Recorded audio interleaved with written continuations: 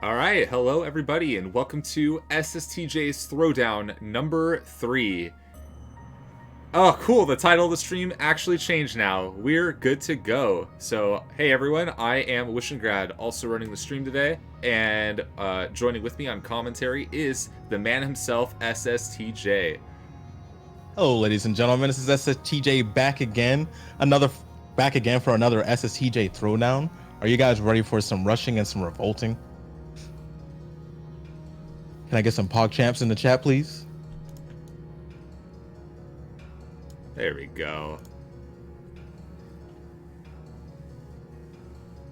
I know I'm ready. When I think I was in SSTJ's Throwdown number 1. It was my first tournament in a long time. Had a lot of fun. I don't remember what place I got. I think I got maybe like almost top 8. I was just shy of top 8.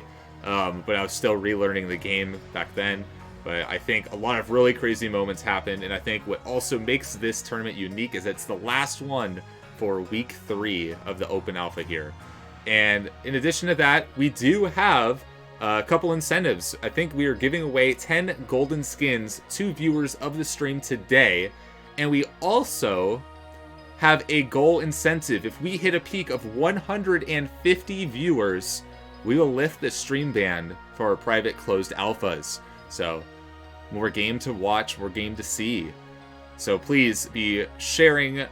We have posts everywhere on all of our social media, on our Twitter at Rushdown Revolt, Facebook, also Rushdown Revolt, and of course share our Twitch. So yeah, everybody share the stream, share the Facebook, like he said before, because if we can get that, then we're going to have more viewers. We're able to get more support for the game. You're going to be able to get more friends, more people to have their eyes on it, and this way we can further the development for it even faster, and then we can just have a good old time with this game as we have already been doing before. So we can continue to do that. Give everybody your support, and let's get going to these games, right? Yeah. So here I got the bracket listed. You can do ! bracket. In fact, I'll type that in the chat. Pop that link up so you can take a look. Hey, that's not the right one. That's okay. I have the URL memorized. For those of you who do want it, it should be this. And we'll try to get that link fixed up for everybody as soon as possible. But when you click that link, click events, go to brackets, and you'll be able to see our bracket here. So we got a lot of amazing players who have joined. I think we have a total of 32 players. Very clean. No one's getting a bye this time. And starting with our top seed, Pugsy, one of our premier players. Always really crazy to watch him. And a lot of familiar names from even yesterday. Even though yesterday's tournament was called the amateur bracket, I still think that some of those top players from the amateur bracket can take down our top 10 players. I know, because I used to be a top 10 player, and some of these guys are crazy. It's crazy to see how much these players have progressed over time. Because, you know, even I came through February, and some people that came in later, they're starting to take games off of me and just starting to become pretty consistent. To see how far they've come so fast. Like, for example, CONR, he was the one that I was scared of for a while. No one believed me. But when that crew battle happened, people start to see. But I'm also excited to see Bobby, Nation, Milk, Evil. I want to see that Afi and Galu play. Paikor's, he just won the tournament yesterday, so you know a bunch of eyes are going to be on him as well. So I'm excited to see how far that they can take it, especially with the $250 prize pool that's out right now.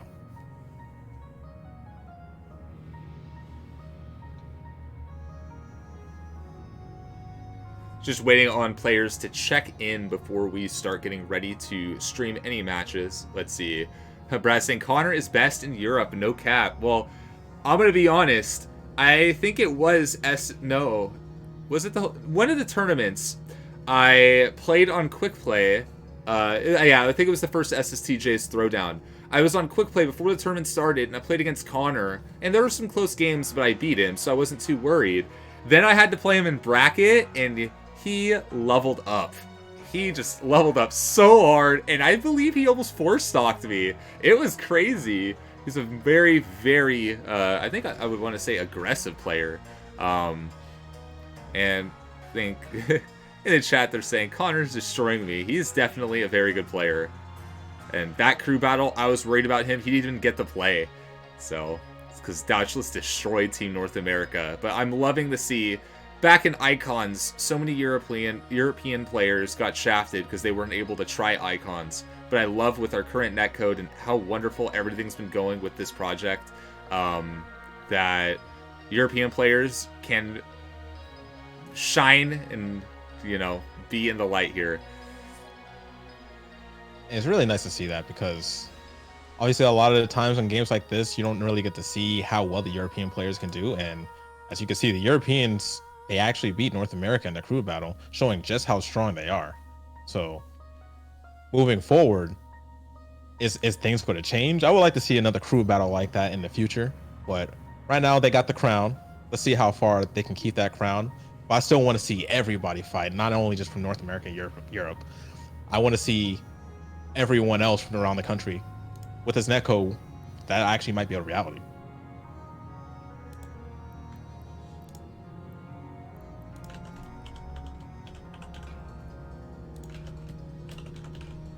Right now, we're trying to find out what's going on with this first match that we have coming up.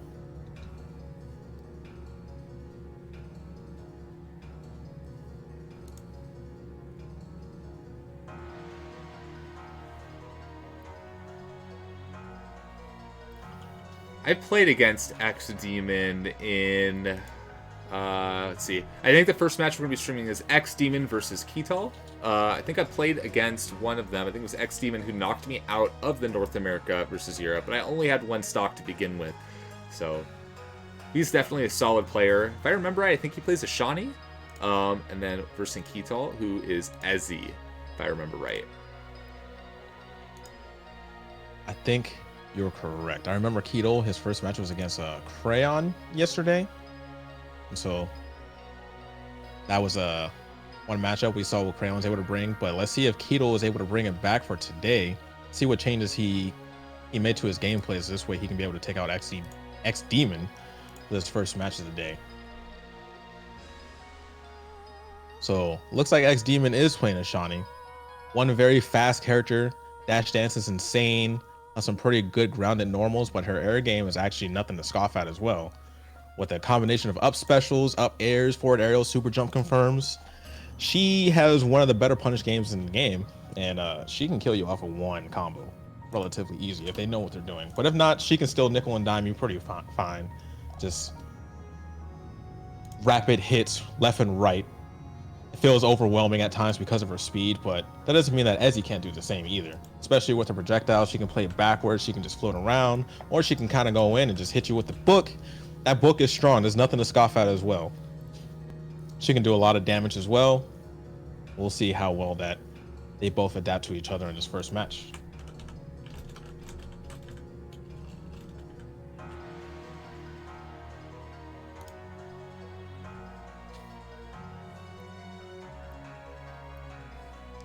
What's up, Cookies?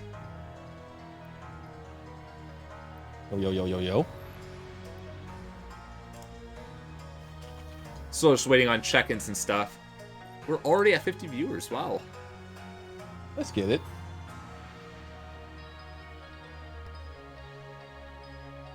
Oh boy. We see some DQs up in here. What's going on?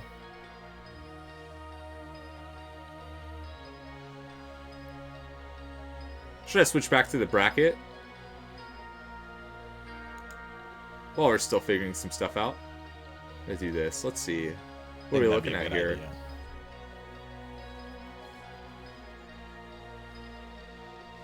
Oh boy, so X Demon got DQ'd for not checking in. There's quite a bit of DQs. Is that 6? 1, 2, 3, 4, 5, 6, 7. Wow. Well, we take those.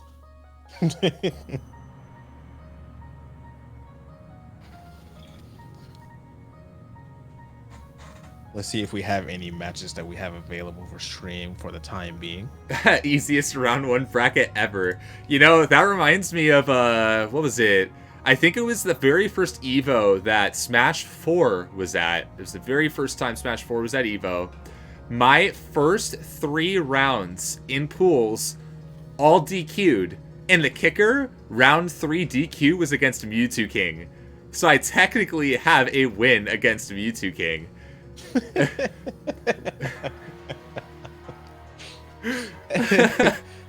That's probably my like best recorded, just because it was a DQ. But my actual best bracket wins, for Melee at least, I have a win against S2J. That was at a local, and then other than that, I have a few wins against Army.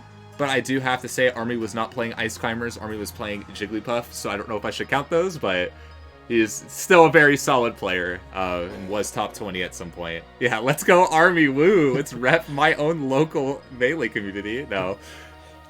I just imagine going to the setup, waiting for Mewtwo King. We're like, oh, Mewtwo King's not here, DQ, and you start popping off like, yes! Yeah! I was disappointed. I met Mewtwo King later, and I was like, I was supposed to play against you, and you DQ'd. And he's like, I'm sorry, but you take those. And I'm like, okay. You hate to see it happen, but it is what it is. Let's see, do we have any suitable matches that are coming up? They said if Mewtwo King doesn't show up in 15 minutes, you're legally allowed to win. Well, guess what? They made me wait 2 hours because of the top player privilege. I had to wait 2 hours for Mewtwo King. And I actually ended up making it out of Smash 4 pools, and that was funny because I had never played Smash 4 on console, only on 3DS at the time. So all those pre-buys was able to get me out of pools, and then I think I went 2-2 in Melee, which feels bad, man. I think that was the last tournament I played Fox. I think I switched to Bowser around that point back in... Gosh, I forgot what year that was. It's quite a while ago now.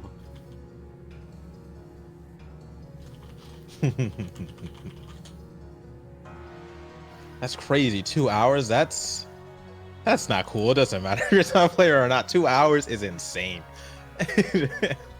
I would be so upset if that happened to me. Holy crap. Because what do you got to do? You just got to wait there and sit there, just waiting for them to possibly come by? Yeah. Like, that's not fair.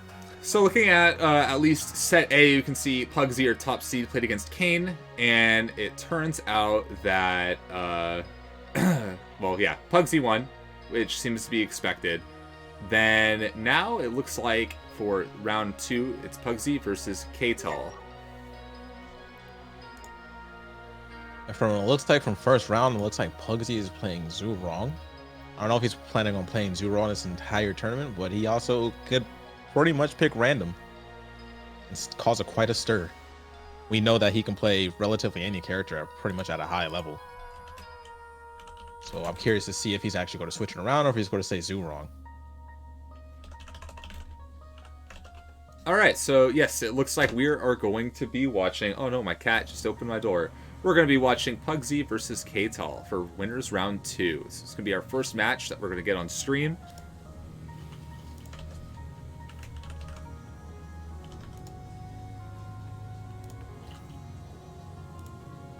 Alright, let's get that versus screen up and going for you all. Just give me a sec. So it looks like Pugsy's actually going Urda this match. And against Ezzy. Urda's charged aerials this patch around. They were always dangerous, but they're even more dangerous this way around, especially since Ezzy's so light. One-hitter quitters all the way around. But Ezzy floating around this character, Urda's huge, right? So Ezzy can just pretty much keep her in a combo. It's going to be relatively easier for her to do most of her Ezzy stuff in general. But Pugsy's the number 1 player. He might be able to actually work around it. And he's projected to win this, so we shall see if it's going to be as big and dominant as we proceeded to be. So as Kako running the stream is saying, first gold skin giveaway, type hashtag Throwdown with the hashtag in chat to enter. We'll draw a winner after this set. I dropped that hashtag Throwdown because I still don't have a golden skin.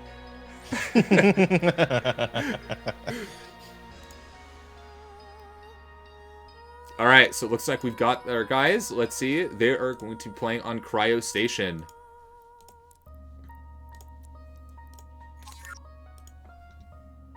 Alright, get ready for our first round. winners round 2. Let me update that real quick. All right, let's get to it.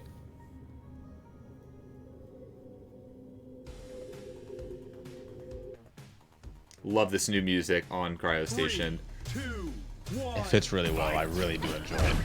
Oh, Pugsy starts off with just a jumping forward strike, fully charged, knocks him into the face. And now it seems like Keital's just trying to move around, try to get some space, but Pugsy's going to hit him with the rapid up airs. He's going to take it to the skies, and he gets bursted to kill, and Keital takes that first stock. Not letting him get up that easy, though. Even though that offensive burst took that stock off real quickly, Pugsy's like not letting you get away. Takes it right back, and trying to get that KO Ken right out of Pugsy. How aggressive that he plays. Look at that. Thrown right up. Oh boy, is that like a 10-second stock right there as he just continued that onslaught with up airs and up tilts? Seems like he's going to try to do it again, and he's catching Keital using these early bursts. For those of you that haven't played in a little while, we've added a 4th health band. The original green band for full health and most of your health has been changed to the blue band. The new green band has a little bit more knockback, not a significant amount, and it was a big buff to Urda and probably the heavier characters to get those strong combos in an early game. We also have a change with SDI and ASDI, which are, if you don't know what those are, where you get hit, you can influence a little bit of where you kind of move after each hit. It adds more variability, mid-combo, and survivability.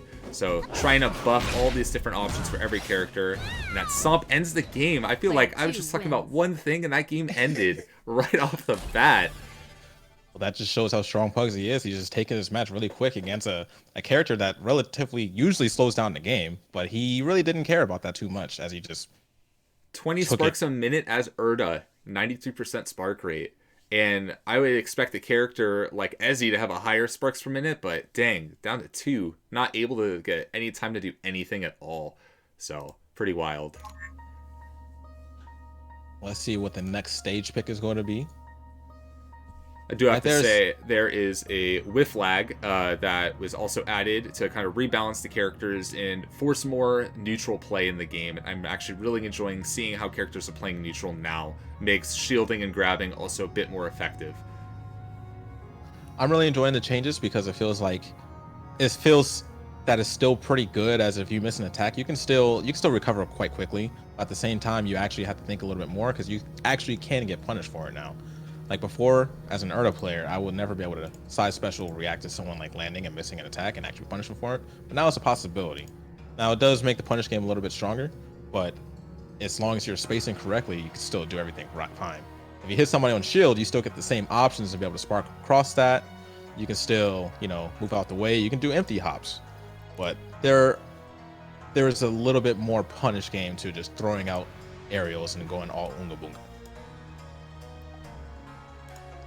I just opened the pop-out chat, so let's see. So I just popped out the chat, so I lost a message. Can you read the message for me? That I think someone was saying something about the health bar, not health, the name tags being the hit stun bar. Do you have the Twitch chat? Name tags turn into visual meters that show remaining hit stun. Is that a new feature? Yes, it is. That's a very cool feature. I actually really like that. But it also kind of helps both players. If you always know how much hit stun there is, then oof. Kind of know, alright, I know I did this move. I know I can't be safe on it, so I'm gonna kind of back up. I really enjoy the change. I like little visual indicators. But that's my personal bias towards it.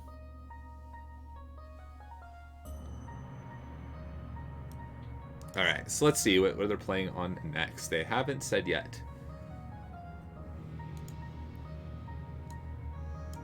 It looks like they're going to pick Pogger's Peak.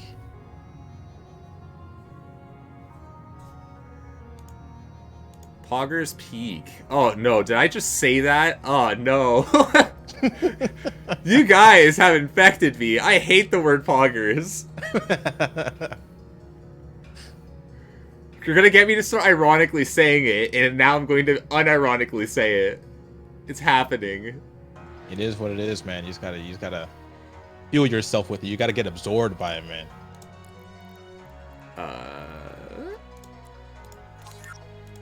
Alright, so Very, very strong start for Pugsy. I think Keital needs to really rethink the strategy here. I think playing neutral much differently than they've been doing. Ezzy has a lot of tool to help zone, and I'm not seeing too much of that, but we might see it now. 3, 2, 1, fight! I do suggest that he should be laying more traps and not exactly running in, because running in against Urda is definitely going to get you hit, just like you got hit multiple times right there. Using the burst early to get out of that combo, but it's just losing that stock just 2 seconds later. That stop and the charge forward aerial is a very consistent combo confirm, and it seems like Pugsy's just going to he's taking this very first early stock. It seems like he's going to try to take another one really quickly, maybe 20 seconds, and he's going to do it again, and he confirms it, and it's over. Second stock is vanished. It's crazy because Ezzy has such small hurt boxes that I think it's generally difficult as a kid player whose character is the same size as Ezzy. Most Urda players have issues trying to hit me, but Pugsy, it's just like target practice. This is what he trains on every day. 500 forward airs on Ezzy a day, 600 on Kid a night. And it's surely coming to fruition right now, as he got 3 forward aerial kills in a row. All charge, all from Orange, getting very early kills, and it seems like he's about to try to go for another one again. Keital, what are you going to be able to do about this? Please, no, not the 4 stock, not like this.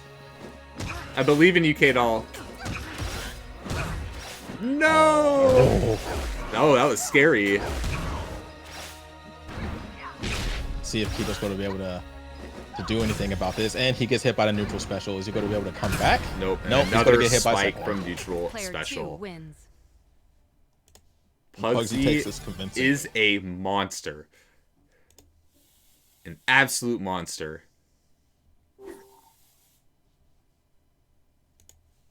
Oh boy. Let's take a look at our bracket now. See where we're at.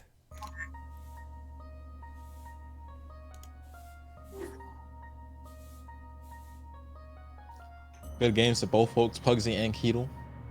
Pugsy takes that one 2-0. He moves on to the next stage.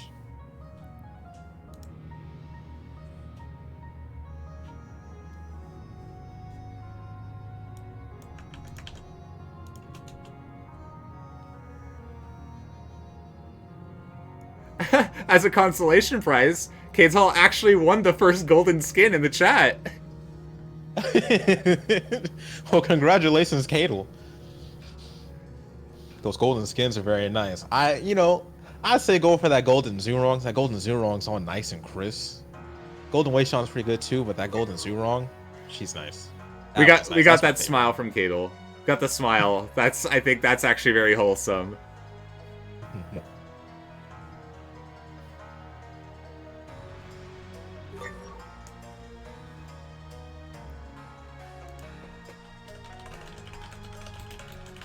It seems like our next match is Chef Nasty versus MidRush. All right, let me get the names in here.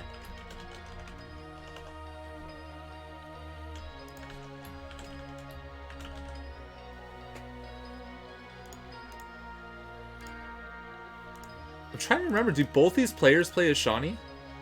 Yes, they do. They're going to be flying across the stage, moving around just like Tracer. You're not going to be able to follow them for half a second as they both do 4 special 2 and just blink across the stage. Love seeing Blink, but it has such the strangest interactions I've ever seen in this game. Alright, looks like they're going to Cryo Station, just like the last set that we saw. Interesting that we're not seeing any Platform Alpha. Love seeing that as the main neutral, but let's go. Perhaps they both like the multiple platforms, as Shawnee has great platform coverage with her up air and her up specials. We'll see how this goes. Chef Nasty just approaches him with some down airs, just hitting him with the Helmbreaker coming down multiple times. Getting that snap right off the bat, but no follow-up from that, unfortunately. Right now, Chef Nasty tries to follow up with the down air going down, but he barely misses it. Gets him back on stage for free, but he's trying to chase him off again. There's something extremely satisfying about using down air as a Shawnee. I love just picking up a Shawnee randomly. Whenever I go on quick play and I'm playing against people with Kid and I'm destroying them, I like switching to these other characters that I'm not nearly as good at. But they all have definitely some very satisfying moves. Chef Nasty, you know, he decided to go for the forward air instead of the down air and take that first stock with the spike. See if MidRush can bring this back. Chef Nasty seems like he has the advantage most of the time. He's keeping him on the ledge. Keep him in the corner and trying to just take advantage of what he can. Ooh, nice super jump confirmed by MidRush. Hitting him with the clean forward air into down air. Double trade, but one has better stage advantage. Chef Nasty can get a good follow-up. Double up special, both was able to kill. I wonder if that was just a bad DI that led to that death there off the side. I felt like even if he DI correctly though, the EM punch would have just hit him anyway. So he was trapped in the situation. I do not think that he was going to be able to get out of it. Ooh, catches him with the burst. That was a very early burst. I'm not sure I agree because that situation can happen right there as he follows him up off the stage and hits him with a down air spike. So MidRush needs to think about this, what's going on very differently. Last stock, completely different mindset. You can see that there's a lot of spacing now. Not trying to go in as much because every time they do, they get comboed like that. Seems like every... Oops, sorry. It seems like every time he does an early burst, he just gets dragged off stage and he gets hit by the down air spikes. It's happened twice in a row already. Is he going to be able to bring it back? MidRush with the out special to try to get some space. He's finally got him in soul points. Only needs one more hit to take the stock, and he hits him with the downer off stage. Is he going to be able to bring this back? He doesn't have burst, so this is looking very bad if he happens to get hit. Not a lot of jumping now. Yep. There's not a lot of jumping because I think just Shawnee's ground movement speed is one of her best traits as a character. Being able to go back and forth and try to start a combo off of grabs, very good. And so far, this seems to be working for MidRush. Right now, he's trying to play a more solid ground game, but Chef Nasty doesn't really need to do much. He can nickel and dime him and take the stock just like that. He hits him with an attack into an up air combo and finishes off that first game.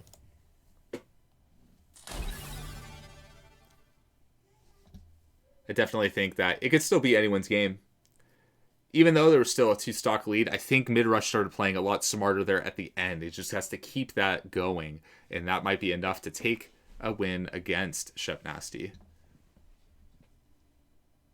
I feel like if he were to save his burst a little bit, he wouldn't be so susceptible to getting hit by those down airs off stage, because it seemed like he was getting dragged off at the end of the stage and just getting hit with the down air, and it would take his stocks very early on.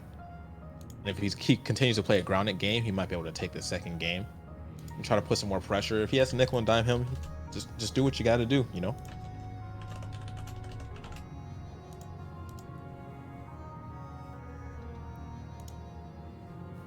So it seems like our next stage is Shadowbriar.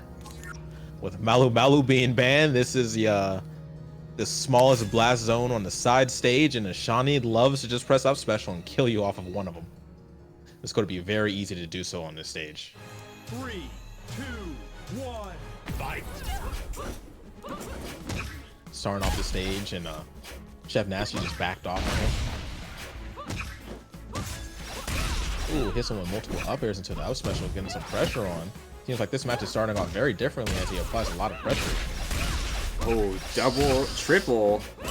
Try to follow up with that EM punch, I think is the term that everyone was saying yesterday that they love to call it. MidRush is actually taking the stock and holding the lead now, playing a lot smarter than last game, not rushing in, trying to keep that space and going in for a punish rather than a combo game here.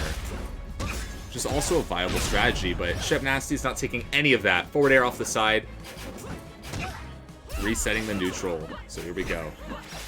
Let's see if Chef Nasty can keep his dominance from the first match, or is MidRush going to take this momentum he has going into the second match and continue moving it on. Chef Nasty tries to hit him with the same combos he hit him all game one with, knock him off the stage and hit him with a down air. Feels like to me MidRush is caught on to those down airs. He's been avoiding them pretty well. Doesn't matter as he gets the blink out special confirmed to the kill.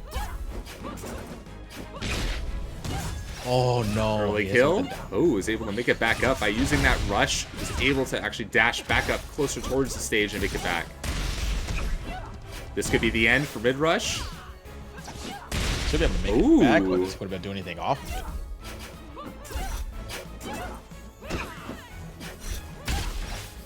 Okay. MidRush is winning this interaction. Tries to get something off of that Ian punch, but he wasn't able to follow up. Snap is such an interesting move for recovery, but it feels like it's not great to use in bracket because it can leave you so vulnerable. But you're able to see MidRush going in for trading that aerial, but taking the kill. Tying them again. And it seemed like MidRush really wanted to take that stock because he got very close to it. Chef Nasty's just trying to chase him down with a down aerial every single chance that he gets, but MidRush is actually just winning more neutral interactions than ever right now. Chef Nasty also just used their burst to try to get out of a combo, so did MidRush, and now they both don't have their defensive survival ability option here. Nice super jump. There's a follow-up, no kill. Another super jump. Looking just about tied. Getting that kill with that up special. Such a good move on the Shawnee. That up special covers a lot of area. If you try to be above her or even slightly in front of her and above her, it's still going to catch you. Last stock. Let's see. Does Chef Nasty win this set, or will MidRush take it back to game 3?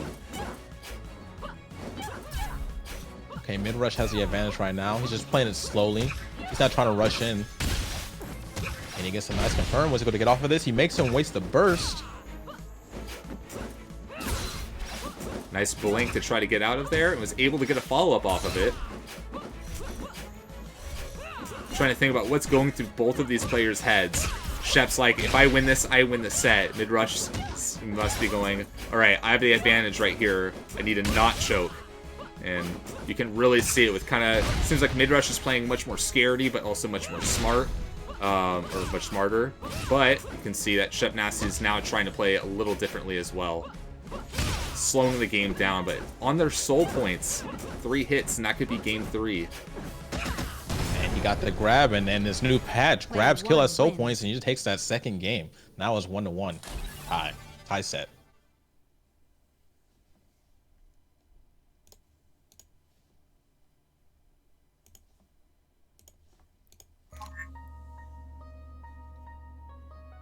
Seeing a lot of wild plays.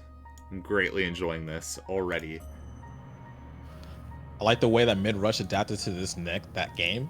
He played a little bit, you know, a little bit slower, a little bit more grounded, and he was able to convert a little bit better than he was doing in the first game. And he was just taking it slower, and he allowed him to get the win on that second one. Now, Chef Nasty going to try to rush in like he did the first game. I don't know if that's going to be the smart idea, because the adaptation from MidRush, that actually kind of caused him to fail that second game. So we'll see what happens. Looks like we've got our final stage pick, Forbidden Shrine, which has a lot of run area, a lot of platform. The only platform that's there is a pretty long one. I think this is a pretty decent stage for a Shawnee. 3, 2, 1, fight. All right, let's see who takes this set. I wonder who's going to make a better use of that platform more, whether it be Chef Nasty or MidRush. That platform game is going to be the defining factor of how this match goes right now. Chef Nasty gets him off stage. He's going to try to go for a down air, but he actually backed off a little bit to try to bait hit his jump. Seems like Chef Nasty is doing more of an air game instead of trying to drag him off with the down air. But you know what? Maybe he caught me slipping, because he actually just throws him off and hits him with the down air confirm. Such a satisfying move, even to watch other people use. Oh, someone dropped one of the hollows out. Rush with the super jump confirm. He barely misses it. He gets hit with an out special, but he throws back his own out special of his own.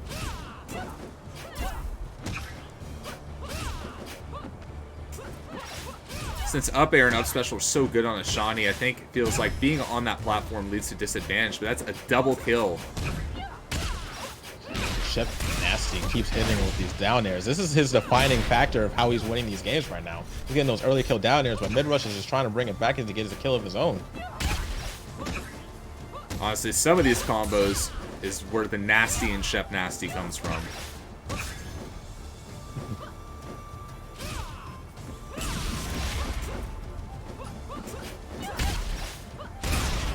in with a nice forward strike confirmed into the up special. Keeping it clean and simple as he takes his stock, and now MidRush is in his last stock. What is he going to be able to do to bring this back? Will MidRush be able to bring it back? I feel like he has the potential to, but it could be getting into his head now. So we'll see.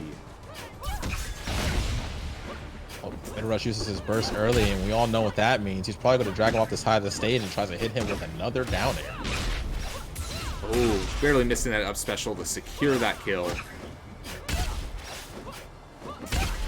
Dropping in with an aerial, getting punished by Chef Nasty, and bam! That's the end of a very electrifying set. Player 2 wins. Great job to both these players, but Chef Nasty takes the victory.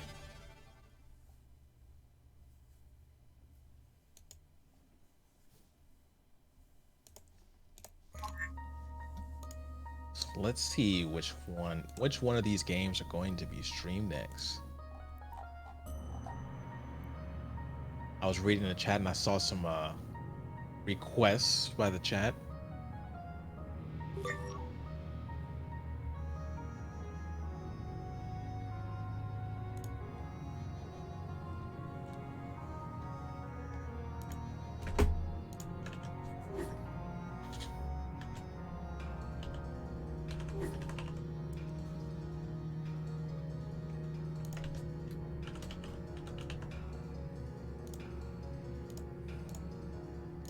So it looks like our next match on stream will be Darkhrei versus Paikor. Do you know who Darkhrei plays? He plays Raymer. Ooh. Let's see a switch recently. He is a Raymer player. Yesterday, we didn't have a single Raymer in the entire bracket. We saw every character at least multiple times, but we did not see a Raymer. And not only is he a Raymer, he is a Raymer weird. So he is considered the best Raymer in the server.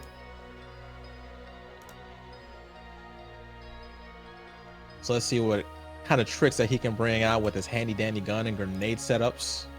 Paikor, he's the man who just won a recent Arcadian, but Darkhrei actually won Arcadian too. He won the very first one. For those of you who are unaware, the Weir is a special status or title in our Discord server where generally you have a dojo for each character where you can learn about them. If you ever want to get into the game and learn about a character, you can always go into there. But the leader of the dojo would be the Weir, which is someone who is generally considered one of the best players for that character and can win against anyone in the ditto for that character.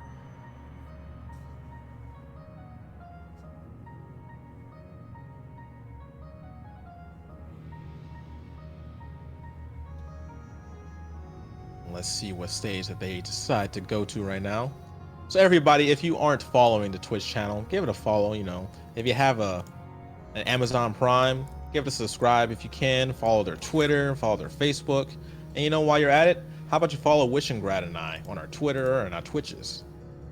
Our Twitters and Twitches should be up on the screen right now. So support all your people. Support the dev, support the game, support the things that you love. We're about to go into our next game. It seems like the stage that they chose is combat. 3, 2, 1, fight!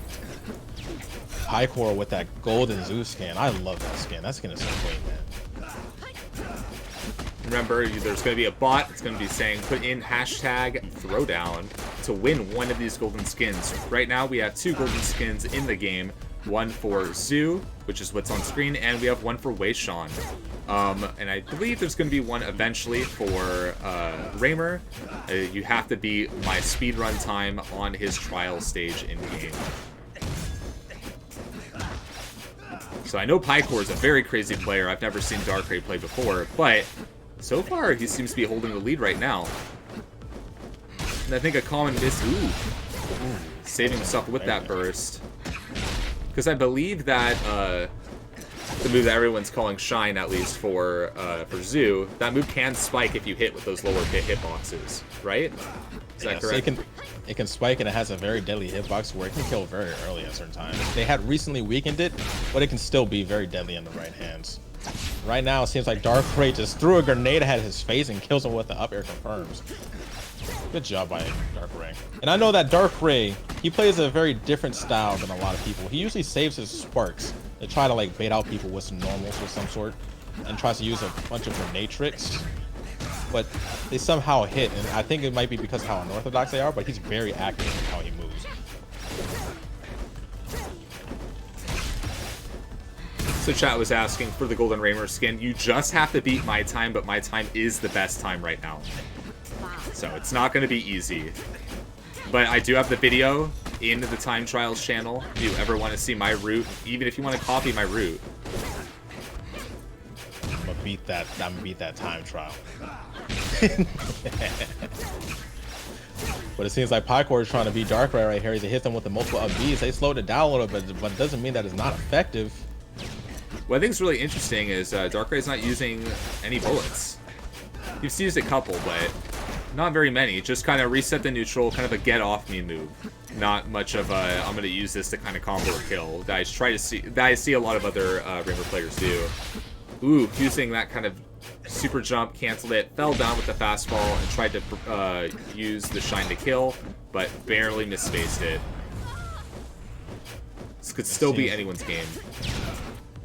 And it seems like that back air was going to take that stock, but right now Darkhrei is in red band, so Paikor can get a down air and the up air confirm like I know that he wants to get. He's going to be able to take the stock, and there's the first hit, but he's really far away, so we're not going to get that.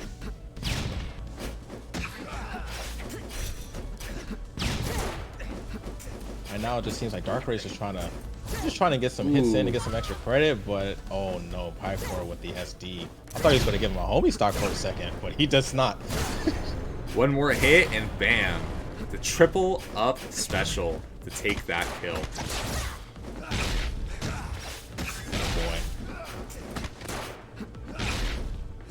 boy. Ooh, that was a weird reverse hitbox. He hits him with the grenades. Going to get anything off of that? Honestly, this is the most aggressive Raymer player I've ever seen. Because I've seen like D4C be very aggressive, and he's also a very, very strong Raymer player, but he knows how to be defensive when he needs to. But I feel like this kind of Raymer player would be my bane, because I am so awful against super hyper aggressive players who can overwhelm. But now it looks like he's trying to bait approaches. He's trying to go for a lot of bomb tricks, and he's trying to like bait out Paikor's down air approaches. Right now, they're kind of just dancing around each other. What is going on? Is that a desync, or is he really just going off stage? What just happened? I think they desynced. Oh yeah, they 100% desynced. Player 2 wins. All right, what just happened? Let's get our tourney organizer to talk to them, see what happened. At least what the sync was 2 stocks for Darkhrei and 1 stock for Paikor. For those of you putting question marks, we think there was a desync. Because Paikor's European, right? I don't know where Darkhrei is from. I'm not sure where Darkhrei is from.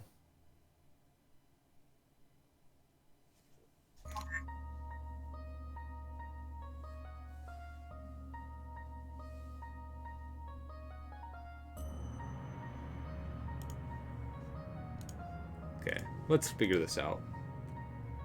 It was a spectator desync. Okay, so they're still playing, I think.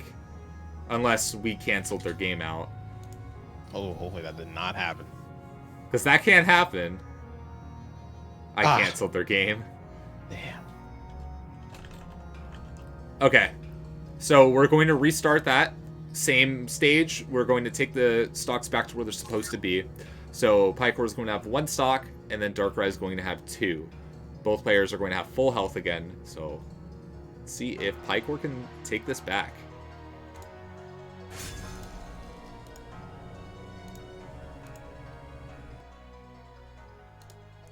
We added the blue knockback man just a few days ago.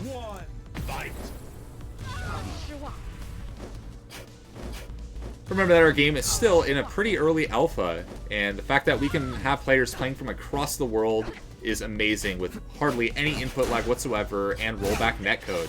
You're not seeing any rollback, at least because my internet's pretty decent, but it's kind of crazy that rarely you'll see these desyncs. right now, Paikor just took advantage of that very heavily as he gets him with a quick combo into up special kill confirm off to the side. Very nasty momentum starting off this this redo of this first match. Now both players are now playing very cautiously about their spacing and their punish. Seems like Darkhrei is trying to catch his landings with the side specials, and he's been successful with them, but he hasn't been Another falling desync off them so much. Player And yep, 2 wins. Was that another desync? it looks like it. That's unfortunate.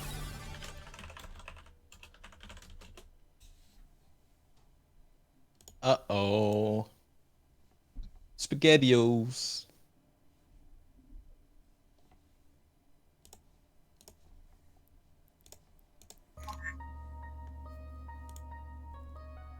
Just clarifying with the players that that was another desync. Maybe it didn't cancel their game. They're going to play off stream.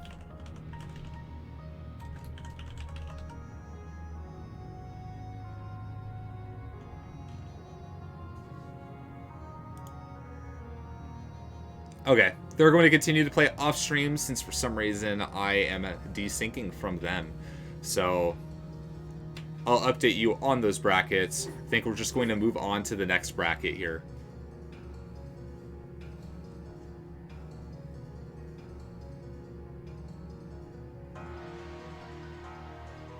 So if I remember correctly, our next match is going to be streamed. It's Douchlas versus CONR. Ooh, both monsters of players here. Yep. So Douchlas he actually is the current Ezreal, but he actually moved mains to Urda. And he's a very deadly Urda. He loves to do charge aerials. Charge aerials are very nasty, killing very early, but CONR's no one to scoff at as he's recently came in. Apparently he was the #1 EU or top player, EU player from Brawlout, and he's no one to scoff at. I'm curious to see how this one's going to play out with this Urda versus a Shani matchup.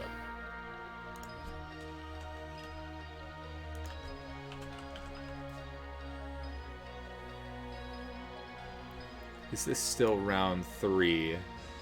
Oh, I guess I should say winner's quarters.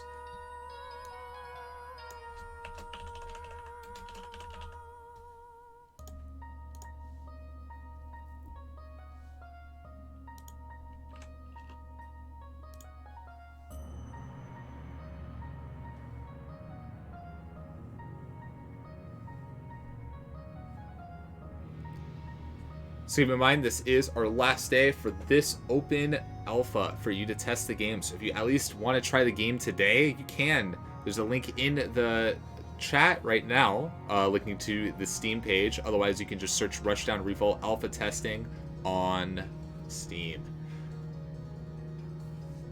But hey, if you want to watch more Rushdown Revolt, if we can get, how many viewers was it? 150, I believe? Yes, 150. We will be able to stream Rushdown Revolt after the closed alpha, and this way you can get your Rushdown Revolt fix all day long, even when it's not even open alpha. So follow Twitter, share it with your friends, let everybody know, come watch the stream, get everybody in here. All right, we're just waiting for a player to join in the game, the stream lobby here.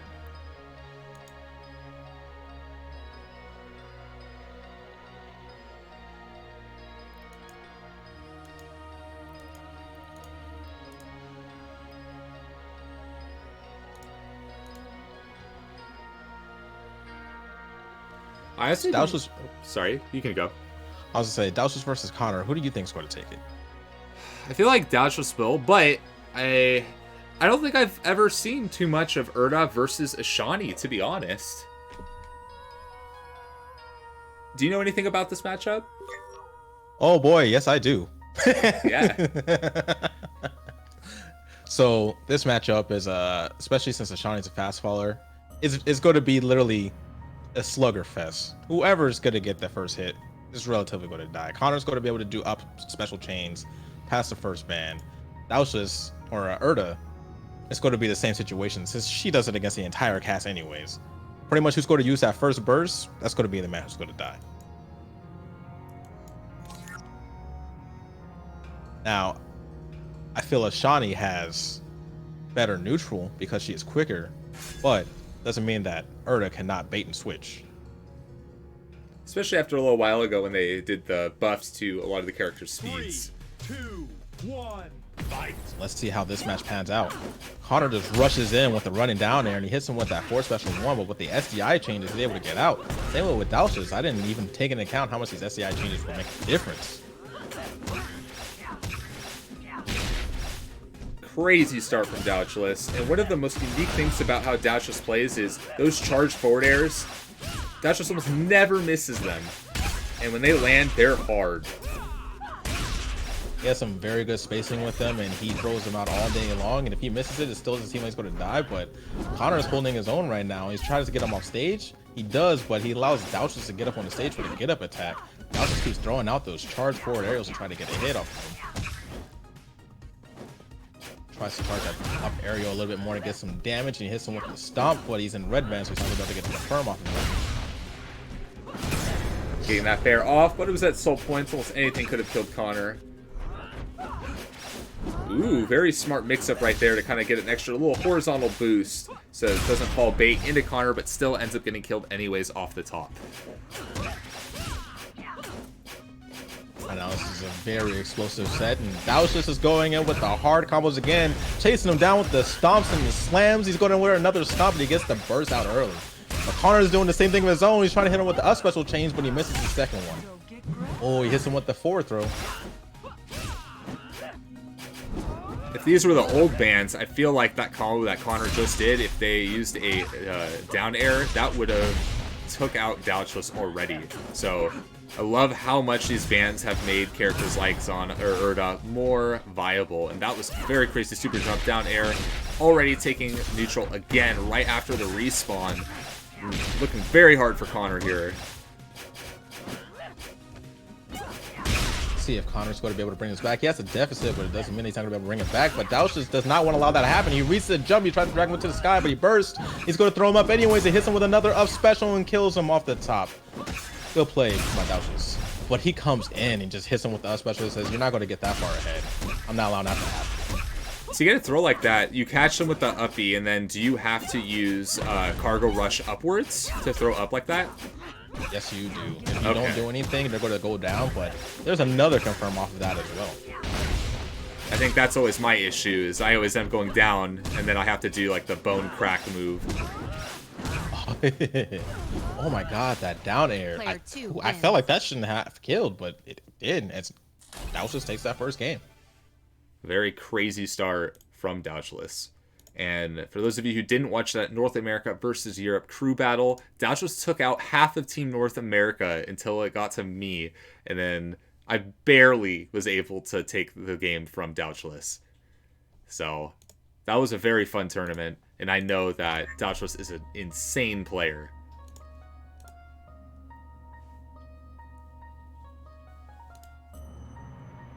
And right now we're going to see what the second stage is. With Mulu being banned, I mean, I wouldn't suggest that for CONR anyways, because Urda gets kill confirms off of orange forward throws. I don't think he's going to pick Shadow Rider. I think he's going to pick something with more space, possibly something like Cryo or Platform Alpha. But that's where we're going to. Alpha. Yep, we are going to Platform Alpha. First time we're seeing the stage today. 3, 2, right. 1, fight. Let's get into it. Fair right off the bat, no follow-up. Looks like CONR's trying to bait and switch now. A little more cautious in neutral. Very strong start, but now it's stuck at the edge. Oh, no. He gets hit with a fully charged forward aerial, and if he would have got that stomp, he actually might have had to die, but he used the burst, so he got out of it. Both characters have burned their burst now, so both these characters can kill each other in this range. Any combo can kill both characters. I felt like Douchlas used that burst at that moment because he felt like he was going to get dragged off, and I kind of foresaw his future, but it was a good burst by me.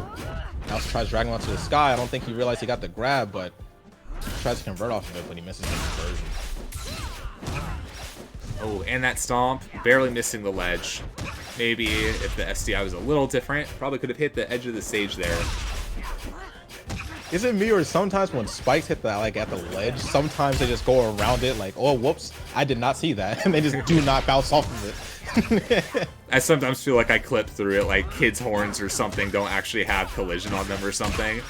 Just very, very close. But this could be anyone's game. Very close. Ooh, CONR almost getting him off the top.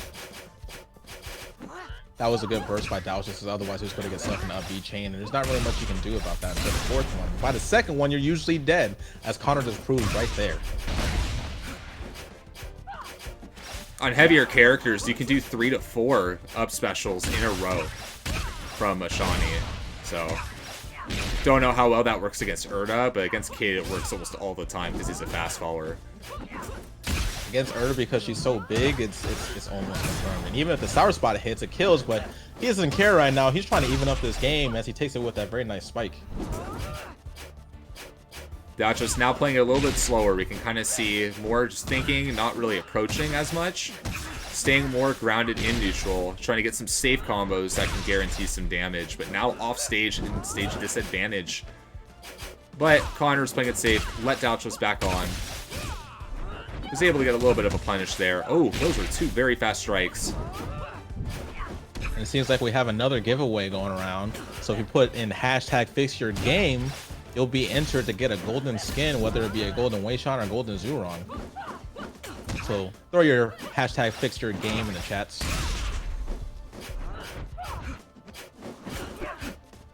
Ooh, right now CONR's playing very patiently. He does a run up down there into up special. Very nice. Right now he has his burst still, so he's in a good position. I don't agree with that because I would not killed, and that's why he died. Super dump Jer is so strong. Oh, very strong combo from CONR. Douchlas keeping the burst, not using it. I think that's always a crazy thing to think about. Oh, there goes the burst. Is some players don't like the feeling of being comboed, so they'll use their burst so early. I tend to do that sometimes against some players that struggle comboing against Kid. So if they do get that one good combo, then I'm like, nope. But some people use it the last second when they're off screen to try and survive, and that's generally the smarter option. Oh, and he tries to get that punish off of the snap. Oh, he gets hit with a down air. I thought he was going to hit him with another down air, but he wasn't having enough time. Bam! Air and a charge fair. Let's Player go. 2 wins. It was, did Douchlas take 2 games? Yep, that was game 2. Good job by both players, but Douchlas takes that one. Give it up for the Erda gang. Both are crazy players. Like, playing against CONR, I know I'm scared of playing against CONR, so don't underestimate how well that Douchlas did against CONR, because CONR's still an extremely powerful player. I'm scared against both of those players because they're both very good, and it's scary to play against both of them. I don't even like to think about it.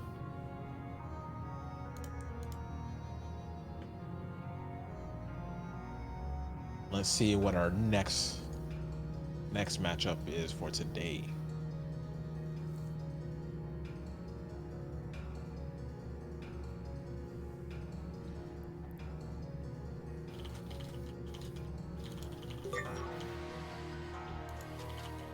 Looks like Jay popped in my lobby, so it might be between Bobby and Jay, I believe.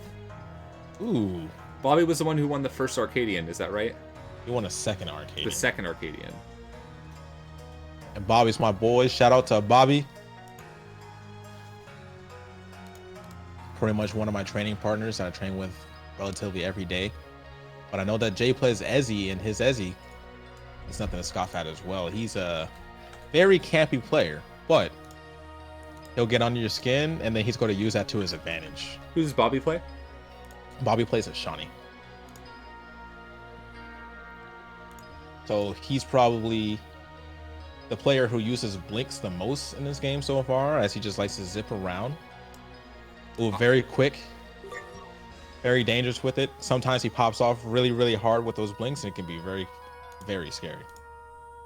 Almost every time I play as Shawnee and I try to use a blink, I get punished for it because it just throws me into a hitbox. So...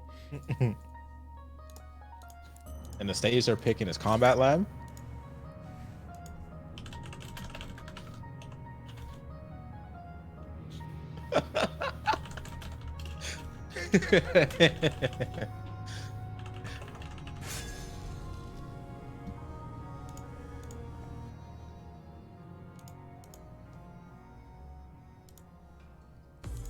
Three. Let's get into it. This match is Shawnee versus Ezzy. So we're going to be seeing Jay do a lot of float arounds and a lot of charging up his projectiles, just buying some time to frustrate his opponent a little bit. But he's going in pretty hard right now, more than I expected to. Maybe he heard you say that he's campy, and he's like, no, I'm going to prove I'm not a camper. Ooh. Oh. That was almost the end of his stock, but Ezzy can make it back, but he had to use the burst. He hits him with the book. He told him to read. The projectile was very nice follow-up, but the curse not able to get a kill off the curse. But love the stage control here. Just trying to force Bobby off the stage, not get them back on, but that didn't seem to work. Ooh, a spike? No double spike. Oh, and he SDs because he tries to out special to come back and hit him with another hit, but he just misses. Was not allowed to refresh that run. It's kind of crazy that throughout that entire stock, Bobby hit him a few times and he was in danger of dying even though Bobby was in red the entire time. Right now, Jay is taking this pretty handily. Tries to back off, but he gets without special. He's going to get the EM punch. Seems like no, as Jay just continues to charge that projectile and he gets a good hit off of him. I think Jay's doing a good job holding onto the end of this stock. Now we're starting to see like more like projectile kind of not camping, but at least trying to keep space to try to keep stage control, to stay away from Bobby. It really makes sense because, you know, once you have the stock advantage, there's no necessary reason to go in. But he gets hit with that up air, and as even the last character in the game, that up air is already strong, but that is a 100% kill.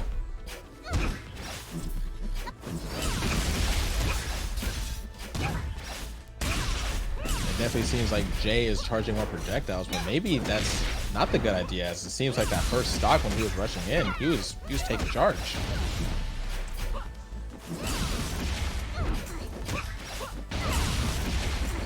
Jay and Bobby no longer have the burst, but he hits him with the book and tells him to read yet again. So Bobby really needs to kind of change up the game plan. We can kind of see like just the dashing back. Oh, landing that beautiful EM punch. That was a very clean conversion. Now we have a perfectly evenly tied game. Both have burst, both from Blue Man. Let's see what he's going to be able to do with this now that he doesn't have the advantage. Oh, he doesn't care as he gets a really good start on the combo. You're seeing Bobby use a lot more shield bashes, trying to predict and read what Jay is doing, and also trying to kind of dash chance and neutral, try to get something that they can convert on. Jay was actually able to catch up to Shawnee's speed using that up special to the side like that. I didn't realize how fast Ezzy's up special is. I'm really liking the use of his up special, especially when he has that advantage. And with the gravity lock, he's able to get some good conversions off of that. He's placing some traps, throwing out some bats. Wow, that was really weird interaction. Ooh, Jay almost got stuck on the bottom, but Bobby wasn't able to follow up and punish it. I'm not sure why he used that burst. It might have been a mistake, but now Jay does not have a burst any longer.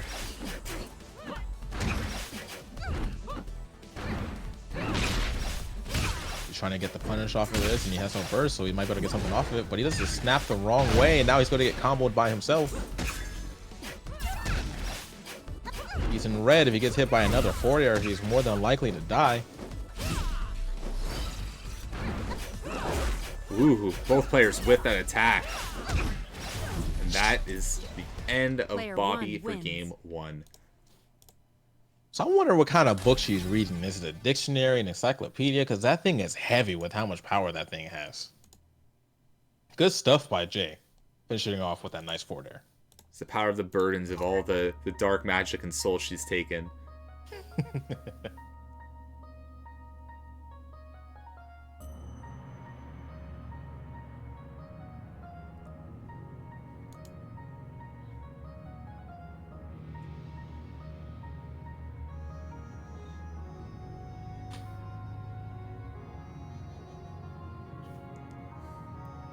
He says it's just classic literature. The Necronomicon.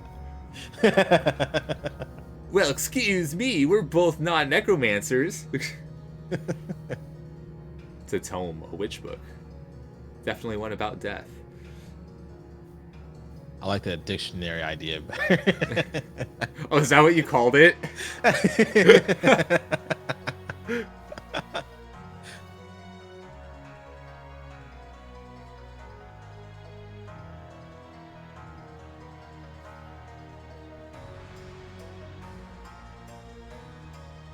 Just waiting on the stage pick right now for game 2.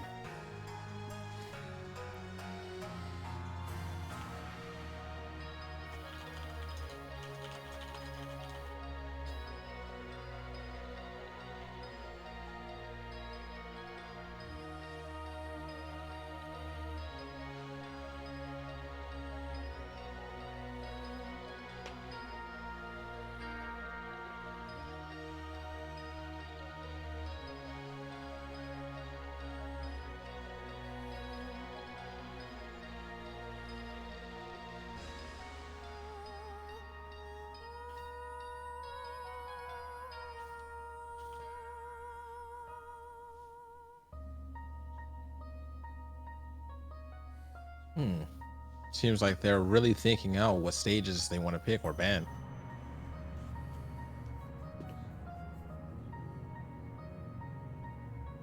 Right now, I'm curious if Bobby's going to pick a smaller stage to try to apply more pressure against Ezzy or not, or he might pick a bigger one. It depends on what he wants. I felt like Jay was having more of an advantage when he was actually like rushing in instead of zoning out. He was actually playing pretty well when he was going in. He was actually doing really well. Oh, they already said... Oh, Shadowbriar. Oh, there it is. Yeah, I didn't see that. Okay. Alright, starting next game.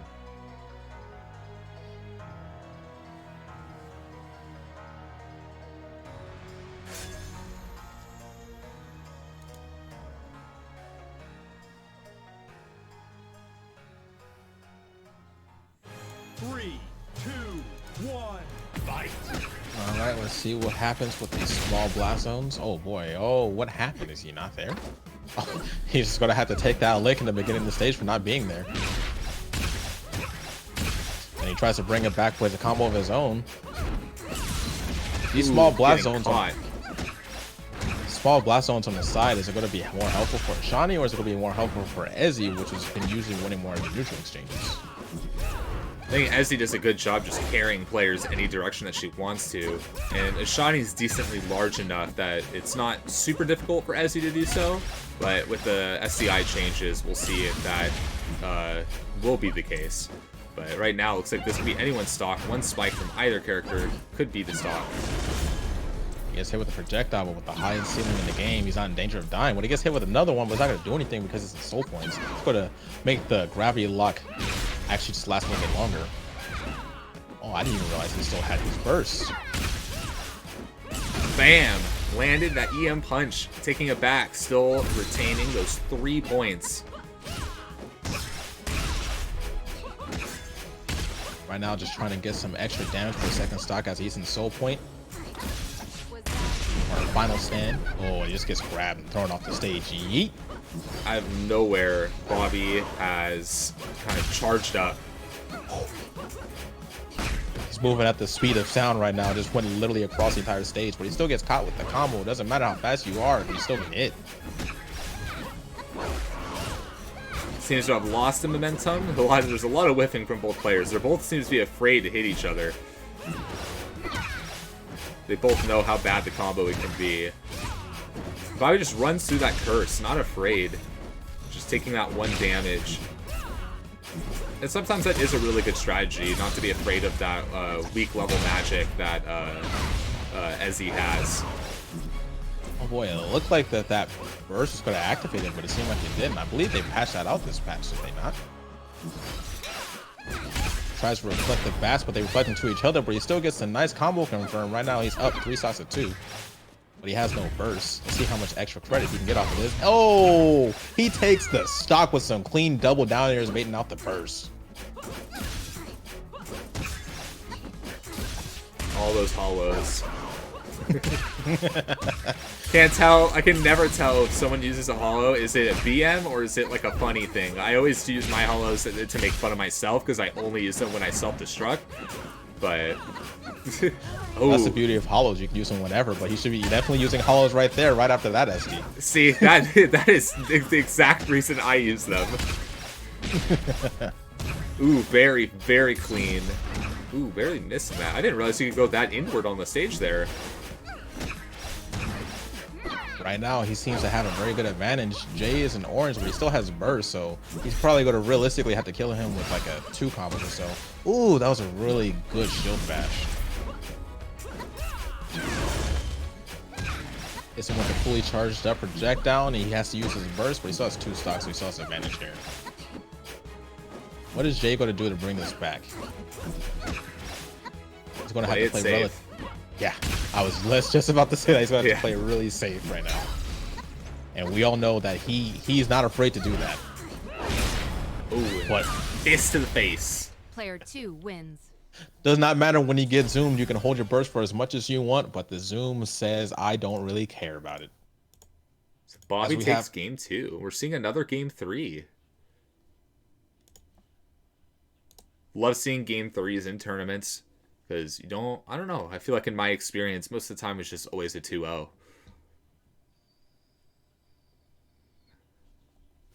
And now since Jay actually won the first match, he has the stage advantage and he gets to choose the stage. If I were to guess what stage he's going to pick, I don't know what stages he likes. But it seems like he's going to Plat Alpha.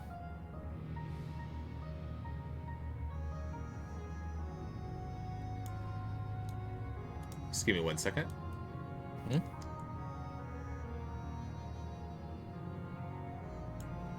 Yes, Open Alpha does end today. So if you want to try the game, you can actually try that today.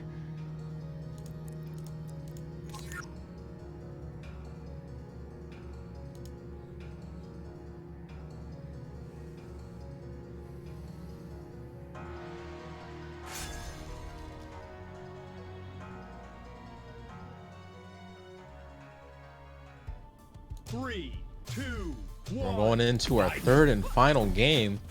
Let's see if Bobby's able to continue to carry this momentum, or is Jay just going to go in and doesn't really care. And it seems like he's going to use that rushdown method he did in the first game. He's going to get some early percentage.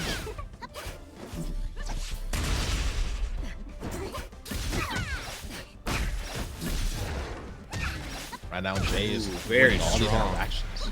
If he didn't have that burst right there, he would have died. Easy. Can Bobby bring back this stock without losing it? Nope. Commentator's curse? Is that what that is? Jay sucked him into the book, into the tome, and just took his life away. Bobby has to play from a stock deficit, and they both have the same life, but Bobby just down by 1 stock. What is he going to be able to do about this?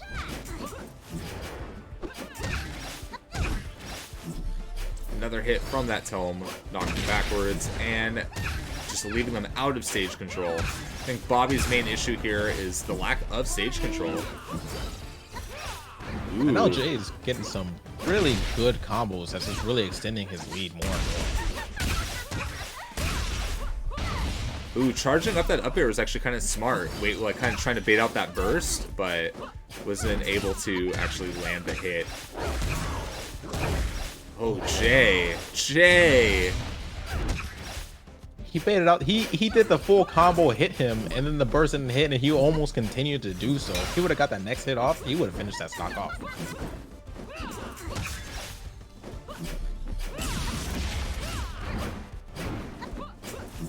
Now Bobby's just going to try to keep him in a corner and do whatever he can.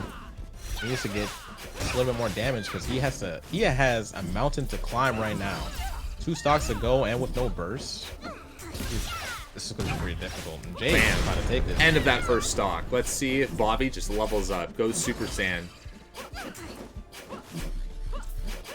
Let's see that come back, Bobby. Ooh, reflecting it. That was That's the beautiful. Oh, and then the self-destruct. He was starting to do the comeback you were talking about, and then he just SDs.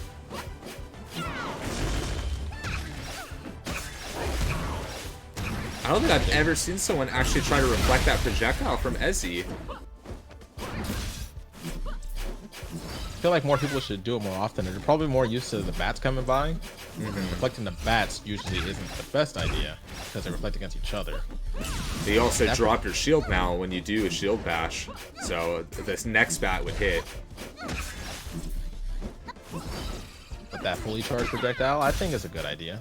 At least fast, especially if they don't expect it. Nice confirmed by Bobby.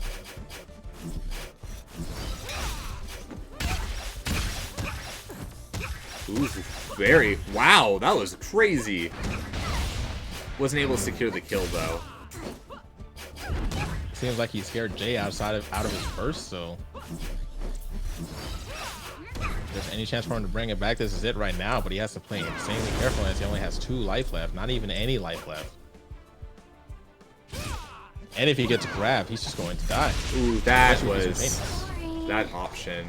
Player 1 And Jay wins. spamming that boring emote. As he takes this game 2-1, hits him with the toe.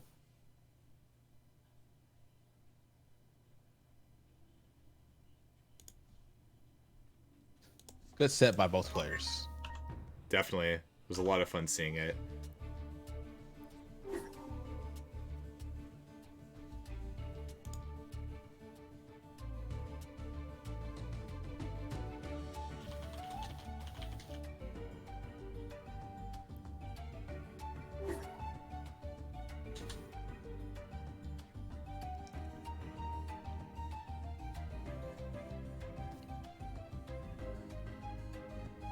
One second, ladies and gentlemen.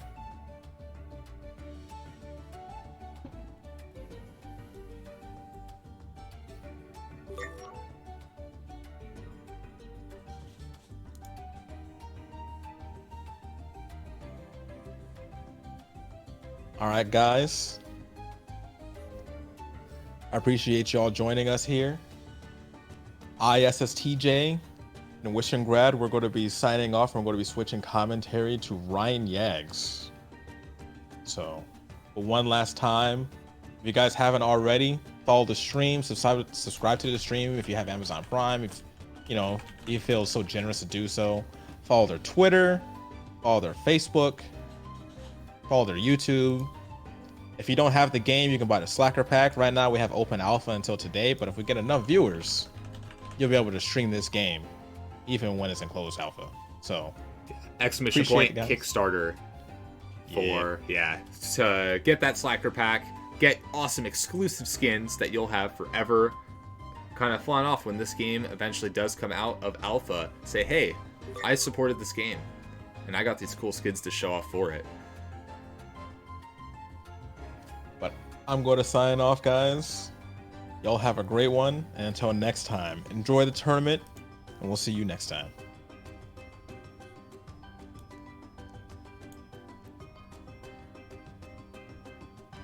Hi, everybody. It's your boy, Ryan Yags, coming in for the top 8 of SSTJ's Throwdown number 3 today. I am happy to be with you and happy to be commentating Douchlas versus Paikor to start things off. We are getting it set up as I speak. Looks like we're going to head to Shadowbriar for game number 1. Is your Twitter also Ryan Yags?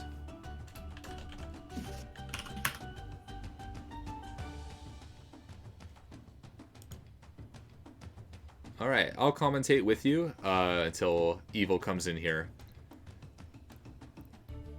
All right. What do we got? This is the winner semis that we got coming up? I believe so, yes. It is indeed. All right, this is the lower winner semifinal between Douchlas and Paikor.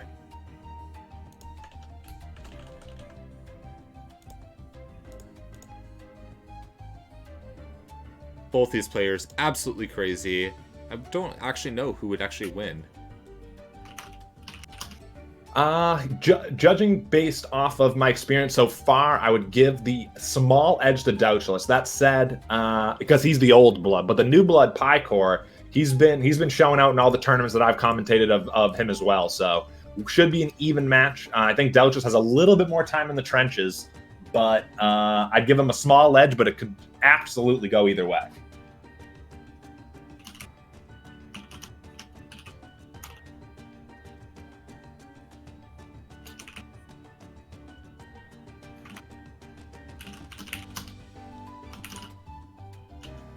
Just figuring something out real quick here.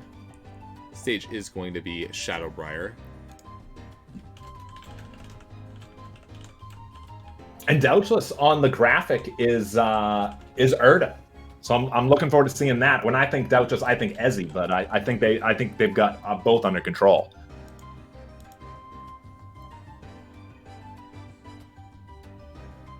Where the heck did I put my stuff? There we go. Actually, this is interesting. I don't think I've ever seen people pick Shadowbriar as the first stage. Agreed. That is fairly rare for game number 1, but I'm excited to see it. 3, 2, 1, fight.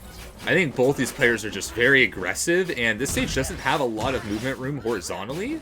Vertically, yes, which is good for both characters, as both these characters combo upward a lot.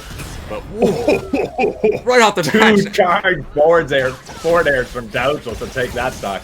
To your point about the stage not having a lot of horizontal space, when we started, we were talking about how it's rare to see the stage on game 1. My first thing I noticed was how close the players started the match. Douchlas immediately backed up, and then, as you correctly said, immediately attacked it and got in. But his first instinct was to back up because damn did they start close. And I laughed at that double forward air because it seems like such a cheap kill, as does that back air to take that one. Does even things up at 3 stocks apiece.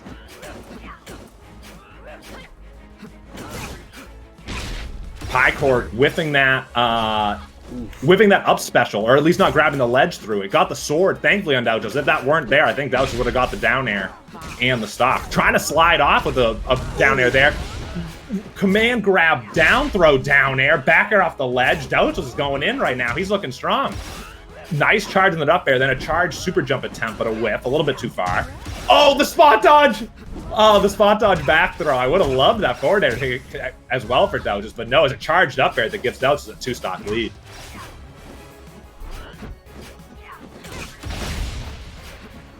Early reversal there. Early burst from Douchlas to get Paikor off of him. Oh, he side specials off stage, and Paikor gets the down air, then shines. Damn, Paikor's going in as well. Whipping that forward air, giving Douchlas an opening, but only for a moment. Having that 2-stock lead and that pressure on Paikor being on their last stock, I feel like Douchlas can do whatever with bursting and everything and just kind of go really hard like that. Oh, no double stock. To your point. To your point, he was just out there off the stage and was going for down airs, no regard for his own stock at all.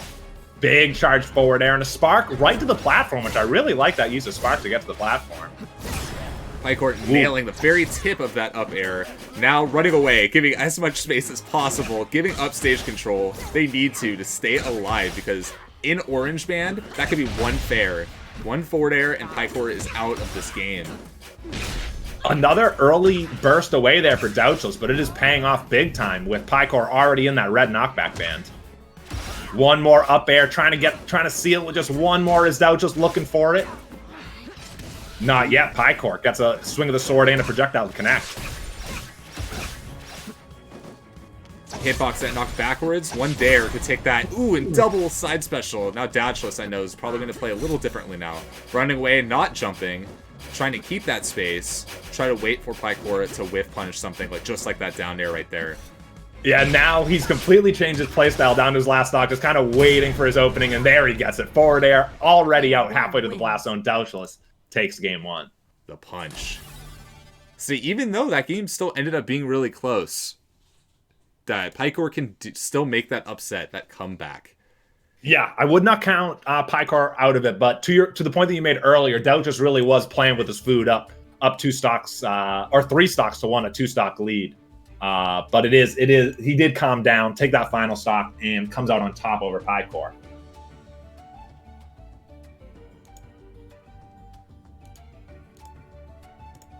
The commentator special, always playing the Malu Malu music because it's banned this tournament. Do you actually know why they banned it? The music you're talking about, or the stage? The stage, because they banned it for this tournament. No, I am not aware of the reasoning for that.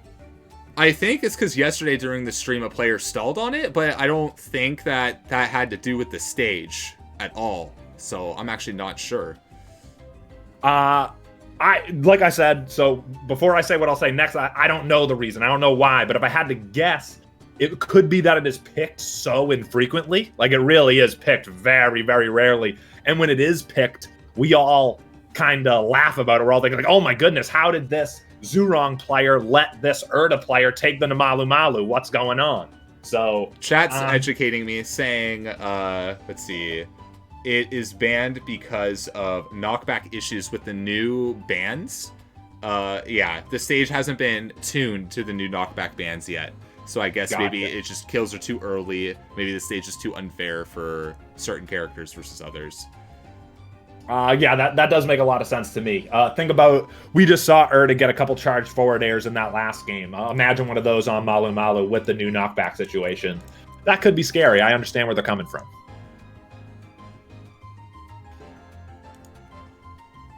All right, we're going to Combat Lab. This stage also doesn't have very much horizontal space, and there's a couple platforms that are stationary. I wonder why Paikor picked this stage. I'm actually not sure. 3, 2, 1, fight! So starting this off, they're actually respecting their space a little bit more. Douchlas again backing up initially. Paikor going in initially, as they did last game. But as I commented last game, Douchlas backed up immediately. So I feel like Paikor maybe learned something from the last game and is now using it to their advantage to go, okay, maybe I don't need to approach Douchlas the way I was before. Playing a lot smarter, trying to avoid those combo starters. A lot of amazing starters from Douchlas don't actually start from side special. They start from up strike. Up strike or maybe even up air. Ooh, look at Paikor go with the up special out there, and another underneath the stage. Douchlas finally able to get back. That fakes me out. I didn't think he would drop that far. Ooh, down air bounce off the platform, forward air for Douchlas. After the stock wasn't looking so good for him, he draws first blood. I think you hit the nail on the head about Paikor's adjustment, playing a lot more patient, letting Douchlas come in, and I think the difference will be Douchlas has two options: either be more patient himself or get in anyway. And it appears right now he's going for the latter. Very nice follow from Paikor. Yeah, I love the super jump there from Paikor to make sure that happens. Nice play there from Douchlas to hog the ledge. Gets what I believe to be a weak up strike out of it. Paikor grabbing the ledge again. I feel like stage control is very, very important in this game, and it gets into a lot of players' heads. It might not matter as much for like Ezzy or Kid because they can just float. Stage control doesn't exist for them. They don't have to be on the stage. But especially for Zoo needs to land so that she can jump again and then combo again. So as long as Douchlas doesn't let Paikor back to the stage, then there's a lot of issues for Paikor. Ooh, that was very nice. Yeah, nice upward combo there. Down air gets a small bounce for Paikor, but they take advantage of it anyway. Tries to get an up special as Douchlas falls back down, but it's not there for them. Up strike for Paikor, super jump to get over there in the up special, but Douchlas used the second jump to get out of the way. Ooh, Douchlas gets a grab coming back to the ledge, then rushes forward and down airs Paikor into the blast zone. Douchlas gets his 3-1 lead again in game number 2. Oh, and another command grab gets him out, gets him again! Paikor's gonna have to use all of his recovery options only to get for a command grabbed again, down thrown and down aired again. Douchlas takes game 2 in commanding fashion. Holy, that was, wow. That was some friendly shit there from Douchlas. Off the stage to the left. The very start of that, seeing Paikor like upgraded, just, okay, I'm now versus Douchlas version 2. and wasn't making a lot of the same mistakes that were happening in game 1. And then Douchlas was like, okay, if they're going to play this way, I need to kill them as early as possible, not let any of that happen again. And after that, no stage control for Paikor. Paikor was always off stage, and Douchlas was like, nope, you're dead. Very impressive play from Douchlas there. Do you think Paikor, his patience failed, or that Douchlas overcame it? I think it was Douchlas overcame it, because I think it was to out-patience another player and force them to approach. I think that's when patience starts wearing thin. I think it was more that Pugsy's was going to be the next match, that Douchlas was able to kind of force what was working for Paikor to stop working. So... Very, very impressive high-level rushdown from both players, but it was my pick, Douchlas, coming out on top. And as Wishin just said, we're going to have Pugsy versus Jay, the other winner semifinal, coming up next.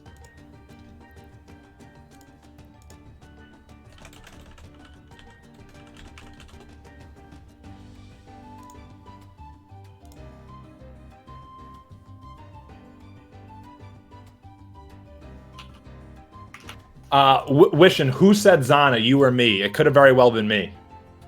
I feel like it may have been me, but I think it could be just Kako memeing and making that the hashtag for the next giveaway for the skin. Oh, true. Okay. I thought that one of us said it, and that's why the chat was blowing up. Okay. I did say it during last game once, but I corrected myself right afterwards. So looks like the stage they're going to is Combat Lab.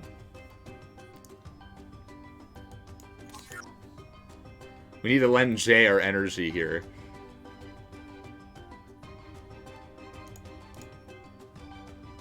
Obviously, Pugsy is the favorite, but Jay made it all the way here. Why do you say he needs our energy?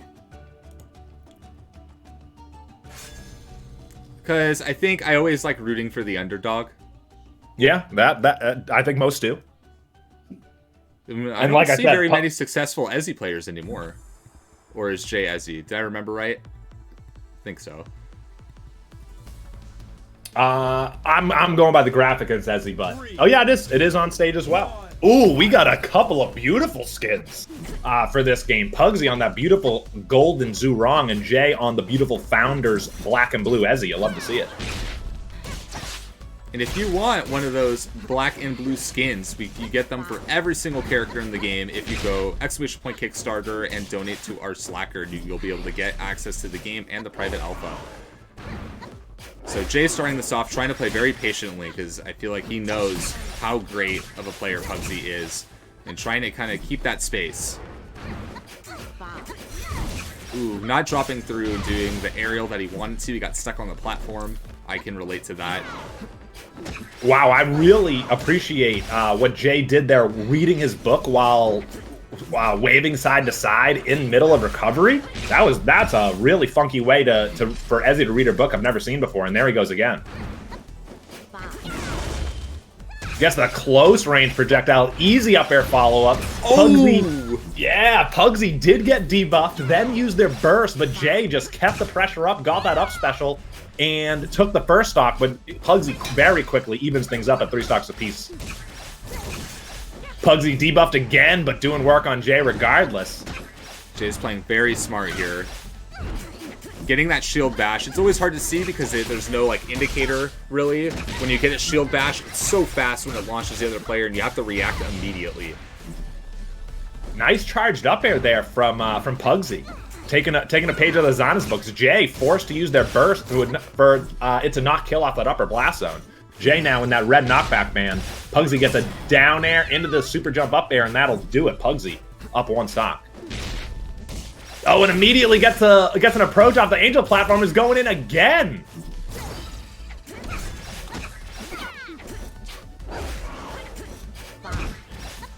Forward air to start things off for Jay. Can't chase down Pugsy with the double up special. Does it again, landing on stage, but shields away Pugsy's approach. Up air into a charge.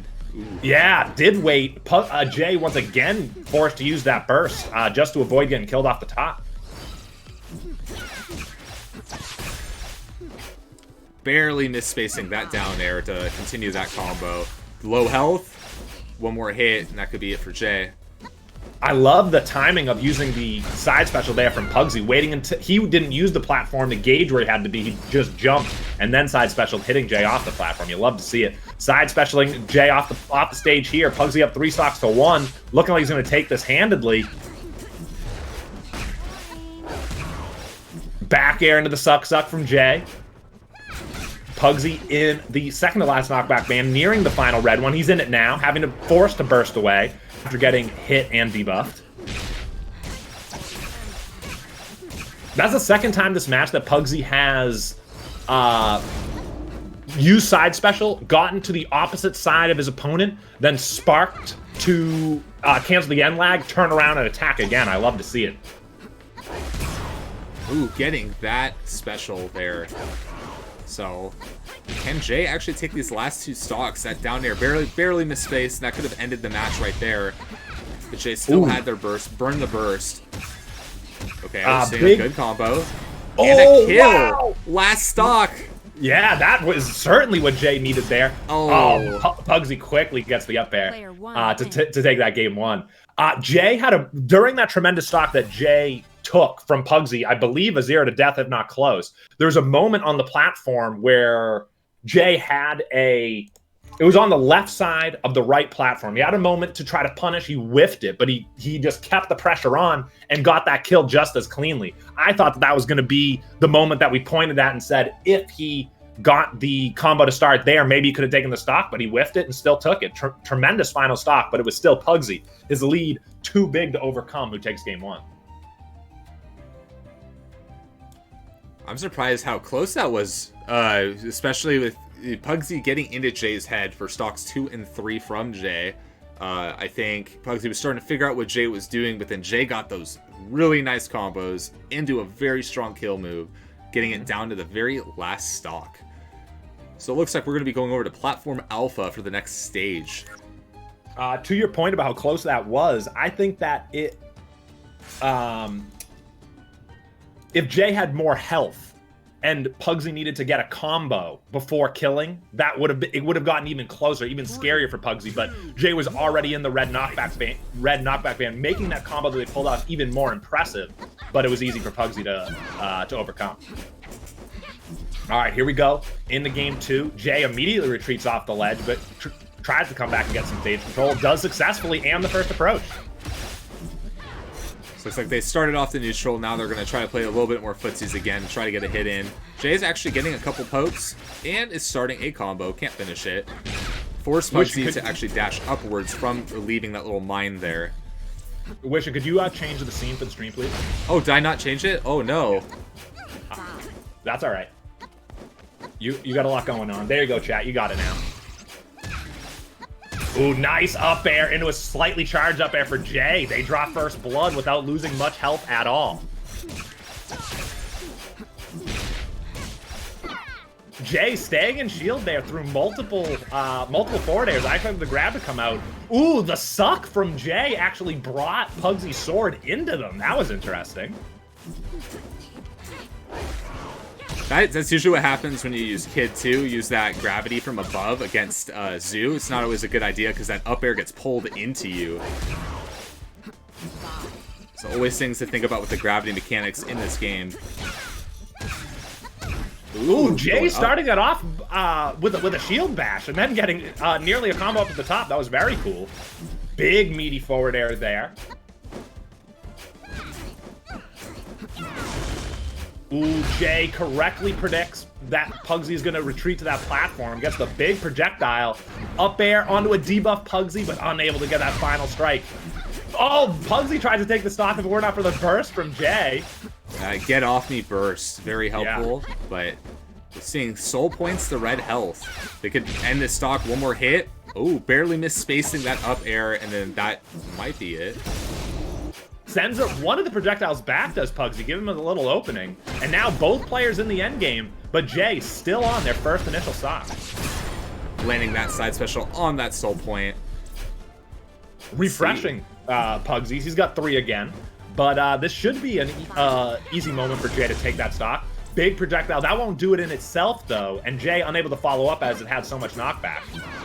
And it did not take away a soul point because it was a projectile. So that was really a win for Jay that netted nothing for him.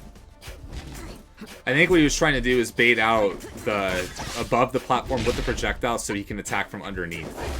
Right. Pugsy being absolutely fearless and ruthless off of that right side, just spamming down air, trying to connect on Jay. Jay finally gets a hit. Pugsy down to their soul points still, but finally a forward air will take it. Jay up to restock to 2 in game 2. Pugsy getting that spike, Whoa. almost killing. Yeah, and Jay that went shine. way closer to the blast zone than I expected. He read what Jay was going to do with the shine, but barely misspaced it, so they ended up not hitting Jay.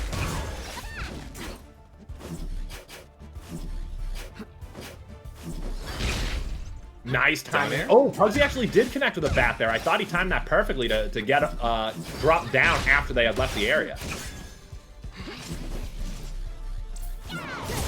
Whoa! Pugsy casually walking off stage, dipping super low, getting the connection on Jay, and then sparking and grabbing ledge again. What a ballsy play and tremendous execution from Pugsy. Jay's going to have to play a little differently if he still wants to win this, because I think Pugsy's starting to get into his head a little bit more. Oh, big combo there. Up special bursted away from Jay. Oh, he misspaced the first up special. Obviously, he was going to try to do a second, but Pugsy hits him out before he can. Offensive burst to get off to make it so Jay doesn't land the kill. Yeah, Jay does. That was a big play from Pugsy, but quickly cleaned up from Jay, who resumes their 1-stock lead. But it is taken away just that quick, and it's dead even. Full bars of health in the final stock here in game number 2. Can Jay take it? Can the underdog take a game from our best player? I love that play from Pugsy where he jumped over the bats and then rushed down to get back to the ground and start his approach quicker. Guy's hitting a lot of buttons. It's a lot of jank with the slide off on the platform and using an aerial, then having to float backwards. Yeah. And Pugsy, since knowing it's the last stock, is to play very, very, very safe. Yeah, doing a great job so far. He's gotten Jay all the way down to that orange knockback band while still in the initial one themselves. Pugsy looking strong, looking poised to take this game. But we've seen Jay, you know, from angel platform to death real quick. So let's not count him out quite yet. Big whiff there from Pugsy. Jay gets a back air to try to take advantage, but Pugsy just floats above the ledge. Grabs, super jump up there. Side special from Pugsy. Oh, he did the blue wrong side special into the normal one. Tremendous play from Pugsy, especially the second one, making sure that he got the meaty knockback version. Pugsy takes a close game 2.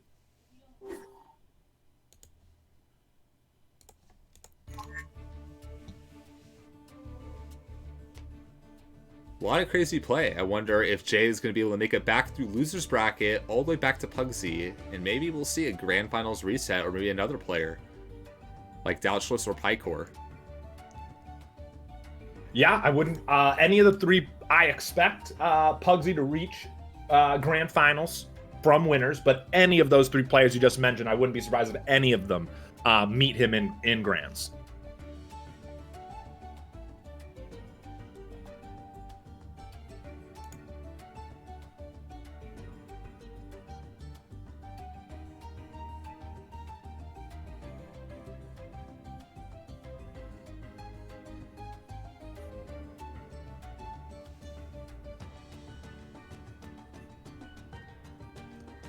Because of streamer mode, I could see everyone's yelling at me to change the scene, and I didn't hear any of it.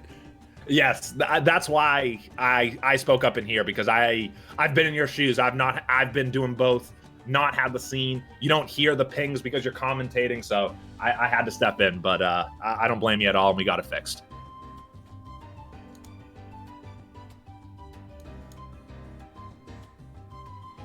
All right, talking to the TOs, it sounds like we are going to have winners finals coming up next. So that will be Pugsy versus Douchlas. It's going to be a very interesting set. It will indeed. I don't know if I've commentated many matches from both of these players, but I can't remember a time where they face off against each other and I commentated. It might be a first.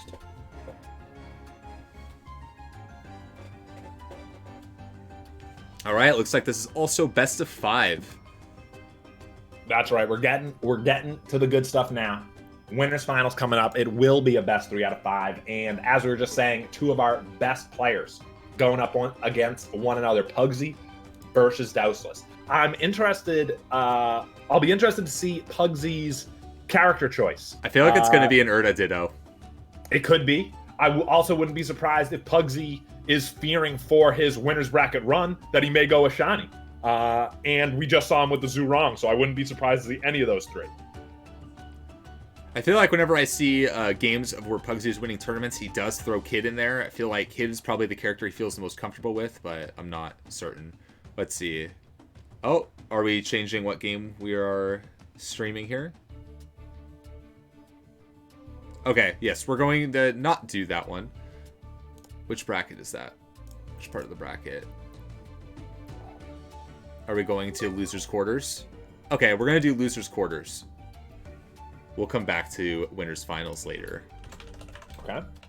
So that strike what we were saying a moment ago about best 3 out of 5. We're back to 2 out of 3. It looks like it's going to be Jay versus CONR. So we just watched Jay play. And we're CONR's still in the mix too, huh? They could have a long run as well. Yeah, they're all pretty crazy players.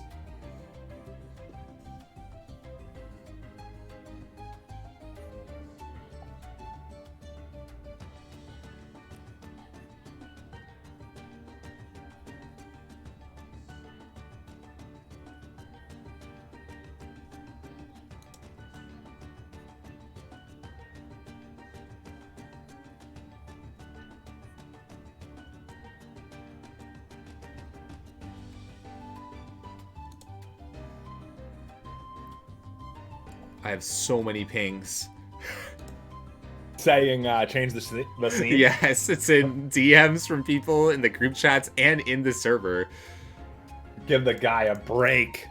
It really is a lot to do commentary and run the stream. I don't blame you at all. It's okay. But no, it's not that people were ragging on you. It's just that everyone desperately wanted it changed.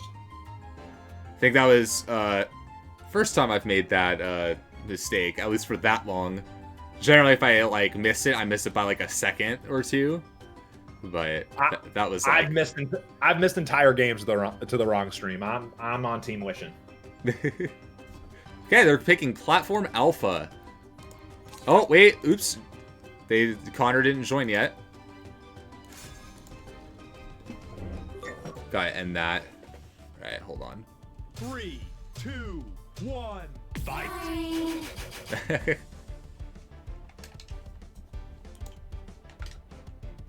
Did my game just freeze? There we go.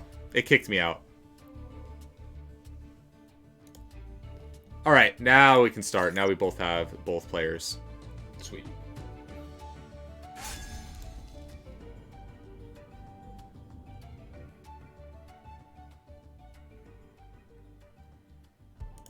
Three, 2, 1, fight! CONR coming out with the Ashani. Jay sticking with the Ezzy that we saw last game.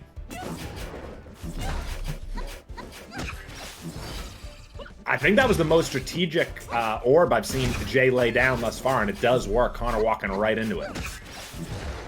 Not much else place he could be.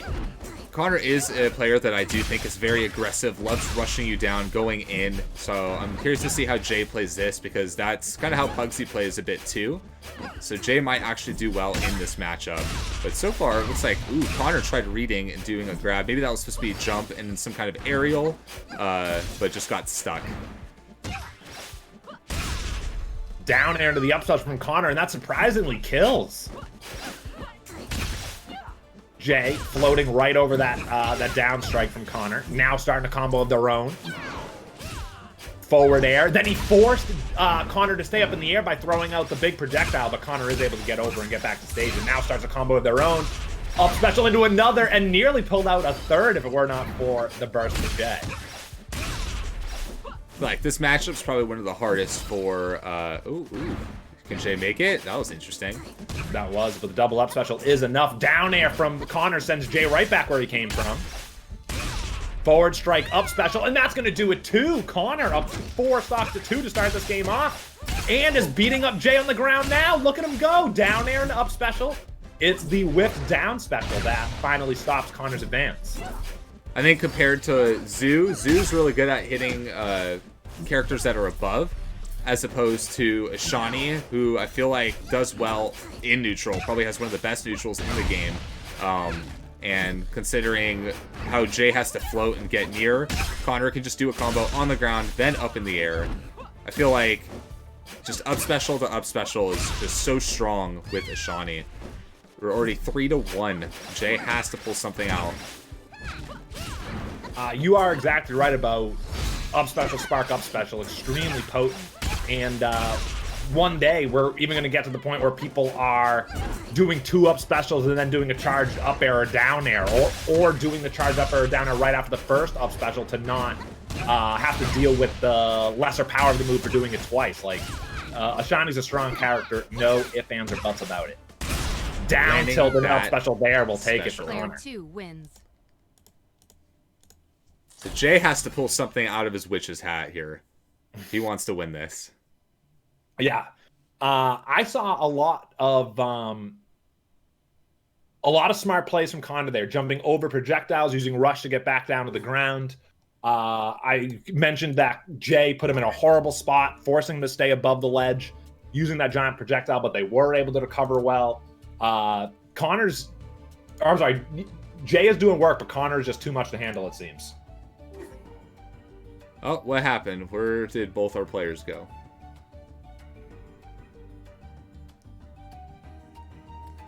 It's not possible that we joined that in progress, right? Because Jay, we were watching Jay's earlier match, but no, the players are filing back in now.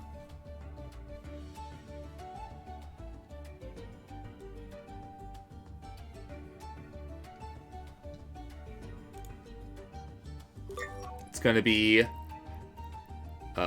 Sovereign Peak. I am not. You guys are not getting me to say Twitch words again. Alright.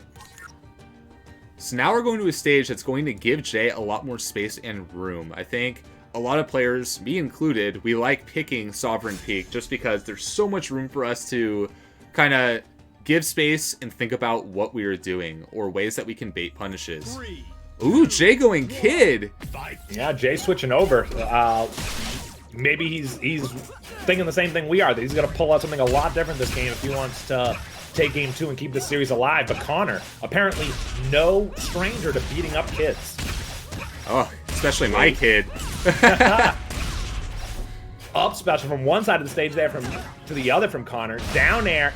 Oh, Jay forced to use that burst to avoid the up special kill, but is in the end game and losing it quickly. There was another down air and up special.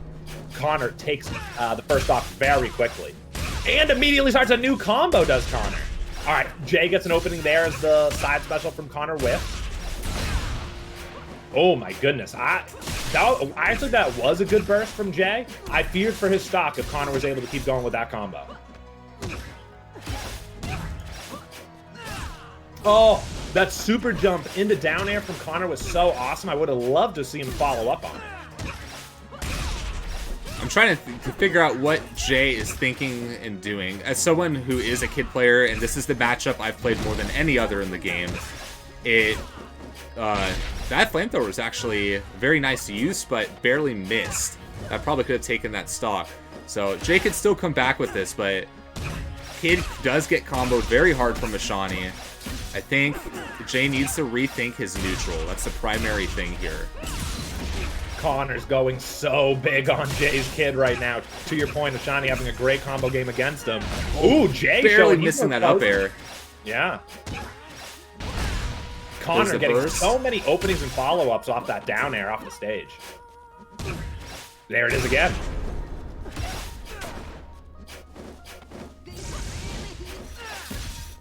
I wonder if that was an accidental side special with the new flip that we have for Kid. Now you have to hold down the input if you want to get a farther flip. Jay does have the fuel to get it, but landed. Ouch. Getting thrusted forward from the EM punch and taking that kill. CONR looking really strong right now. Up 3 stocks to 1 and still doing work. Jay gets the nair, whips the up air though, that would have done it. Once again, the down air comes out from CONR. Jay bursts it away.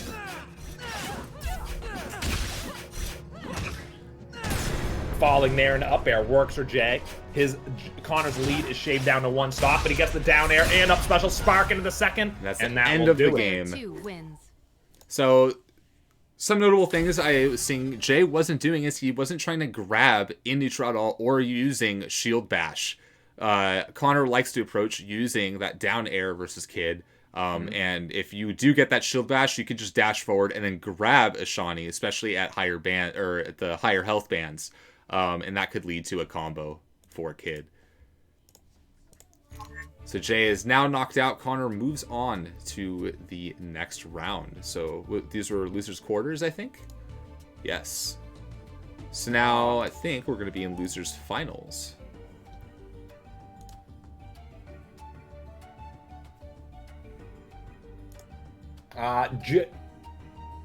CONR is going to losers semis based on that win.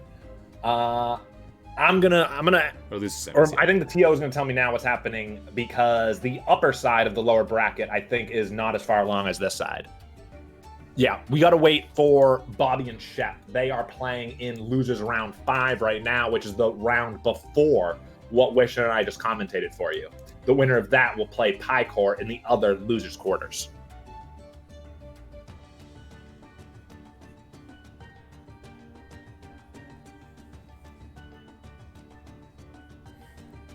Got everyone put in hashtag I love Spark to win one of those golden skins.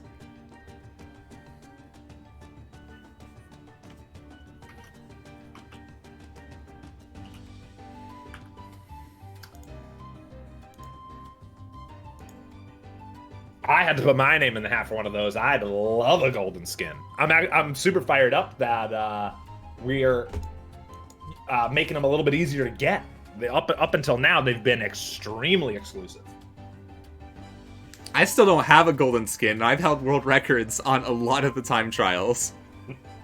I'm trying. You've earned it then. You better get your I Love Spark in there. Well, if no one does beat my Raymer time, I think I get a golden Raymer skin. Ooh. But for those... I feel like that's an especially good one to have golden. Mm-hmm. For those of you who want your chance at getting a golden Raymer skin, I have a time of, I believe, 18 seconds and 98 centiseconds for Raymer's time trial that you can try right now. If you want to see my route, I do have it recorded. So if you want to copy my route and see if you can beat it, or you want to get creative and come up with something new like Quaid was doing, in our Discord server in the time trials channel, you can actually look at that now. So all you have to do is beat my Raymer time. I currently have the best time, so you'll have the best time if you beat it. But if you just beat my time, you're guaranteed to get the skin. And at 150 viewers, we lift our stream ban for the closed alpha, and everyone can stream this game whenever they want to. Make sure you're following us here on Twitch. You can sub to us, use Twitch sub, recommend people to come and watch us. We are also on Twitter for at Rushdown Revolt. On Facebook, I run the Facebook page. It doesn't get a lot of interaction. Love to see more of you guys on there. You can like it, Rushdown Revolt. So we also have a YouTube channel where we're uploading these tournament sets, and we also have tutorial videos for learning the game. If you want to join our community, we have Sages. We have our Sage program to help ease in new players, try to get past that initial skill floor. This game does have a little bit of a tough skill floor in the beginning, but once you figure everything out, you start learning a lot, getting better way quick. There's so many players who've only been playing for a week or 2 weeks, and they take games off me online. So yes, I've been very impressed with the new blood that has come into the game since we've been a little bit more public. They are catching on quick. Zach saying Facebook boomers. I am not a Facebook boomer. Facebook is it's turned into something that's more, it's either more or less popular in certain geographies. So here in the States, like that comment alludes to, it's thought of as like, oh, that's a social media platform that my parents are on. But in other parts of the world, it's actually quite popular and what everyone still uses, as if it is still, I don't know, 2008. I'm trying to think of when I made my Facebook account. I want to say 2009? Something like that. Yeah, I think you're right on the nose there. I still remember when when I got on, it was required that you either had a .edu email or you got an invite from somebody who did. That was a big deal to get in back then. Now it's Boomer Book.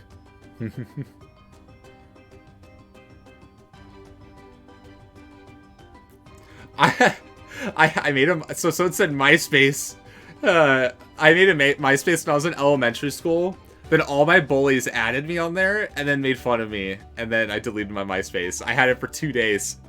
Oh. I had a Pokemon Diamond and Pearl GIF as my avatar.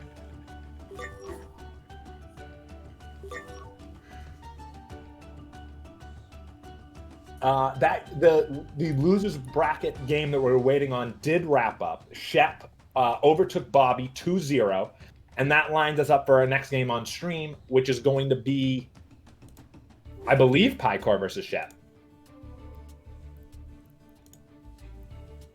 Just waiting on the stage pick and for the players to come in. Yeah, we got Shep. We're just waiting on Paikor, but we should have that lined up for you very soon, and the winner of that will face CONR in loser semis. I like what Robin says. Why when Ryan talks about normal things, he sounds like he's commentating a match? I think... Okay, I'm trying to think. Ryan reminds me of a YouTuber that I watch named Late Nine Gaming. He talks about Halo and stuff in like video essay format. And Ryan's got a similar style with how he talks where... I mean, people were saying I talk like a narrator, and I guess I could say the same about Ryan. He sounds very kind of like informative and passionate about what he talks about, no matter what the topic is. Yeah, I think to answer the question there, I think it's because I'm in commentator mode. Whereas if we were having a conversation in voice chat and the setting were not this, I may sound different, although maybe I sound like a commentator in my normal conversations. Who knows? Yeah, now that I think about it, like, I don't think I've really talked to you on voice outside of a tournament, but, like, thinking of clips I see on Twitter of the person I just mentioned who does the Halo videos, of him just talking to random people, he still sounds like he's making a YouTube video, you know? So, it might just be the way that you come off. I think we're both putting on commentator mode thicker right now as we break down the fourth wall. Platform Alpha.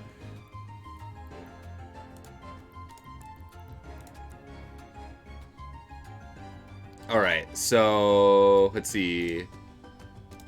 Are we seeing Shep Nasty's Ashani, yeah? I don't know. I believe so. I believe we're seeing another Ashani Ditto. We're going to start on Platform Alpha. Form Plat Alpha? What? An upside down version of Platform Alpha where you start on the platforms and it has a ceiling. That'd be very interesting to see. Yeah. I would love to see like more variations of the stages. During the Raymer trial, they added platforms like really high that were like perfect for his height to make it just hard enough to do stuff with. But it'd be cool to see just kind of take our stage and remix them a little bit. Oh wait, it's Paikor that we're playing. It's not CONR. What am I doing?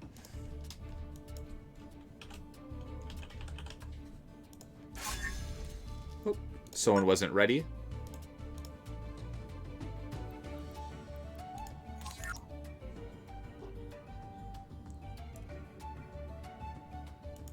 T.O. Daniel saying that Paikor will be playing Zurong. I'm not sure. We're gonna see what we get character-wise here. He's got that golden Zurong skin. Oh, gotta use it then. Let's see. Here we go. And there it is. Paikor in the golden Zurong.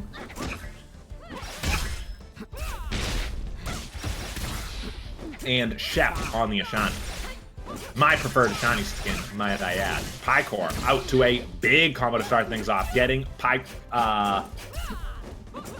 getting Shep Nasty down to lower green bar. The Shep with his TTV in the front throwing me off, but that is right. Ooh, well-spaced side special there. Tries to go to get the forward air, but it's not quite there. Shep whiffs a forward strike and is getting punished for it now.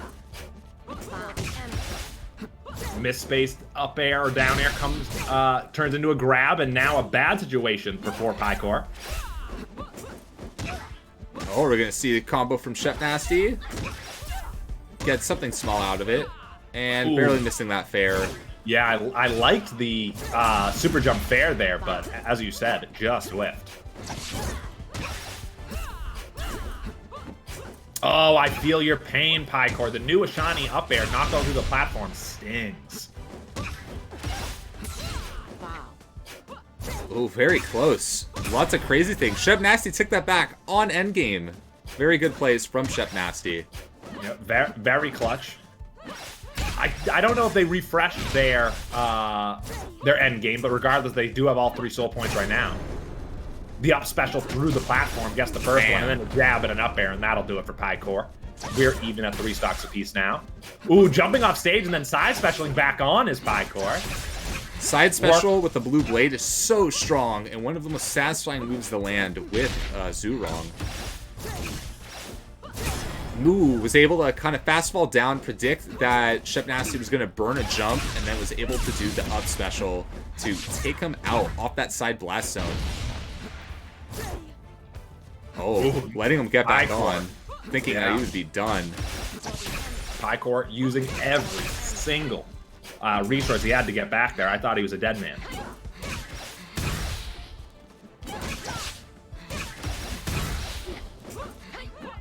Paikor in the red, but still doing a ton of damage. Nearly going to get his opponent in there before finally a down strike into an up air takes the stock, and we're even at 2 stocks apiece. It's interesting to see how even both of these players are. I've played against both of them, but I think I have a much harder time playing against Paikor. But so I feel like the underdog is Shep Nasty. Kind of want Shep Nasty to win. We'll see. Ooh, I love that double reverse up air there. They're the weak hits of it too, so it was actually perfect for comboing. Yeah. Weak hit combos are just always some of the most satisfying things to watch because they lead to such beautiful kills that are with perfect spacing. I'm in agreement with you. I would give Paikor the edge here, but Shep is doing work. Absolutely can't count them out.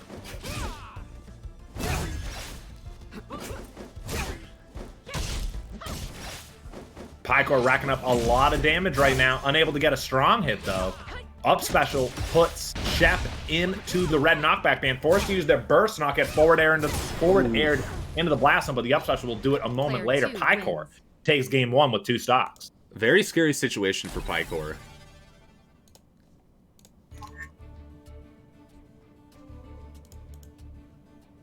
That offstage control, some characters in this game are just insane. Something you don't really think about as much with other platform fighters, I guess. Maybe something like, if you're thinking of Rivals of Aether with Crag and making the wall and stuff, but it's definitely offstage control is such a different perspective compared to like Smash Bros or something like that. Yeah, so much more freedom out there.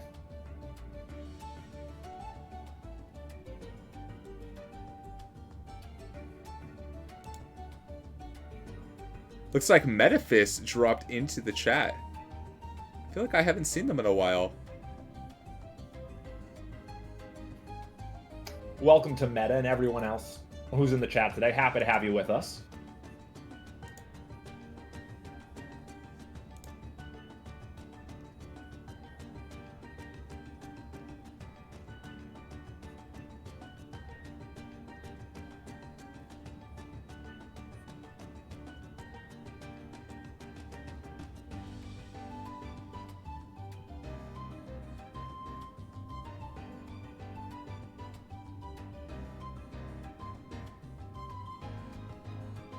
Just waiting on the next stage pick here.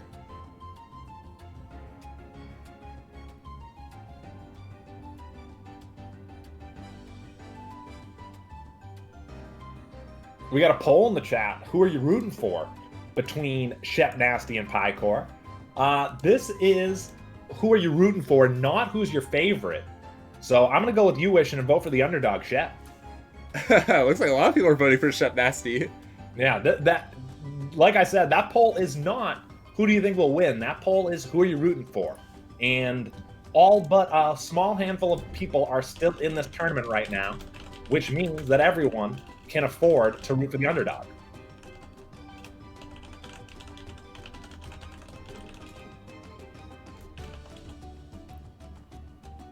Oh, Team Paikor quickly coming back and evening up and now taking over Shep on the poll.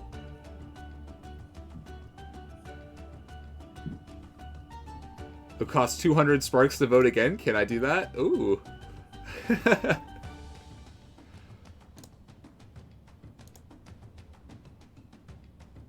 They're not equal now.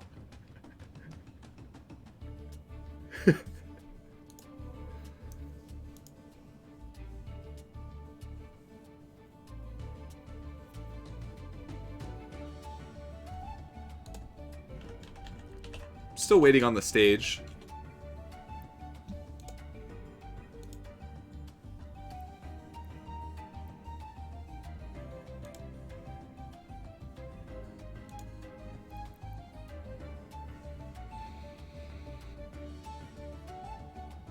Okay, so it looks like we're going to Platform Alpha. Yeah, going back.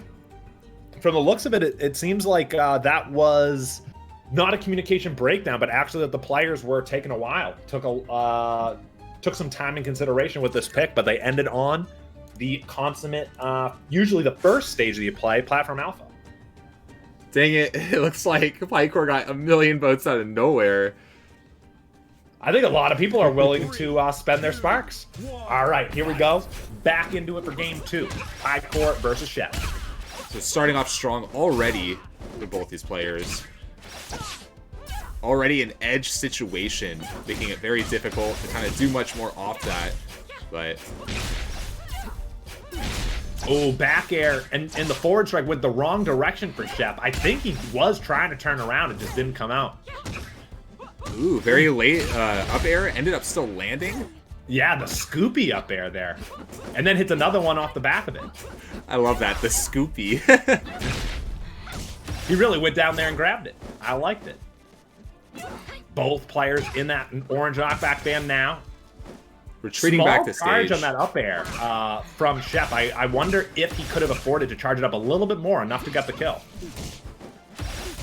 Oh, now we're seeing tied HP.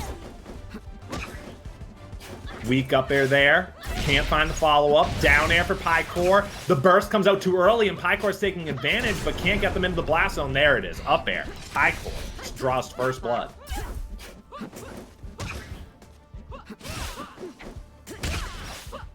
There's an up strike through the platform. I am relieved to see that from Ashani. I love that projectile there from Paikor to keep that combo going. Still even now before finally Shep gets in. So 30 HP lead. Oh, now 50 HP lead. Paikor comes right out of invulnerability and goes really hard. Already putting Shep Nasty in the orange band. Not a single hit been landed yet on Paikor's. Oh, a 0 to death, that stock. Yeah, the down air into charge up strike there. I love it when players realize, hey, I have a moment to charge, and that will pay dividends, and it did there. Love to see it. Low back air there. Hits for Shep. Still taking advantage of it now before Paikor slides to the platform and gets a down air and side spec. Ooh. Back air, and Shep ended up on the other side, so he did another scoop up air and another off the platform. Want to see more super jumps from these players. It looks like Shep uses them, but barely isn't close enough to do anything with them. Oh, trying to punish Paikor there, but is put into a bad position, but now holds stage control. Ooh, goes off stage, not looking good. Okay, Yeah. still holding stage control. That would have been a moment, as you were talking about super jumps, the super jump there instead of use your spark, but I totally understand. Spark is oftentimes a reflex that you do after you make a connection, not something that you're consciously thinking about. When am I going to use, when should I use this? But ending off that last stock, Shep did do super jump fair and was able to get a conversion off of that. Barely missing this combo there, but trying to play it very safe. But it looks like the end of that stock. I was right. Out of the game. So now is one last stock versus Paikor's 2. So does he have the might to take down 2 Paikors? Paikor doing a lot of work, making it really tough on poor Shep right now. Even in health, but as you said, Paikor up an entire stock. Shep hits that neutral special, which may have done it if it were not for the burst. But Paikor keeps himself alive with that. He's gonna try to do some more damage before it seems inevitable that he'll lose this stock. Huh. I'm trying to figure out what Paikor's doing. There seems to be like all of a sudden a huge decrease in APM. I don't know if it's just trying to think to try to take it, or if he's sandbagging a little bit. Who knows? Down air super jump, but whipping the up special. Gets another down air into an up air there off the bounce, or even at 1 stock apiece. Paikor though with a full bar of health. Already off stage. Yep. Ooh, seeing a repeat of what happened yesterday with the other tournament. For just a second there. Ooh, you can't count Shep out, but Paikor has gotten his feet back under him, and Shep is down to that red knockback band now. That spot dodge from Paikor actually ended up being something that they got punished for. Shep Nasty trying to stay safe, not go too high with very many things. Paikor, I think, may regret that burst. That was an unnecessary burst, and he's still getting beat up. Oh, it took the game! Player 1 wins. Shep absolutely, slowly but surely, steals that game away from Paikor and evens up the set at 1-1. Wow, that was very nice play from Shep Nasty, playing very cautious and safe during that whole last stock. Because I think one of the big things is every time that Shep Nasty would double jump and knew that they weren't close enough, they would just drop back down to the floor. And they would wait for how Paikor would come down and respond, and then would punish based off of that. And that led to 3 different positive interactions for Shep in a row, and then eventually leading to that final kill. So very smart playing from Shep. Now we're just waiting for the last game. Yeah, tremendous plays on that last stock from Shep. Paikor, it's not that he didn't get a single hit in, but could not put any meaningful combo together and certainly not get the kill. Shep just weathered the storm and played much, much, much better than Paikor over that last stock and takes the game. Tremendous mental fortitude from Shep there.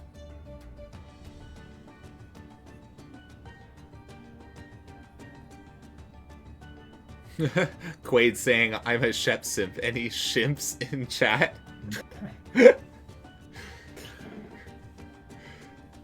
I actually don't have the Twitch totally pulled up right now. I don't know what our viewer count is, but I know we were getting really 136 close. at the moment. 136? Wow. 14 more. But hashtag 150 viewers, let's go, is our golden skin giveaway for after this set is over. Peak. So we're going to Sovereign Peak.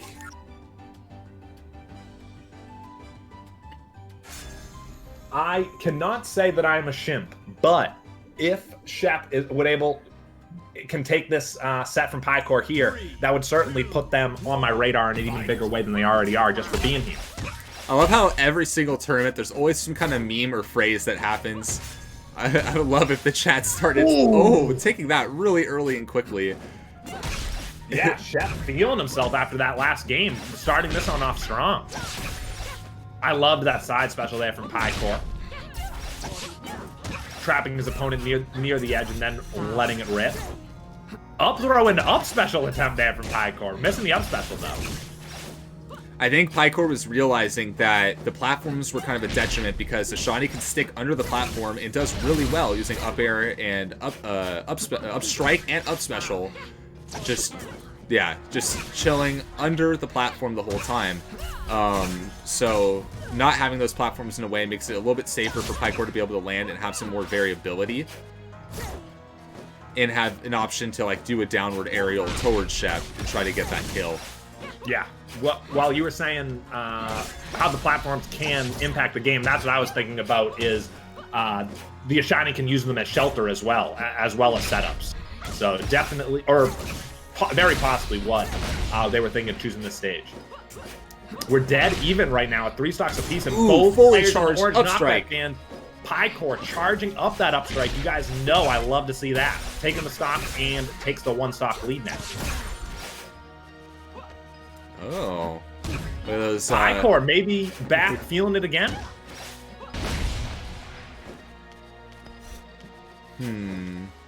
Just dash dancing in place, forcing Shep to approach, which luckily Shep was able to get in a shield right as they landed, because the whiff lag has definitely made it a bit riskier for a Shawnee to approach like that. But landing that up special, tying out the stocks again. So now we've only got pretty low health on Shep here. Can Shep take this back? Ooh, covering his options. Paikor jumping right into that side special, and it pays off big time for Paikor. Paikor gets their 1-stock lead they had last game, but let's not forget how Shep ended that one. Downstrike immediately the projectile from Paikor as his opponent went too far away.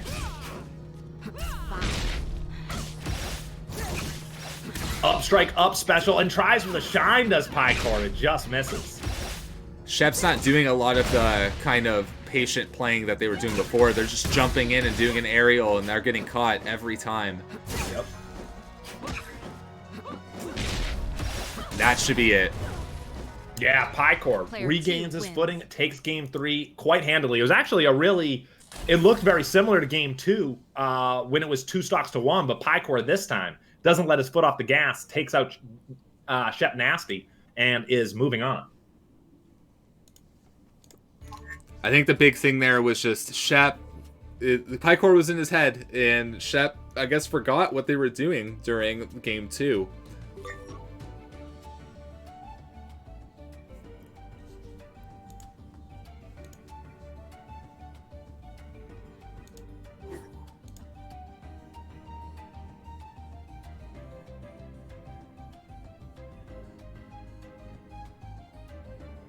With that win, Paikor earned themselves a spot in loser semifinals up against CONR. But that is not the game we're going to do immediately. We are going to do our winners finals, a game that I know many of you have been looking forward to. Pugsy versus Douchlas. Winners finals coming at you right now.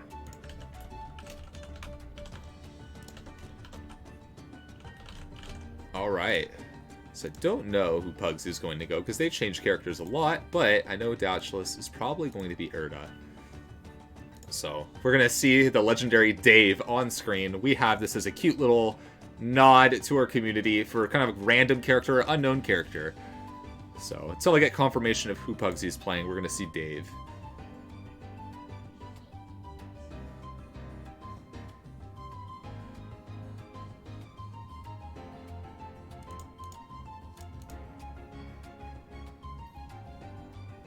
Nod to the community.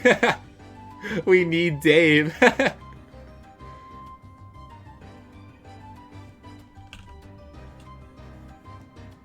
Insider info from Daniel the TO. Pugsy is on Raymer coming into this game. Interesting.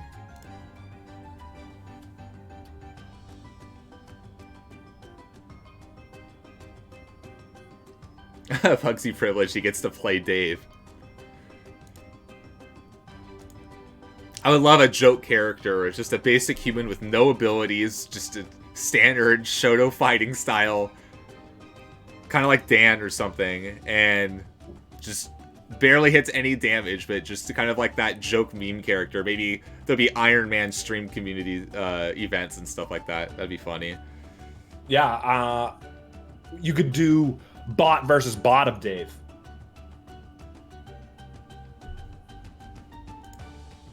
Okay, first stage we're going to is Cryo Station. And as I said a moment ago, the insider info says that Pugsy's going Raymer. Douchlas we do expect on the Erda. This is also a matchup I haven't seen very often. Actually, Douchlas at the North America versus European tournament took out Nintendogs, who's Raymer. So remember, this is a best of 5. Yes, we are in winners finals. It is a best of 5. Pugsy immediately starting aggressively and successfully. Does a little delayed back air there, but No follow-up. Side special and up air for Pugsy now. Ooh, Douchlas. Doesn't look like he's going to get those forward airs that he's so used to getting raw. Going to have to set those up a little bit more up against the tremendous Pugsy. Oh, the burst comes out too early for Douchlas. Pugsy waits it out, up strikes, and that'll do it. If only there were a couple frames faster, Douchlas probably could have landed that spike. I don't know if that would have ended the stock, though, because of the ban that Pugsy was on. Oh, Pugsy baiting that out. Baiting out the forward air with the gun. Nice little combo here from Pugsy, getting both hits of forward air. Pulling his gun out, but then putting it away, only to get back down the stage. Gets a down air off the platform. Douchlas forced to use their jump to avoid the follow-up. The ledge lock from Pugsy to try to force Douchlas in a bad position. And Douchlas almost taking that with the charged up air. But wasting the spark, now doesn't have anything to follow up with for right now. Needs to land at least one straight hit.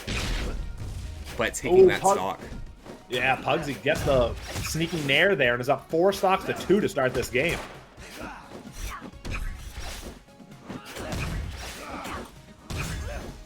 Big forward air there for Douchlas. Very possibly the first one he's hit. Charged up air there will take it. Pugsy's lead shaved down to 1 stock. It's like Douchlas is just trying to have fun with the hollows mid-combo there. Oh, that was a cute little play from Pugsy there to ricochet off that top platform, just whiffing. That up air, I'm sorry, does not whiff though, and that regains his 2-stock lead. Up air is such a good move that I did the entire time trial just doing up air. Damn. I know it wasn't much, but Pugsy jumping over both of those attacks, then dropping through the platform at the exact right moment to get his approach impressed me. Big charge forward air there from Douchlas. Connects. Oh, barely whiffing that. Yeah, Pugsy, I think, floated away, pushed his stick to the left just in time to avoid that offstage forward air. Douchlas tried to follow up with a falling nair, but then ends up getting a combo from Pugsy. Pugsy not able to finish off the kill. Oh, are we going to see it? We did not. Crazy off-stage DBZ battles. No punish. Finally, both players get back. Oh, the grenade and the kick, and a grenade into the jab there from Pugsy. Does connect with Douchlas, who whips that super jump forward air. Gets a grab and a cargo rush and a forward throw. Super jump forward air. Won't quite get there, though. And that is game 1. Pugsy takes it with 3 stocks left over. Pugsy showing out right there. Looking very strong on the Raymer. This man seemingly cannot be stopped. That said, this is a best 3 out of 5. Douchlas has time to make some adjustments.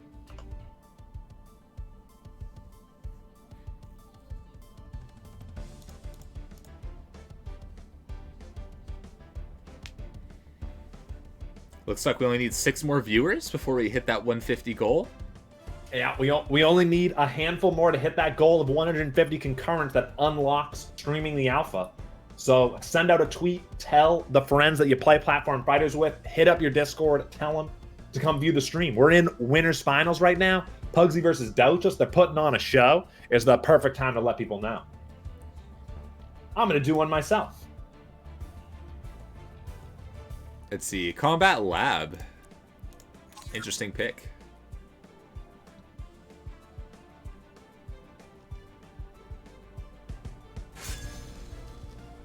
I wonder if Pugsy is staying Raymer. Yes. So we're seeing repeated characters. I really appreciate Pugsy playing around with his grenades. I really like that extra layer to Raymer. Crazy Double start. back air, Oh, triple. quadruple. The quadruple spark back air from Douchlas. When we say, you know, you can fly in this game, that was a great show of what we mean. When you say nice back air, we mean all of those. Oh, that's right. From now on, you need to hit at least 2 back airs together to have them be called a nice back air. A grab and a cargo rush down throw for Douchlas puts Pugsy in a bad spot. Who's just firing bullets and actually hits. Cut. Oh, landing that back here underneath the stage, drifting back while falling and being able to land that. Great recovery there from Douchlas. Pugsy initially, and then Douchlas finishing it off regardless. Taking that kill. There, even this up at 3 stocks apiece. I don't think any kind of DI would have actually taken that, even though there was a little bit of drift there at the end. But both these players are really close. Getting that hollow out just to show who's boss. Ooh, strong combo from Pugsy. That's just getting out with the burst, predicting that Pugsy's not going to approach very much with a jump, trying to do that falling fair, but ends up missing just by a hair.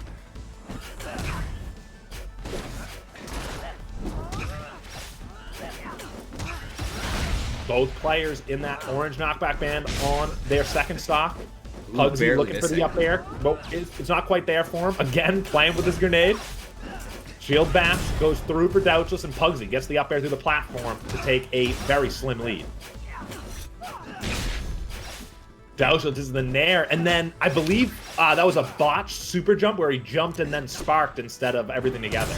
Ooh, just floating in place, getting that fair.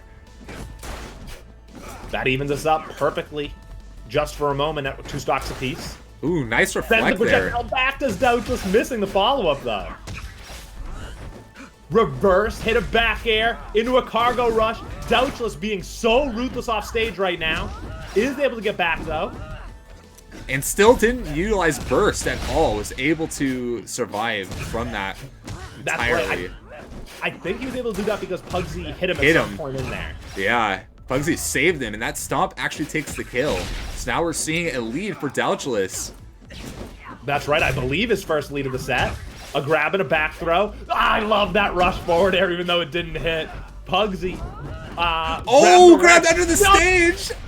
Pugsy. Oh my god, he is. Made it back! No, and Douchlas does not! Oh my god, I thought that was it for Pugsy. Down under the dead middle of the stage with Erda on top of you. Somehow he's able to recover. Douchlas going very hard here. Pugsy's going to have to play a little bit differently, a little bit safer. They're trying to keep some space. Try to play some little bit of footsies here. Douchlas trying to get that early kill as much as possible because Pugsy's in that orange band. Ooh. Oh my god, Pugsy pulling out a move there. He had no choice with no burst, but that was a scary situation. If he got grabbed up there, it was over. That's like, nope, it's not going to kill. Very close. Pugsy's in disadvantage right now. Red health. One hit from Erda, and bam, punched into the next parallel universe. Tremendous spacing there from Douchlas to finish up the game. They take game number 2, and we're even at 1 game apiece. Absolutely amazing match that we saw there. And we're going to match number 3.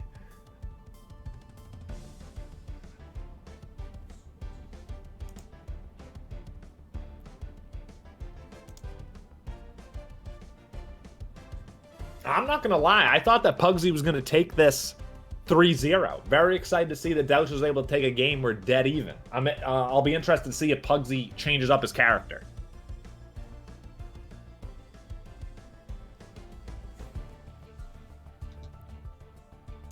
All right, we're seeing no character switches, but Pugsy chose Peak. We're going to Sovereign Peak.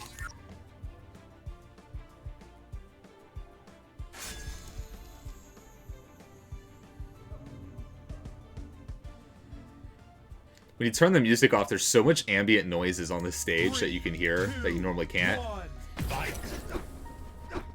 Oh my god. Oh! Pugsy puts out a grenade, jabbing it at least 2 or 3 times, and actually does connect with Douchlas. Pugsy's command of this game is so impressive. Ooh, Douchlas barely missing that fair and not able to get something super crazy, but now, ooh, destructive combo. Yeah, the down air into the bounce into the forward air, Erda special. Like, again, Pugsy so jabs the scary. grenade. So scary being off stage far and above a Raymer, because Raymer's up special, those kicks are so strong. Ooh. Usually I'm thinking about that grenade and playing with jabs and other moves as a playful thing. But Pugsy's showing me that it really is strategic. Look at him go! Threatening the ledge with it there, and then forcing Douchlas on stage and hit that up air. You were talking about how strong it is. Perfectly laid it out there. Douchlas already falling back up, tying the stocks out. Only 13 damage difference, and now actually taking the lead. Having stage control, not really approaching, kind of letting Pugsy take stage control. First, he threw a grenade over there, but now takes stage control, and Douchlas bursts him away. Reverse into the back air there for both players. Ooh, Douchlas not able to finish that combo and follow up, but very, very strong use of all the moves they could to kind of scare the neutral there. Up air, super jump up air there for Douchlas. He's looking for that charge one. Yeah, doesn't need it with that forward air. Douchlas up 3 stocks to 2 as Pugsy drags him off stage to the right. What Pugsy was doing was using the the self-destruct. Pugsy used the side special, and that puts you in a little bit of lag because Raymer does like a dash forward, and then Douchlas is able to punish that. But now we're seeing pretty good lead for Douchlas, tying the stocks. Very nerve-wracking. Oh. Ooh, Pugsy racking up so much damage on Douchlas. The down air nearly to finish the combo, but not enough to kill. That 6-hit combo, enough to take Douchlas all the way down to orange. First, Ricochet coming out from Pugsy. Oh, and another self-destruct from Douchlas. Yeah. I don't even know what happened with that second one before Douchlas. I think misspaced how far down they fell. Ooh, Pugsy flipped his shield around the last second and was actually punished for it. Pugsy looking poised to take this game, but it could very well because of Douchlas' errors, not Pugsy's good play. This is still a close game, even with the double suicide. Gets a connection with the side special, does Pugsy. Second one goes in the shield. That was very good dash dancing from Douchlas. Ooh, just misspaces that command grab, and Pugsy gets a forward strike. Racking up a little bit of damage now. The up special whiffs, and Douchlas takes advantage by hitting a forward air. Threatening a lot of space right now, but eventually Pugsy is able to get back to the stage. Oh my god, nice Douchlas throwing up so many moves. Yeah, Pugsy barely surviving with that nice spot dodge, and then gets headshotted right off stage. Yeah, back air from one side of the stage to the other blast zones. That wasn't enough, but the ricochet is. Pugsy takes game 3 and now has a 2-1 lead. And depending on how this game 4 goes, I think Douchlas could be looking back at those 2 XDs and kicking themselves. Thank you, everyone. We did hit. We hit 150! So thank you very much. Wishing I and all of Team Rushdown very much appreciate that. Welcome everyone to the stream. What a perfect matchup to have on stream as we hit 150. Pugsy versus Douchlas. Quite a show going on. Thank you guys for being here. Thank you for unlocking streaming of the alpha after today. Which means we get another. Ooh, look at all the subs. Toggle is gifting. Also, I think the next golden skin giveaway started at 150, doesn't it?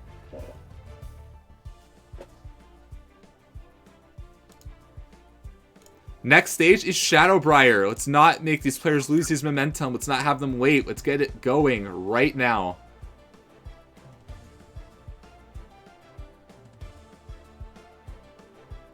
The momentum from both these players is exciting and crazy.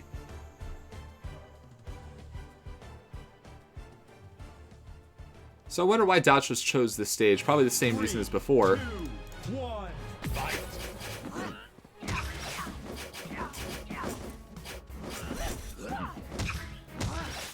Douchlas landing that nair to start things off. Forward air off the platform to rack up a little more damage. Another nair connects. Just Pugsy able to get out of the way. Double back air into the forward strike. Oh, somehow hit through the shield there. Yeah. And that gun stopped that fair before getting punished and getting spiked. Ouch. Yeah, not nice. looking good. Oh, taking that right back immediately. Yeah, Douchlas falls off the angel platform with the forward air cocked and hits it. Oh my goodness, I thought Pugsy was going to go for the double down air there, though. He opts for the smart option grabbing leg. Oh, Ooh, Pugsy getting the spike. Way over aggressive and paying the price there. Oh, all those jab sparks.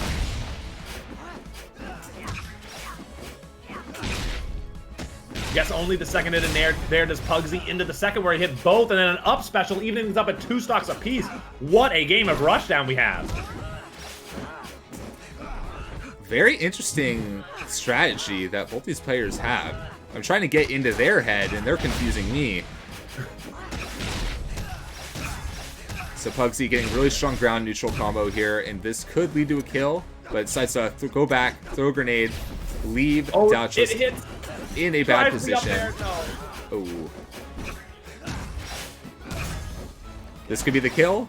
Oh, but he shoots the gun the wrong way. Lands the fist. Yeah, meaty forward air. Pugsy gets back, protecting himself with a gun, and actually gets a side special and an up air to take the stock. Pugsy up roughly half a stock now after taking that hit and being in the orange knockback band based on that burst. Nice grab there from Douchlas. Oh! The burst came out at the wrong time for Pugsy, but Douchlas unable to take advantage. Another Down stomp. there. Ooh, using No those burst neutral for Pugsy. specials to try to get that spike and get that kill.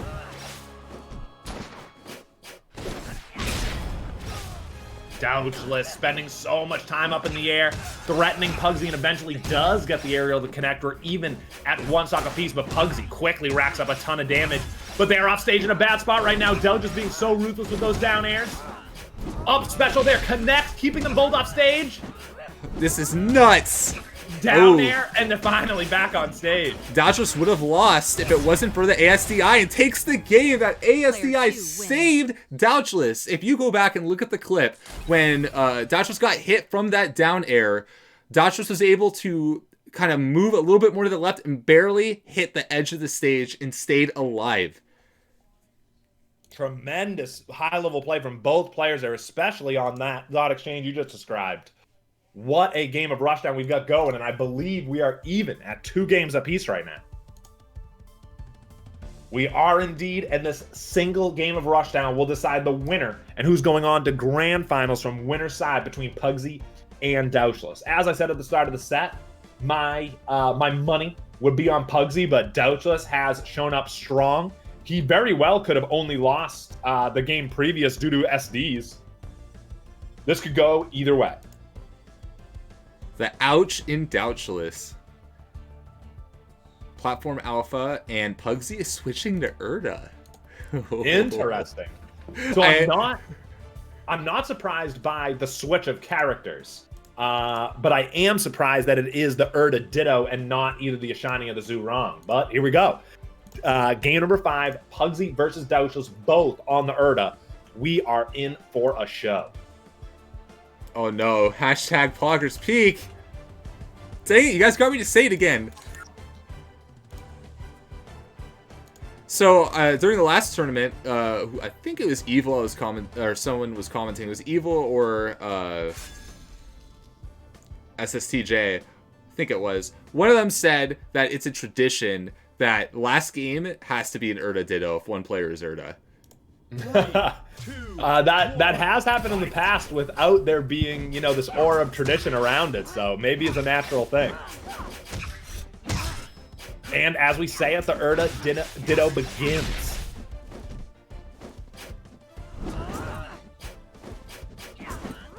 Pugsy looked like he was going to threaten to protect the ledge there, but eventually dropped it and let Douchlas get back.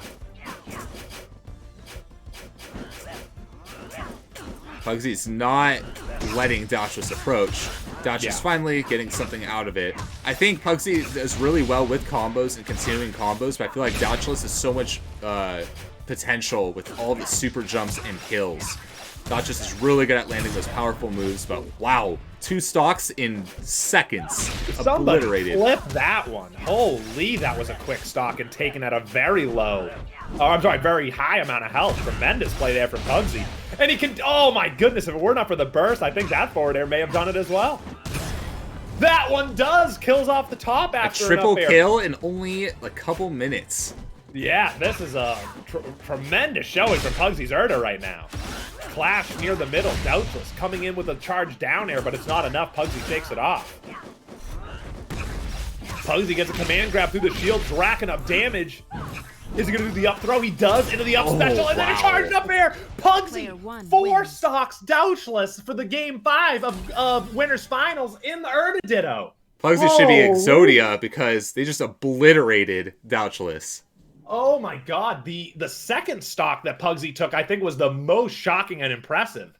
Can we get a clip of that one? Tremendous play there from Pugsy, taking it to Douchlas in game 5 and earning themselves their spot in the grand finals.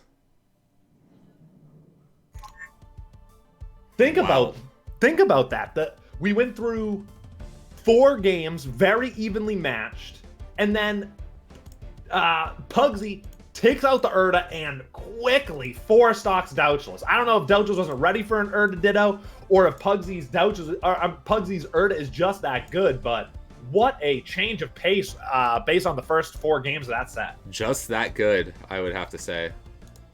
Woo! What a play from Pugsy. Those forward airs were nuts. I'm putting the losers bracket here on screen so you can see kind of what has happened off stream. Just looking at a lot of these players making our way towards the end of the tournament. So we're in loser semis. That's right. Loser semis, Paikor versus CONR would be what's coming up next. Is this best of 5 or best of 3? I don't know. I want to ask the TO before I say something incorrect.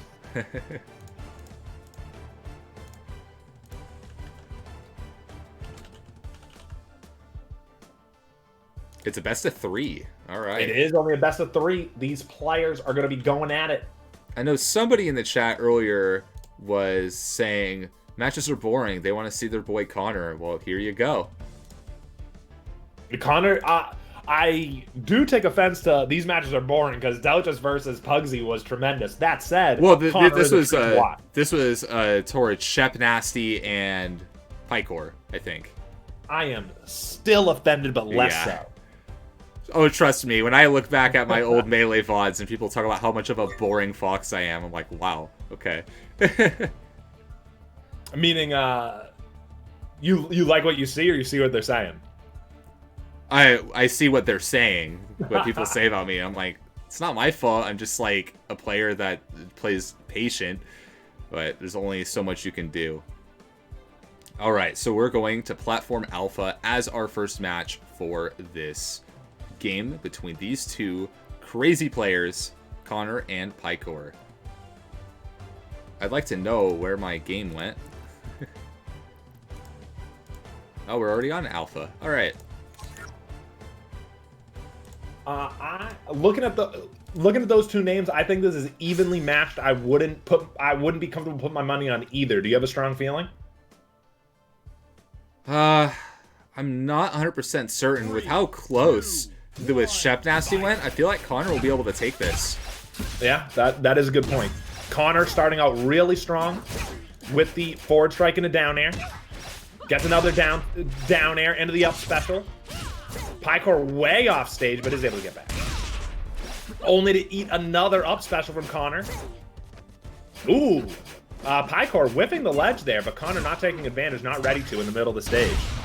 Down strike is bursted away.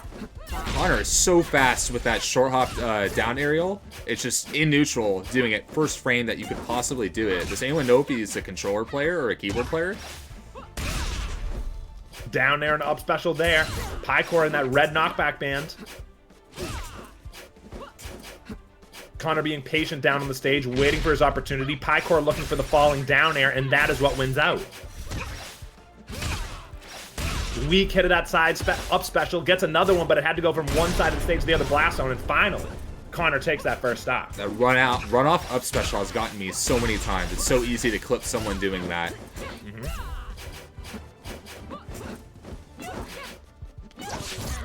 So it looks like CONR, like, with how aggressive he plays, is overwhelming Paikor a little bit. Paikor doesn't really do a lot of approaching. He's kind of at the edge, and that's his way of doing combos, is try to get them near the edge here. But you can see CONR goes underneath the platform and almost got spiked from Paikor. Oh, but that leads to their demise. Getting that nice back air from CONR. Take it.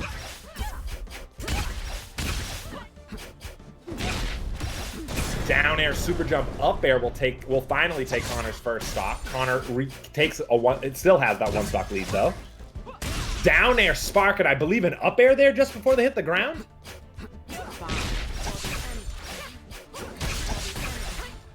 Side special kicks CONR off stage. The up special connects just enough with Paikor to allow CONR to get back. Burst there from Paikor. I think he read the slightly charged forward air coming. Ooh, looks like maybe one aerial there could have maybe knocked CONR away. I don't know if it would have killed, but that burst was able to get them out nonetheless. Up special goes through the stage, sends CONR back, allowing Paikor to get back to the stage, and then up air will take it. We're even at 2 stocks apiece.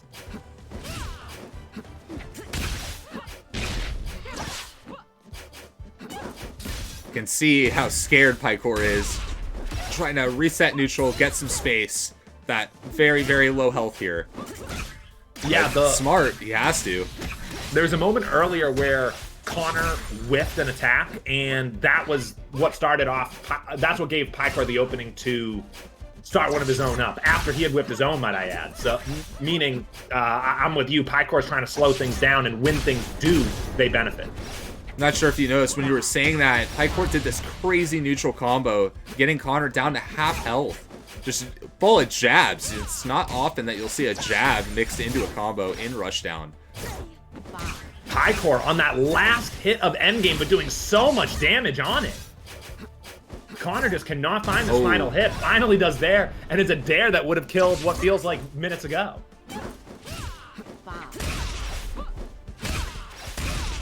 Ooh, CONR. Oh my gosh, big CONR. up special combo. Down air to continue it, sets up another one. Oh, he tries to spark to the left just enough to set up another up special that would have killed the Paikor, using their burst there, their final one of the game. So now we're at last stocks, but he goes and tries the same method again. CONR spaces enough just so that won't hit him. Got one hit down. And CONR's momentum overcomes. Player 2. Yeah, the ladder combo there with the up special works for CONR. I got scared for CONR at the end, but he does pull it out and takes a 1-game lead over Paikor in a reminder best 2 out of 3 set. So Paikor's counter stage pick might give us a little bit into his head. What is he thinking? What does he need to do? And I think the main thing he needs is space, because CONR just kind of overwhelms. And Platform Alpha is a large stage, so I wonder if we're going to see something like Peak. So Paikor plays on keyboard, and CONR plays on controller. That's what Inside told me. CONR's super fast for controller. Yeah, so that's what I wanted to ask. So you were saying that CONR is very quick, getting out his down airs on the very first frame possible. And fast falling. And you're saying that is easier to execute on keyboard? Most likely, I would assume, because it's already the full direction. You don't have the time of travel for the stick for that sort of thing. Yeah.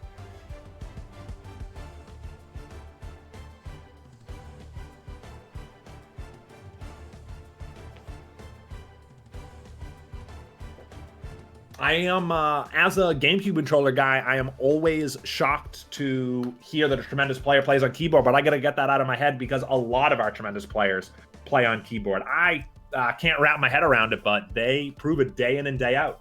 I think Pugsy plays on keyboard as well. Yep, that is my understanding. I feel like, honestly, it's probably more optimum to play on keyboard in a game like this. I remember Pugsy in an interview talked about, from an earlier tournament, I think it was SSTJ 1, he was saying that, with Kid at least, you can float and down air without fast falling. Or you can do some kind of dares without fast falling for a lot of different characters from certain situations that you can't normally do with controller.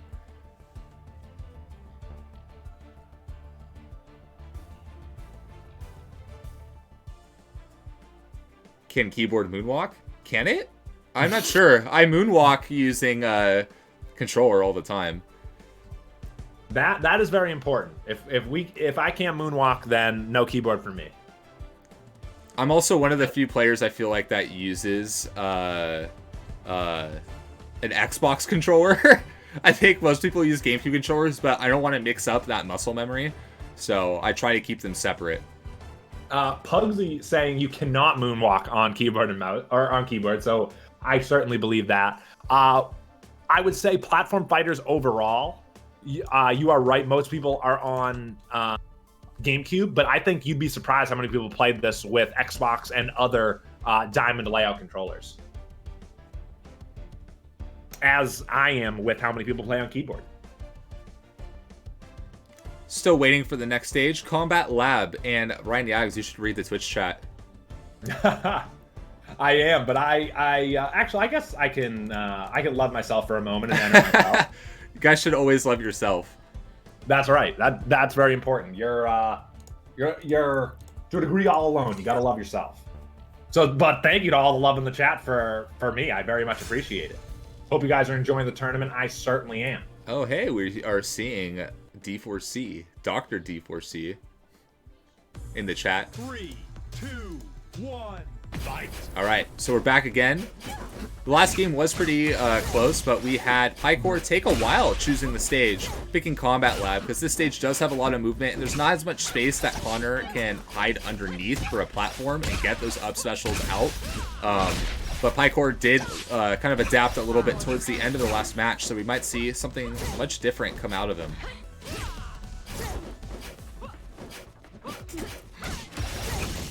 CONR already in that orange knockback band. Paikor racking up some damage early. Upstrike from CONR into the up special. Paikor forced to burst it away. So CONR still has his... Oh, I stand corrected. Commentator's curse. But is in CONR, red. Yeah, already in that red knockback band. Forward strike for them. No, then dives and fastballs off the stage to get forward strike and then shines. Paikor's going to wrap up the stock early. CONR spending way too much time in that red knockback band right now. Can that be a kill? He racks up a huge combo, and now Paikor is in the red knockback band themselves. Bam. Down strike. Did not kill. Won't quite do it. This ceiling is actually pretty high. I think SSTJ would know the specifics of which stages have the highest ceilings, because he would talk about that all the time. I thought it was Malu Malu, but... Ooh. Alright. So Paikor's got a lead, but one hit can take him out.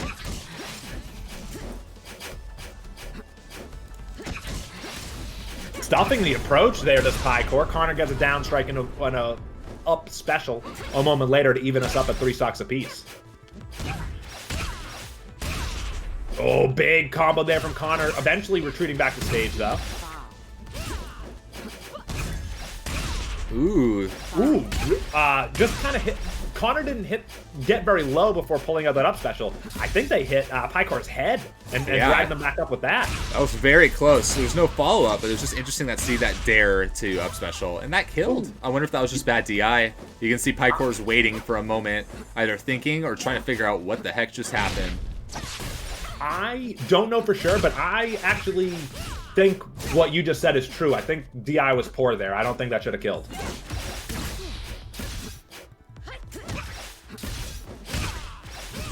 Ooh, CONR with the up special through the platform there. Paikor never saves. Side special, connecting on CONR, the down strike, and then little platform moving into the shine there from Paikor, having himself some fun. Oh, that was a very slow, comeback. You can see Paikor's trying to, okay, what do I need to assess? What do I need to reflect on right now? He needs to achieve his inner Master Kabuto here, a tutorial character for the game. Right. Ooh, CONR with a triple up special there to take the stock. That gives them a 1 stock lead. Oh, and no! Paikor. Yeah, Paikor just gave up. Gave up. I mean, if you're feeling helpless, I understand why you might just want to end it, but always disappointing to see a competitor just give up there in the final moments. That said, CONR did very much deserve that victory and is moving on to losers finals. So now what we're going to see is we're going to see CONR go up to play Douchlas. Did we already see this set? Is this a rematch? Or am I misremembering? I think it was Douchlas versus Jay, maybe earlier. I don't remember. Quickly looking, I don't believe CONR versus Douchlas happened. Hold on. Who knocked CONR into losers? Was it Pugsy?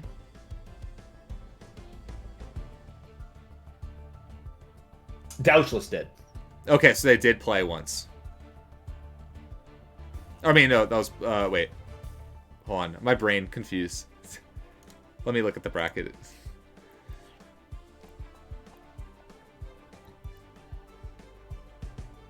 Yeah, Douchlas beat CONR. Douchlas beat CONR 2-0 in winter semis. And beat Paikor 2-0. I said CONR, but I meant Paikor. So, Douchlas beat both of them in winners quarterfinals and winners semifinals, respectively. Yep. So we're going to see a rematch between CONR and, let's see. Why is Malu Malu banned from the tournament? Someone update me on the drama. There was no drama. We have new 4 bands of health now, and it's a bit broken for specific characters. Yeah. Winner number 8 was picked for the golden skins. We have 2 more left. I think we're going to be giving out one after this set and one more for grand finals for the end. So stay tuned for those hashtags. There's also a new poll in chat. Who are you rooting for? Not just in this set, but for the tournament as a whole. Douchlas, CONR, Pugsy. Douchlas and his flashy Urda play in the lead right now. I'm going to vote, and I'm not going to hide it. I'm going to pick Douchlas. Douchlas has a lot of support from the chat.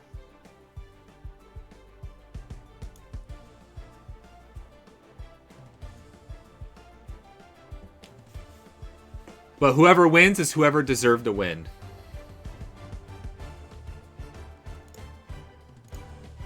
So these are losers finals, I think. Yeah? Losers finals, best of 5.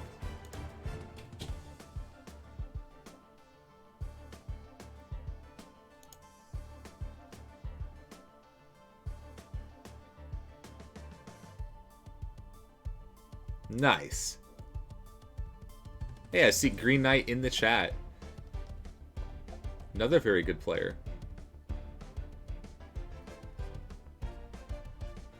I feel like there's a lot of old names that I see don't actually join any of the tournaments anymore, which is kind of interesting. I would have joined, but I'm streaming, so I can't. The old heads. I do have it up on my other screen, and I'm typing in chat.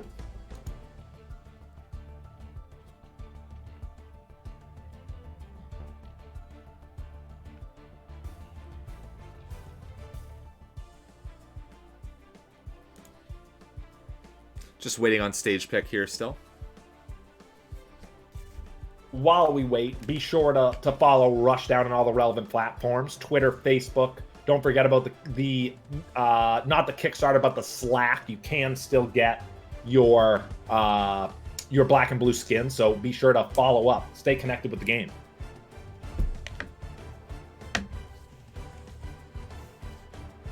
Hashtag RushRevKindness.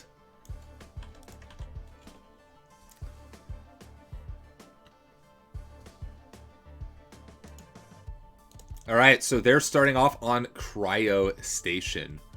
I think it's kind of interesting. We've only seen more Shadowbriar than we've seen Shrine.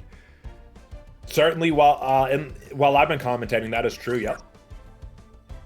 I think I've only seen Shrine once this entire tournament.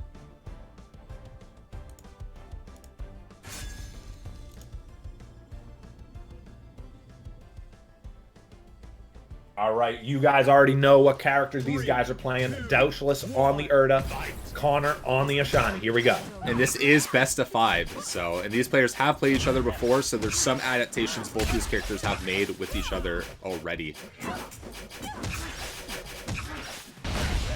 Ooh, CONR read the writing on the wall, bursting away that forward air attempt. Wow. He didn't even need to spark. Urda just went exactly where she needed to for CONR to hit that other up special. Oh, I love that up strike there from CONR. Erda just able to avoid it. CONR playing it very smart, staying underneath the platform, not jumping when they don't need to, and taking that stock out from Douchlas. Every time Douchlas ends up above, it ends up being bad because CONR can just do tons of combos. Look at that. Could have probably did another special, but wouldn't have been able to follow up. So they did a weaker hit, and ooh. Yeah, that was the exact situation that I was saying a moment ago, that the up special lined up perfectly for another, and as you said, CONR opted for the up air there.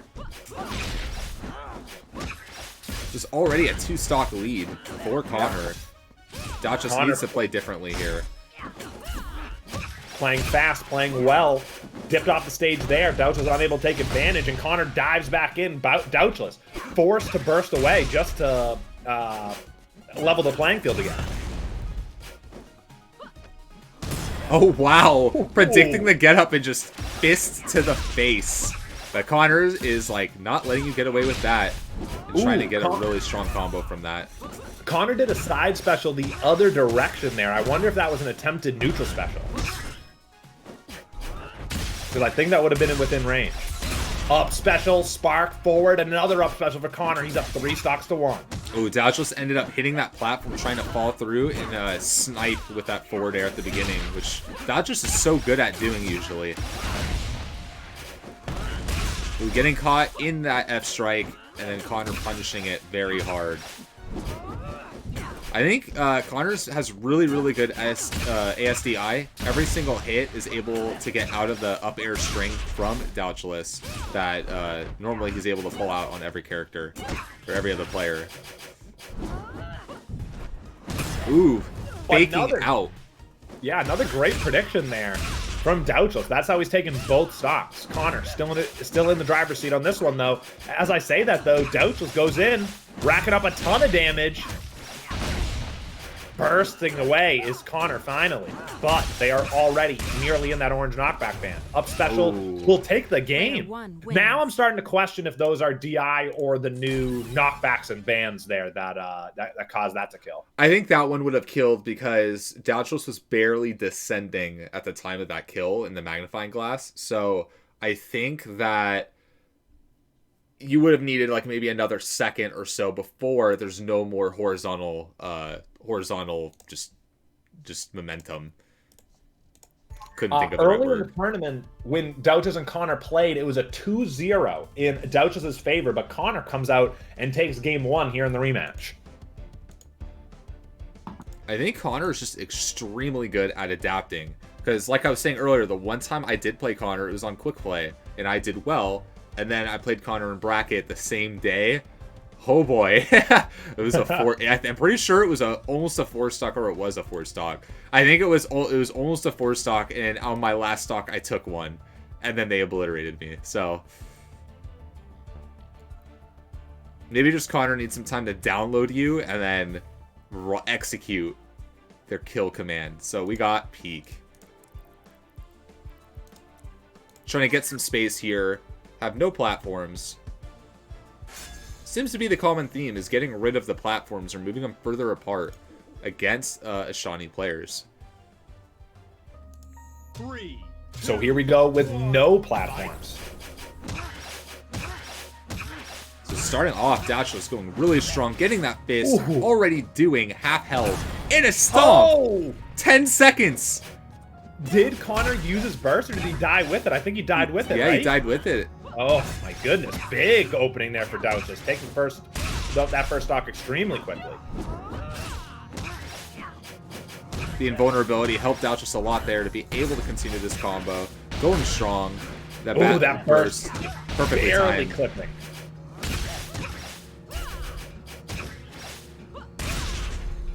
The down air into spark in place up special there will take us on the first stock off of Douchlas for CONR. Ooh. Ooh. The mind game of standing completely still there from Douchlas. Charged up air, just whiffs as CONR pulled DI to the right to avoid it.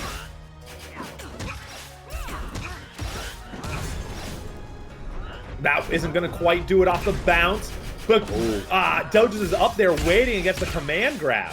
CONR in the end game, but doing some work on Douchlas while in it.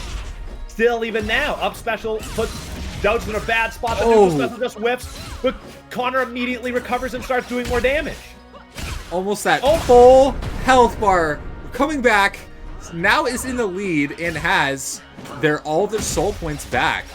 Right, did all of that in the end game, and as you said, refreshing their soul points. CONR could do it again.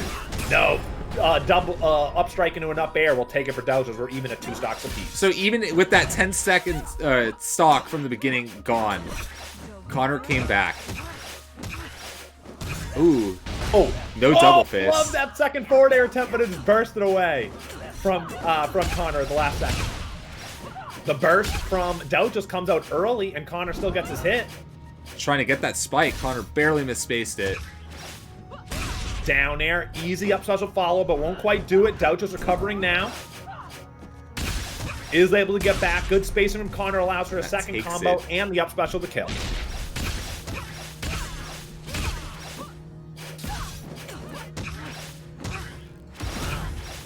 Douchlas racking up so much damage.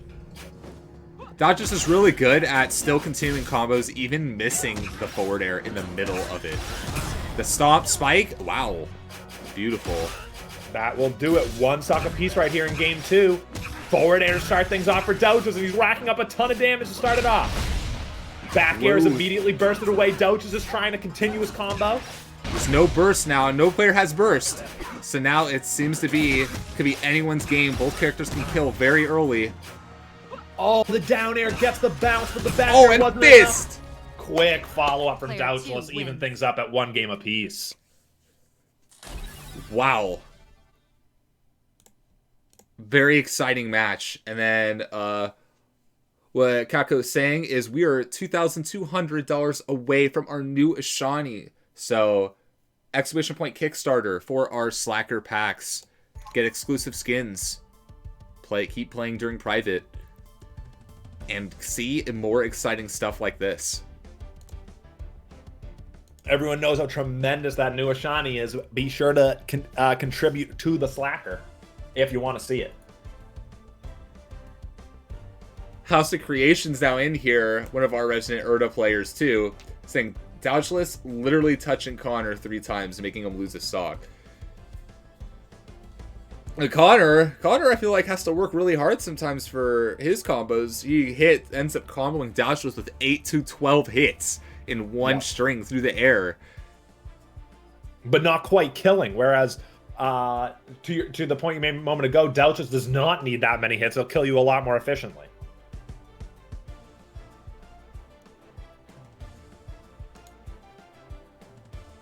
Platform Alpha could be game 3 of 5, possibly 5.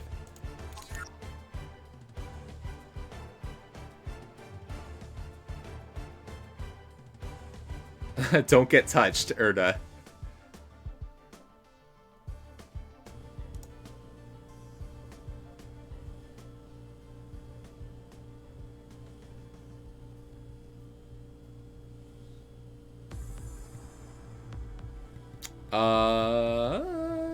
I have a feeling.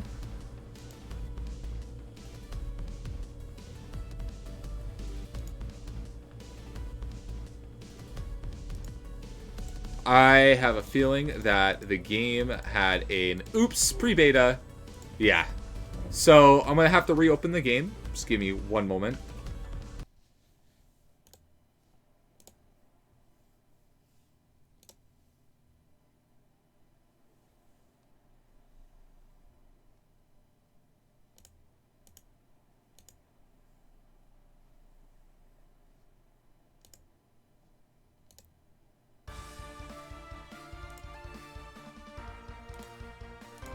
Oop.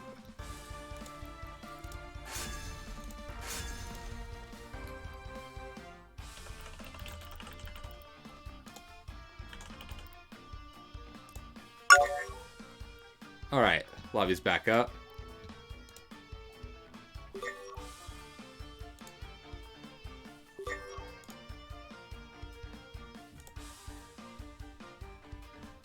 Let's try that again.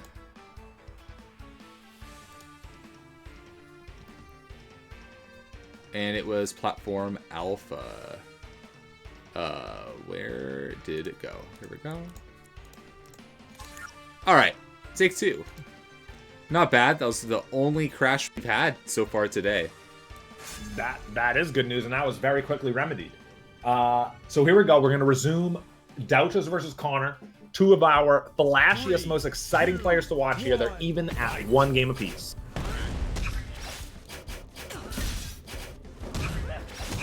Forward air to start things off there for CONR. Down. Oh my goodness. It looked like that down air hit from a mile away. Continue with the down airs is CONR at the moment. Douchlas gets an up air through the platform, then has to burst away. Ooh, very smart from Douchlas to go after that side special using the neutral special, which can actually bounce people upward if they're on the stage. Ooh, landing the very tip of that does not lead to a kill. Oh, but CONR is under the stage. Yeah, CONR's too low. I don't know if they will be able to get back. No. Douchlas almost gave him a second chance. Yeah, but Douchlas, I think, benefits greatly from that. Let's see if they can do any damage with this being in the end game. But no, CONR quickly takes care of that, and we're even at 3 stocks apiece. 1, 2, 3. And that was now. Ooh. Oh! CONR's got a nutty combo going, the double up special with no spark in between. Douchlas nearly, or very well could have perished if it were not for the burst there. I don't think Douchlas would have. I think he could have saved his burst there, but who knows. The chilling red bard already trying to catch up to all the health that CONR has, and now a full stock. Nice, efficient stock there from CONR. Possibly his most efficient one so far this set. Okay, Douchlas not approaching. Kind of trying to hold neutral for the stage and making sure that get inside CONR's head. Very strong charged back air. Ooh. Oh, now off stage. Oh, wow. Oh, bad reversal there, or bad burst there from Douchlas, but easily able to recover into that forward air. We're even at 2 stocks apiece. This one's a back and forth affair. Oh, CONR hitting the shield and then connecting on the other side. Very impressive. As I say that, though, Douchlas is racking up a huge combo. CONR down to 87 based on it. Oh, my goodness. Cheeky attempt there from CONR, but he's going to pay the price for it with Douchlas getting the mid-air grab.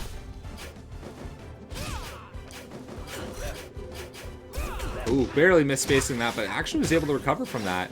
That could almost be a kill. Neither of them have bursts. Very cheeky hollow. Oh, wow! Super jump right afterward, coming down, forward air. That earns Douchlas a 1-stock lead, but he doesn't have much health on that extra stock. He racks up a little bit of damage there before getting up special near the blast zone, and again into it.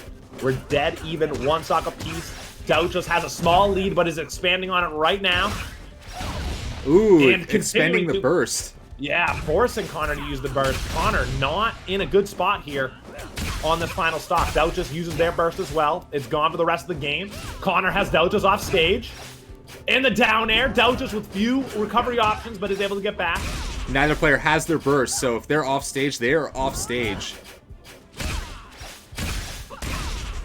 Oh, great plays there from CONR. The side special, the most impressive. Oh! CONR barely took it. I think there was like maybe a 4-frame difference. There was maybe a 4-frame difference. I'm glad it happened that way, because from where I'm sitting, it looked like CONR initiated the move and should have taken it, but boy, that was close. I think that's one of the few times I've ever seen something like that in this game, but because CONR won from the frames, you can go back, clip it. Someone clip that and go back and look. I believe Douchlas was knocked out first. Hello, I'd like to transition, please. There we go.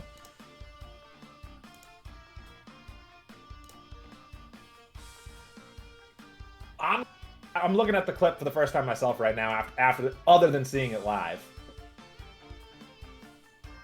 No, clearly Zana left the left blast zone before CONR hit the bottom one. Oh, yeah. Like, I'm not... Obviously, it was close. It was a DBZ, but I don't think you can say that should have been a tie or Douchlas should have won. I do believe CONR won that and earned it. Because I'm looking at it myself here.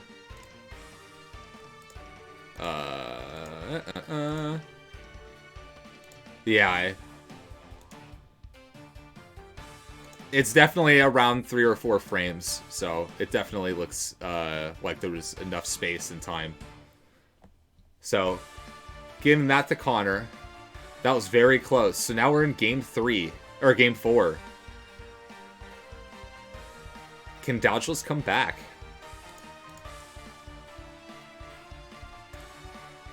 I mean, that was... Douchlas won their earlier set. That last game was as close as it could possibly be. Absolutely, both players still fighting. Just waiting on stage choice now.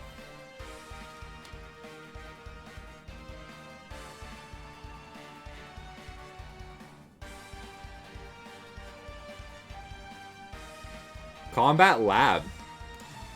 Did they already play on Combat Lab? I'm not sure.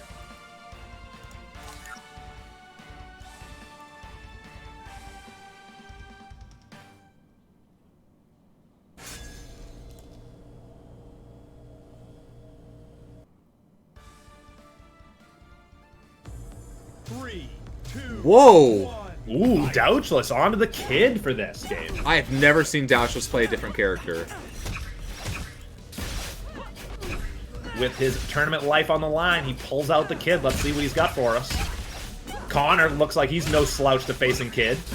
Oh, I love that double up air. Down strike is bursted away from Douchlas.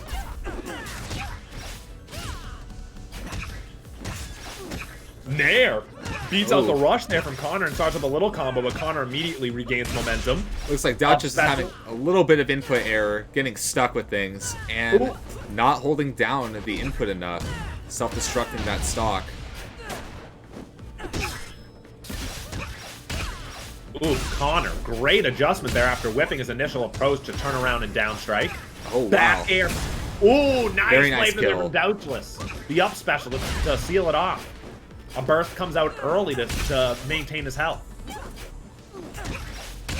Down strike into up strike from CONR. Up special into another, and that will do it. CONR. That's what I was saying earlier is, like, against Kid, Ashani is almost guaranteed to get 4 up specials in a row. Every time. Yeah. Kid not going far after hitting with the first one.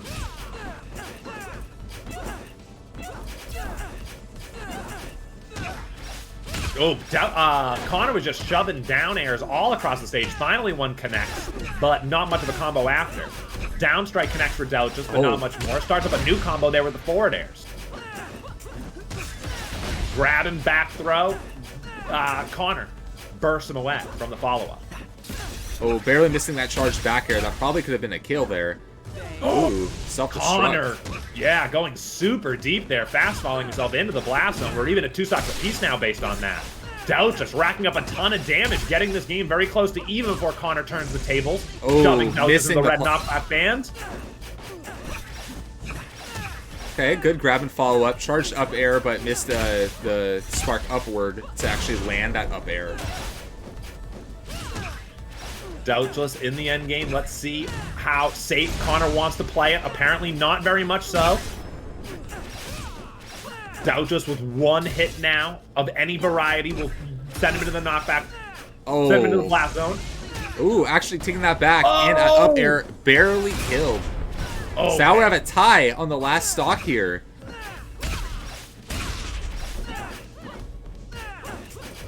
It's always a different experience watching someone play the character that you're the most familiar with. Oh, that almost was a kill. Yeah, it was. That down air was extremely scared from Douchlas. CONR able to use his burst to get away. Neither player has the burst now. And that should be it.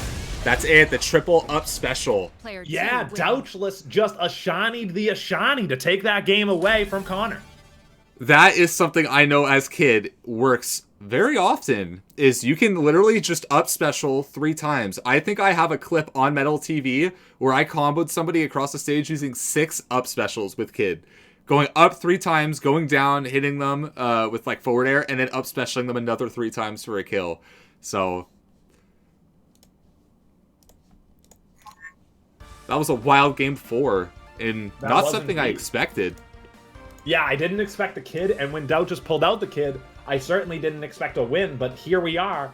Game 5 of Losers Finals between CONR and Douchlas. This one game will decide who gets to go up and play Pugs and Grands. Now the question is, will Douchlas stick with the kid or go back to Erda? I'm leaning kid. Green Knight point out he didn't even use the flamethrower. I have to say, True. like, as a kid player too, and Green Knight knows, like, I've said in the Discord that I feel like flamethrower is not worth using most of the time because your float is your best defensive option as a kid most of the time. So if you're a player and you have issues getting in, then honestly, I'd rather not waste the fuel on flamethrower, and especially since you use flamethrower now, I believe there's a cooldown timer. That you don't get your opportunity to use float. So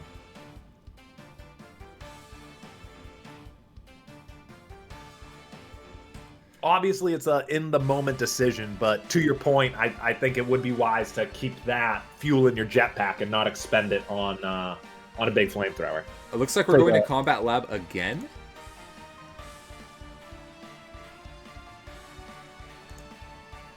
Alright. Believe that's what the TO is saying. Lab again. But that's what Green Knight was saying. If you miss it, you're screwed.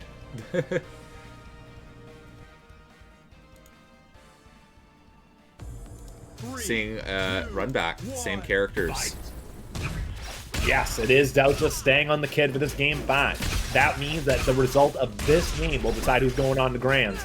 And CONR out to an early start, but Douchlas turns the tables quickly. That up special whipping, but CONR's punish of it also does. Douchlas falls into the down special, but that is bursted away a moment later. Woo! Yeah, I don't think Douchlas should have used his burst right off the bat because it looked like CONR was already receding from his combo. So, Whoa! I'm not sure what just happened there. Yeah, interesting interaction between two moves, I think. So there we go. That's finally CONR using his first burst to get out. But let's see. I figured he would use his super jump, but puts him in a bad position. No one has Spark now. Now he has Spark. Gets that up air. It does kill. Trying to think about what each player's doing. Kid's really good as a very aggressive kind of character, but he's also very good as a very defensive one. Oh, that was a good setup there from CONR. Douchlas recognized it and used his burst to get out of the easy combo. Not just waiting, trying to force CONR to approach. Stood still. Even when CONR went off stage, Douchlas didn't get stage control. He still waited. He's waiting for CONR to come to him. I'm surprised Douchlas isn't trying to bait out the bursts. That's something that I always like to do as a kid, is you go to do the uppy and then you just wait. You just don't. You just float in place and then they use it. And there's the self-destruct. Yeah, Douchlas up specialing into the bottom of the stage and losing his stock 4, but quickly comes back and gets a back air kill to even things up at 2 stocks apiece. This game happening extremely fast. Nice attempt follow-up there for CONR. He would have gotten it if it were not for the burst from Douchlas. And now based on that, Douchlas is racking up a big combo. We're even right around the middle of both health bars. Getting the Satyr flip slide into one hit follow-up.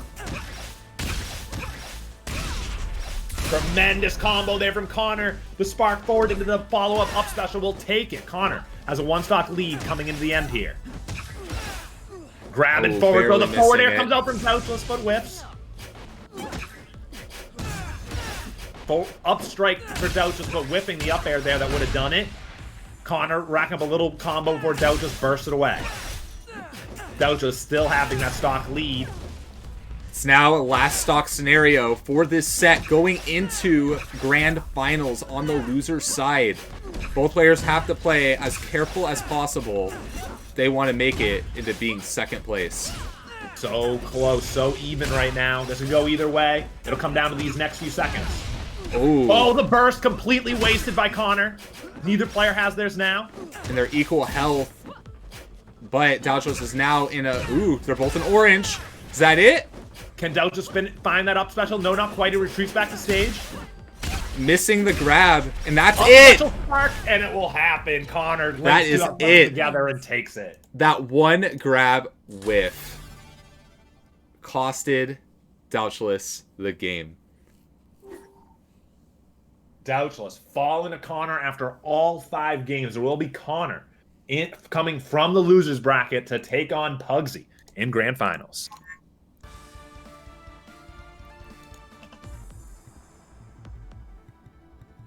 Where's the new one? There we go.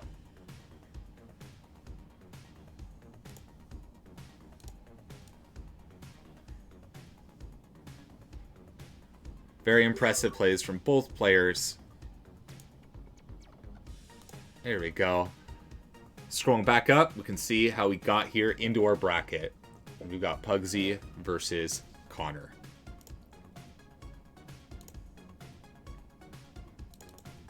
Definitely, if I was a betting man, I'd put it on Pugsy. He's just been here so many times, won so many of them. But CONR will be a strong and capable opponent for him. Green Knight saying Douchlas still won in our hearts. Douchlas really did play tremendous all set, and I really enjoyed the switch to Kid. I love watching his Erda go at it, but his Kid is equally as exciting, so that was fun to see. There are way too many people saying that they are Ryan Yags in the chat right now. There should only be one vote on I'm Ryan Yags, and it should be mine. But there are 11 other of you. What's going on? Oh my god. Are there other Ryan Yags out there? I'm not sure. Oh no, Toggle's now Ryan. Are there any Squidwards we need to know about? Meow.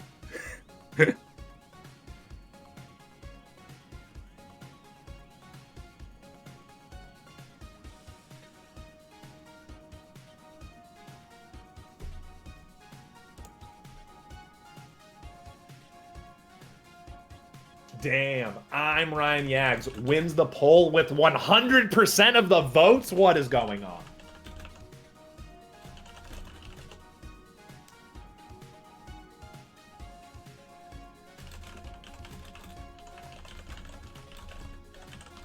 Ryan Yags' new character reveal. Oh my god, what a pathetic character that would be. Although I do have the same body shape as Raymer, so we could start with that.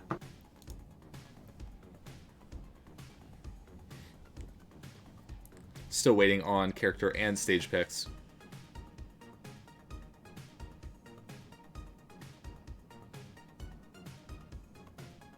CONR coming in from the losers bracket, gonna have to take out Pugsy twice here if they want the tournament for themselves, which I'm sure they do. But Pugsy is going to be a big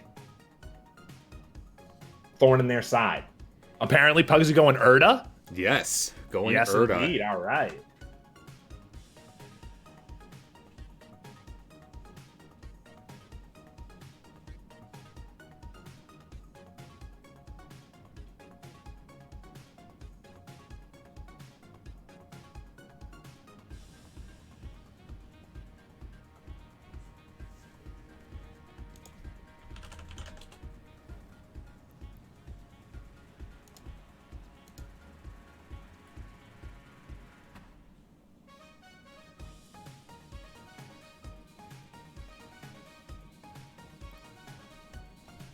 Okay, they're going to Shadowbriar game 1.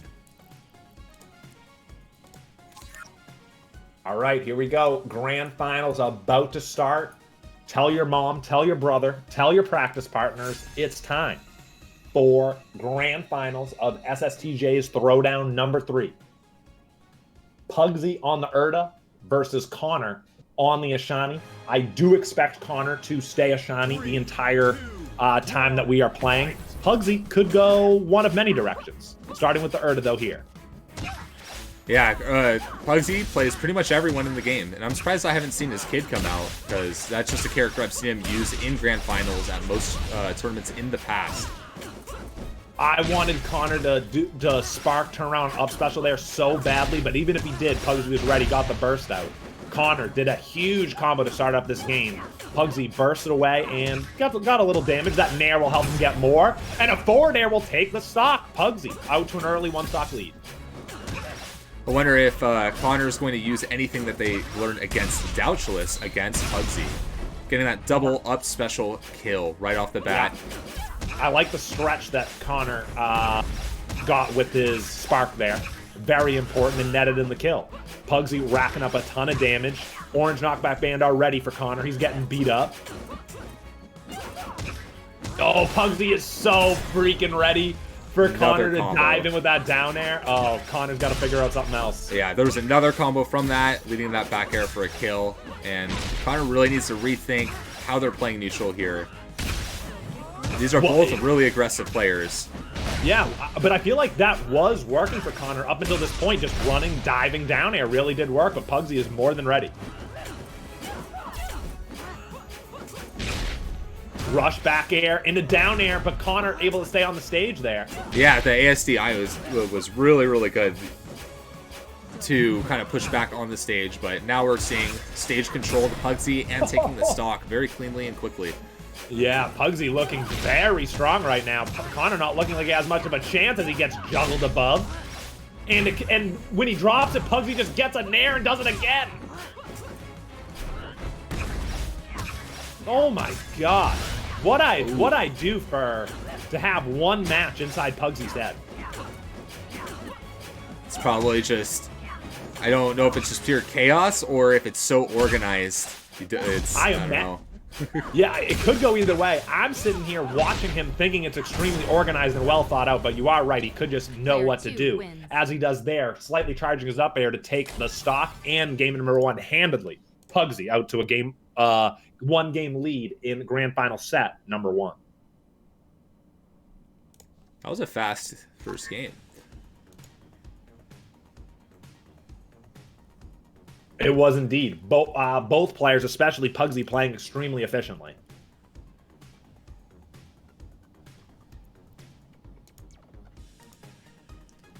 We've seen CONR play in so many different matches, and I'm trying to think of any kind of adaptations that we've already picked up, because I know that I've said before that CONR, in my experience, adapts extremely well, and we saw him adapt to other players super well. But I want to see, in terms of Pugsy, because I know Pugsy can change things up on a dime, right? So wonder if even a character switches enough for every game or something to keep CONR on his toes. I wonder if that will be Pugsy's strategy, but we'll see. He certainly could, although I would expect Pugsy to stick with Erda for this game. That was a quick and successful one for him. But to your point, if CONR is able to make an adjustment, Pugsy has a lot of characters back pocket to mix things up with. Mm-hmm. See, they're going to Cryo Station now.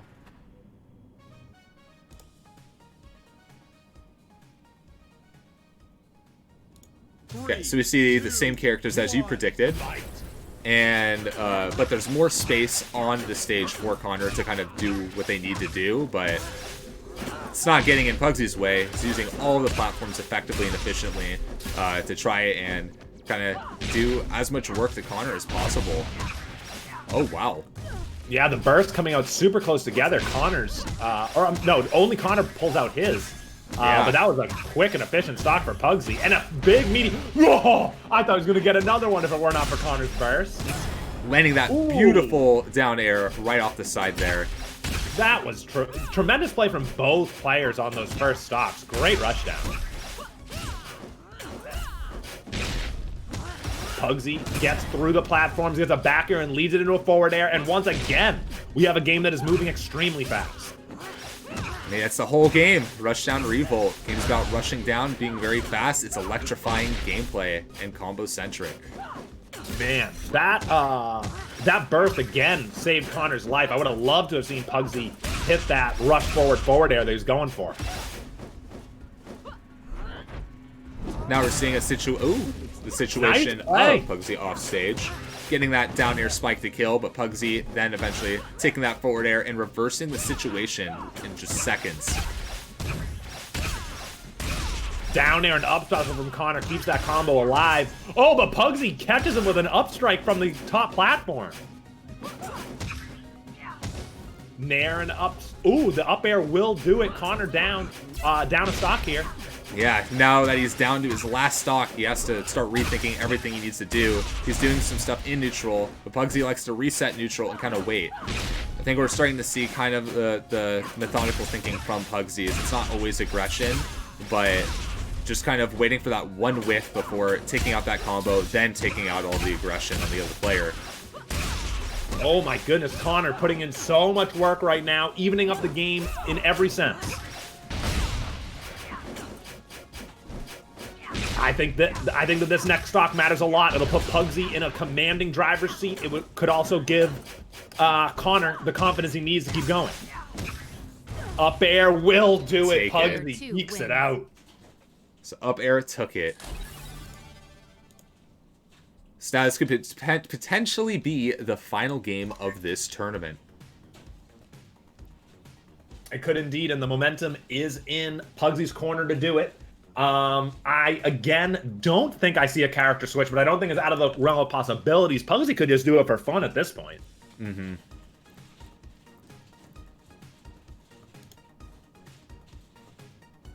Let's see.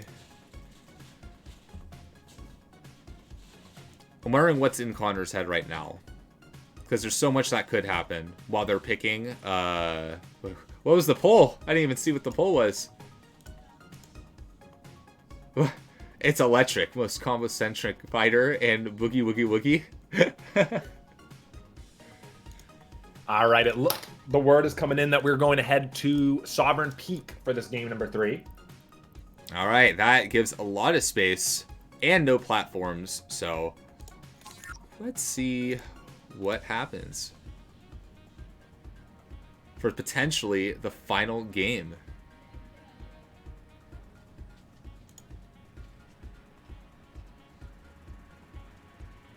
If we see the Urda here, or actually no, I'm predicting that this tournament wraps up right after this game regardless. I think Pugsy's got this. But these games have certainly been close enough that I could be proven wrong on that. Yeah, gotta get hold in for the underdog.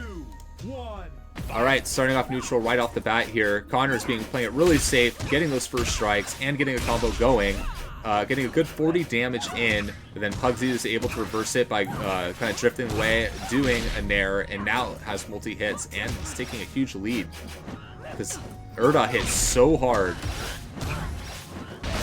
Oh, I love that play from Pugsy. He knew he'd get the bounce, lined up the forward air, but CONR, wise enough to pull out the burst in that moment.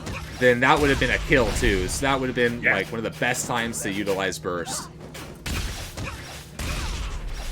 CONR now, off the back of that burst, evens things up.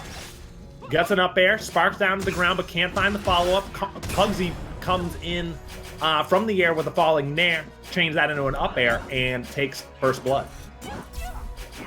At least Pugsy is already in red bar, so we can see a trade in blood right there, and we do. So now they're both back to equal start, and they both have no spark.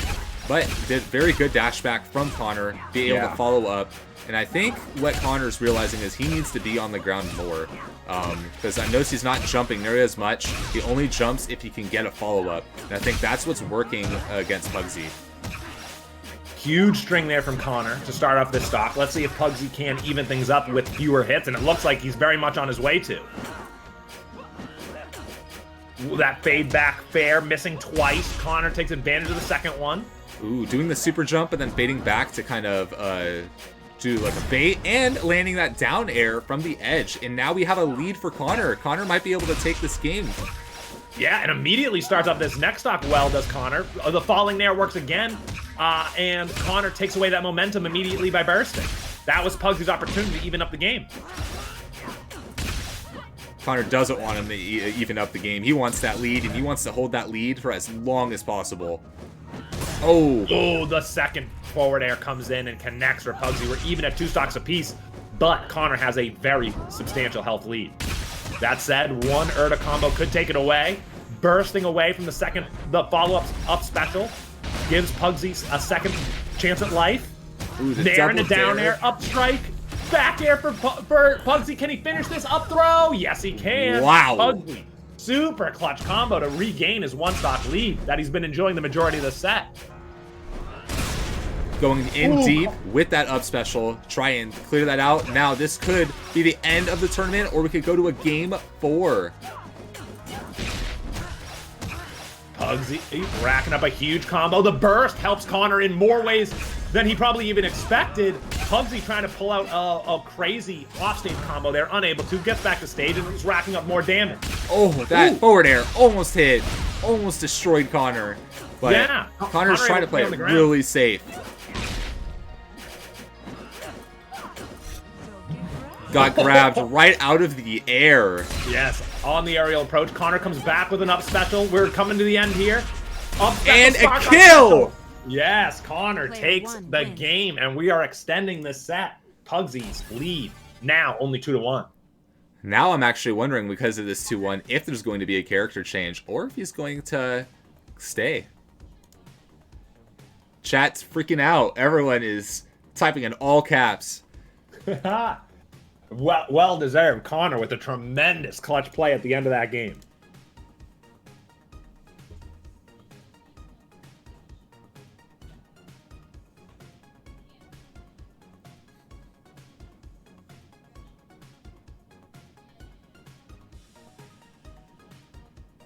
Like you said, I would not be surprised at a character switch here from Pugsy. In fact, it might be smart to do, but I also wouldn't be surprised if he sticks with the Urda. We will see.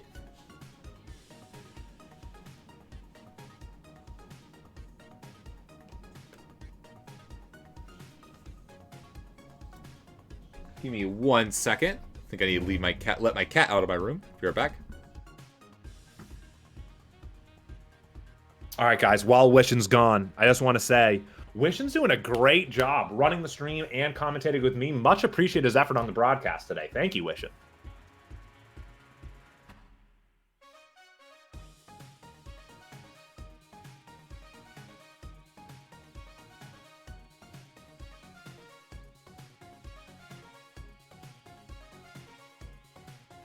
The current poll in the chat right now, will there be a game 5? Yes or no? Yes is winning by a long shot. I don't think that those are well-reasoned, a well-reasoned take there. I think the people just want more Rushdown, and can you blame them? I certainly cannot.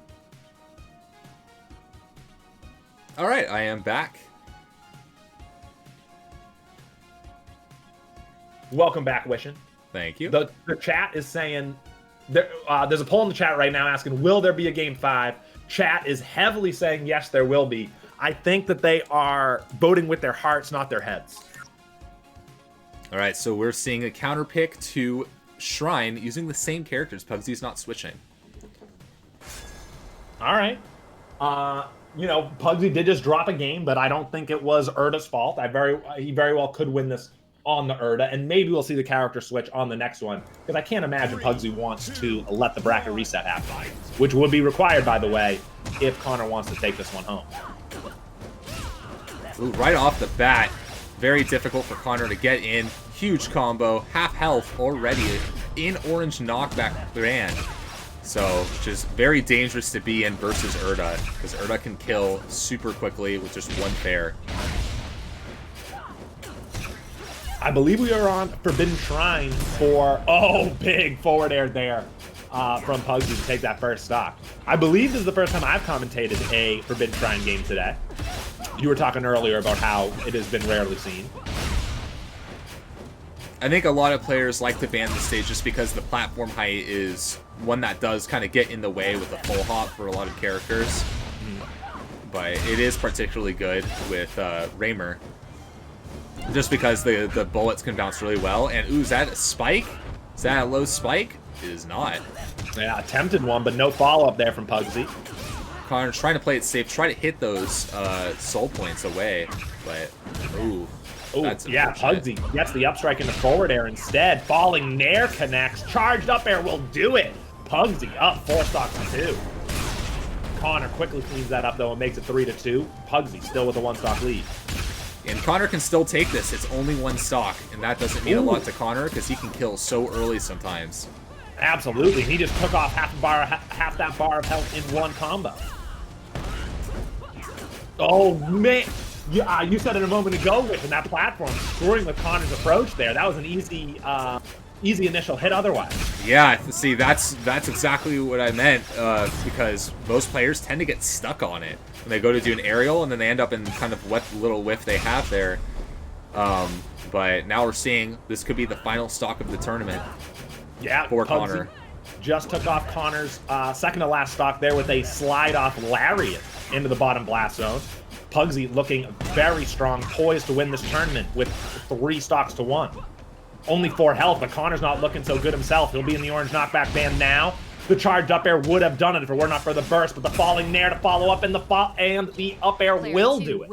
Pugsy takes it to 4 games, but is able to take the set and the tournament for himself over CONR. Congratulations to him, and great run from CONR, getting second place. Very nice seeing all these games and hoping for that comeback for CONR. But seeing CONR actually take out Douchlas was also very fun to... Just that whole set was super fun to watch, especially when they traded. Probably my favorite moment during this entire tournament. Yeah, there's a lot of good games throughout the entire top 8. So many back and forths. None of these players were, head and shoulders above others. They had good back and forth games. Some tremendous Rushdown Revolt here in SSTJ's Throwdown number 3. Chad is telling us that we should do an interview with Pugsy to get his thoughts on everything again. I welcome him with open arms. All right, so let's see.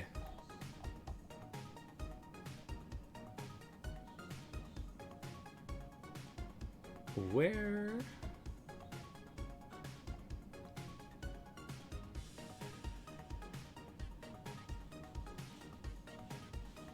No one in the chat's asking for an interview except Kako. True.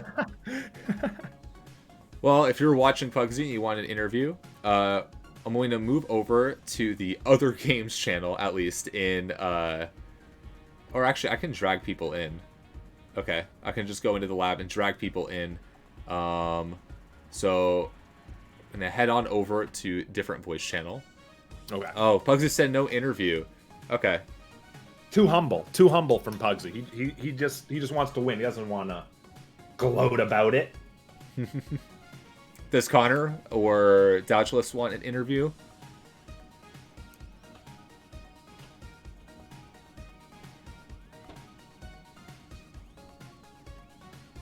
No, Bramto.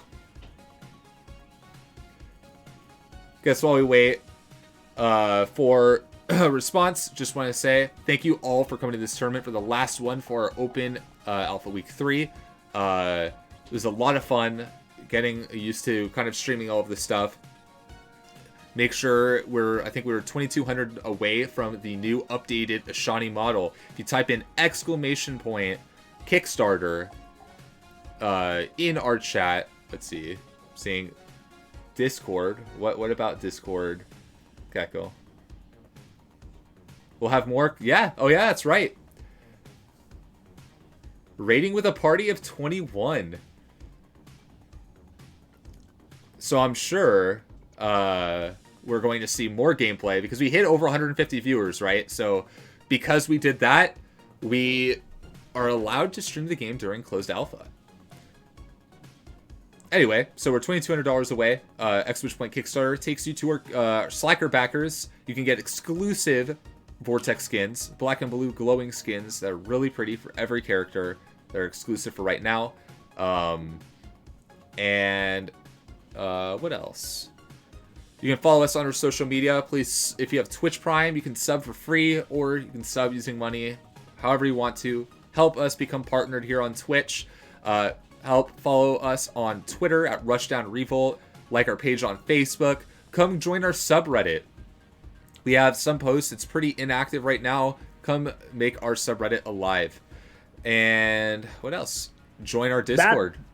That could be a great subreddit just based on clips of the game. So please interact with the subreddit. That could be a really fun place where you could scroll through and see a lot of great clips if we all contribute to it.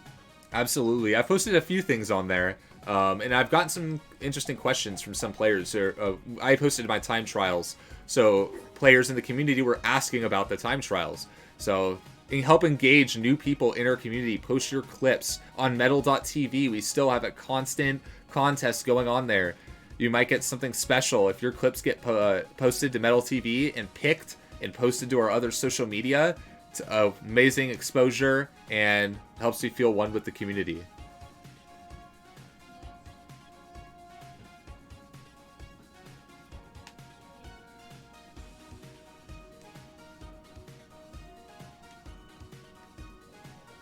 Everyone's starting to say Godder. Said Connor. We got Godder.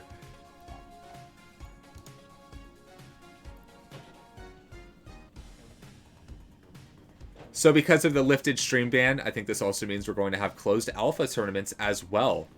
So you'll be able to see more from us during closed alpha. You don't have to wait a long time for another tournament. So make sure you are following us or sub to us here on Twitch. There's probably somebody that we're going to raid very soon here. So I guess I'll just plug myself and Ryan Yags. So I'm MH_Wishengrad on Twitter. You can follow me if you want to. And then Ryan Yags, do you want to plug yourself? Sure. You can find me at Ryan Yags, RYANYAGS on all platforms, Twitch, Twitter, everything. Come follow me there. And before we go, I just want to say thank you to all the people who did a great job making this tournament possible. You, Wishin, Toggle, Daniel, SSTJ, Evil, everybody who made this tournament possible. Thank you for your hard work. They are running smooth and feel really good. So thank you guys for being here. And thank you for your hard work. Everyone's saying CONR interview.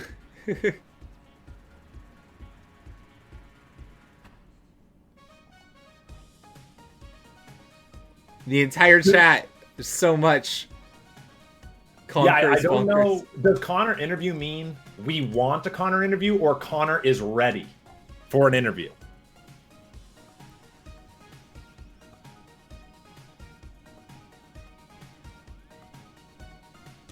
Is ready. All right. So CONR, go into the other games one. Okay, there he is. All right, let's go over.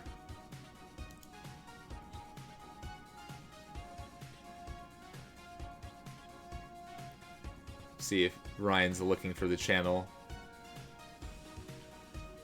There we go. All right. Hello. Hi there. So we've had a lot of great things to say about you during the tournament and the way that you adapt to players. And I mean, taking a game off Pugsy is no joke. You did a lot of work and you're really fast. So I think that's one of the major merits is you have a very amazing play style where you can just come in with an approach that's really fast and really safe. And I think that's what kind of contributed a lot to how far you got. Do you have any specific thoughts about the tournament and your experience? Yeah, I think, like you said, I have a play style where I know what's safe and I can rack up a lot of damage when I need to. I was happy with taking the game with Pugsy. I was hoping he was going to go Shani, but his Urda's just wild. I didn't know what to do against it, but I'm happy with the one game. I think it allows me to learn a lot more, and hopefully within the following weeks I can start taking more games off him, even maybe sets. So that's what I got from it. Would you have been more comfortable if he were on the Ashani in Grand Finals? Yeah, I feel like anytime I've been against Ashani's, because I play her so much, I just know her so well. So it's like my most comfortable matchup just because I main her. It's just, yeah. I like the matchup. Fortunate for Pugsy that he has so many characters kept you off. Yeah, exactly.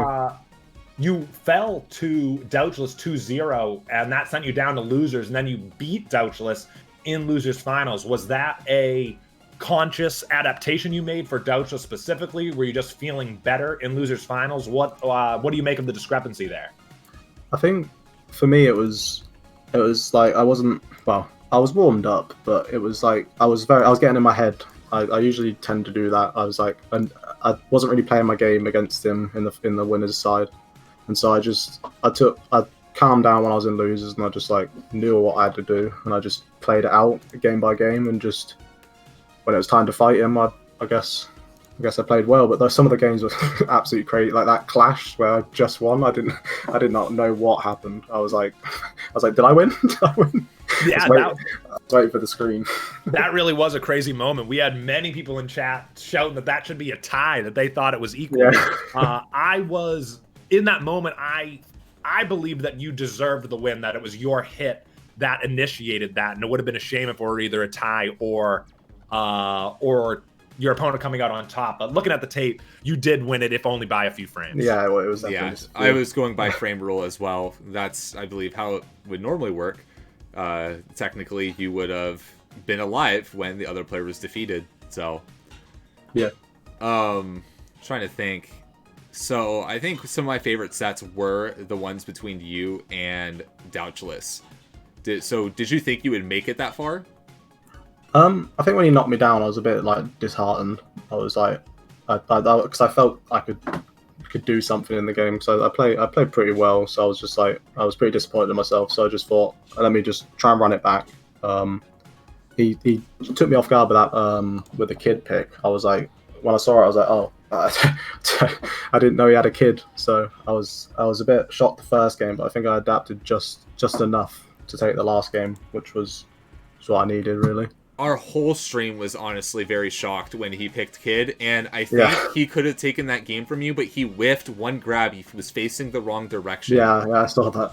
And if he got that down through and just got an up smash, up strike, that would have been the end. But very great plays, and I think we're going to be rating someone another stream soon. So thank you for coming to our interview. Thank you for playing. No problem. And GG's everyone. It was a fun tournament. Hopefully we'll see more people in the next tournament. Yeah, GG's everyone. GG's to everyone indeed. Tremendous play from everyone from first to last place, but we are going to raid somebody. Let's check out who. We are raiding definitely Jay. go support them, because we need more active streamers in this directory, the Rushdown directory. It is understandable why it hasn't been, with it only being available to stream in certain windows. But now, because we had a tremendous viewership today, we can do it just about whenever we want. So please check out the streamers in the directory, including the one we are going to right now, which is one of our top competitors, Jay. Go say hello to him and say GG's for the tournament today. Thank you guys for being here. We're out. Thank you all. Awesome. Good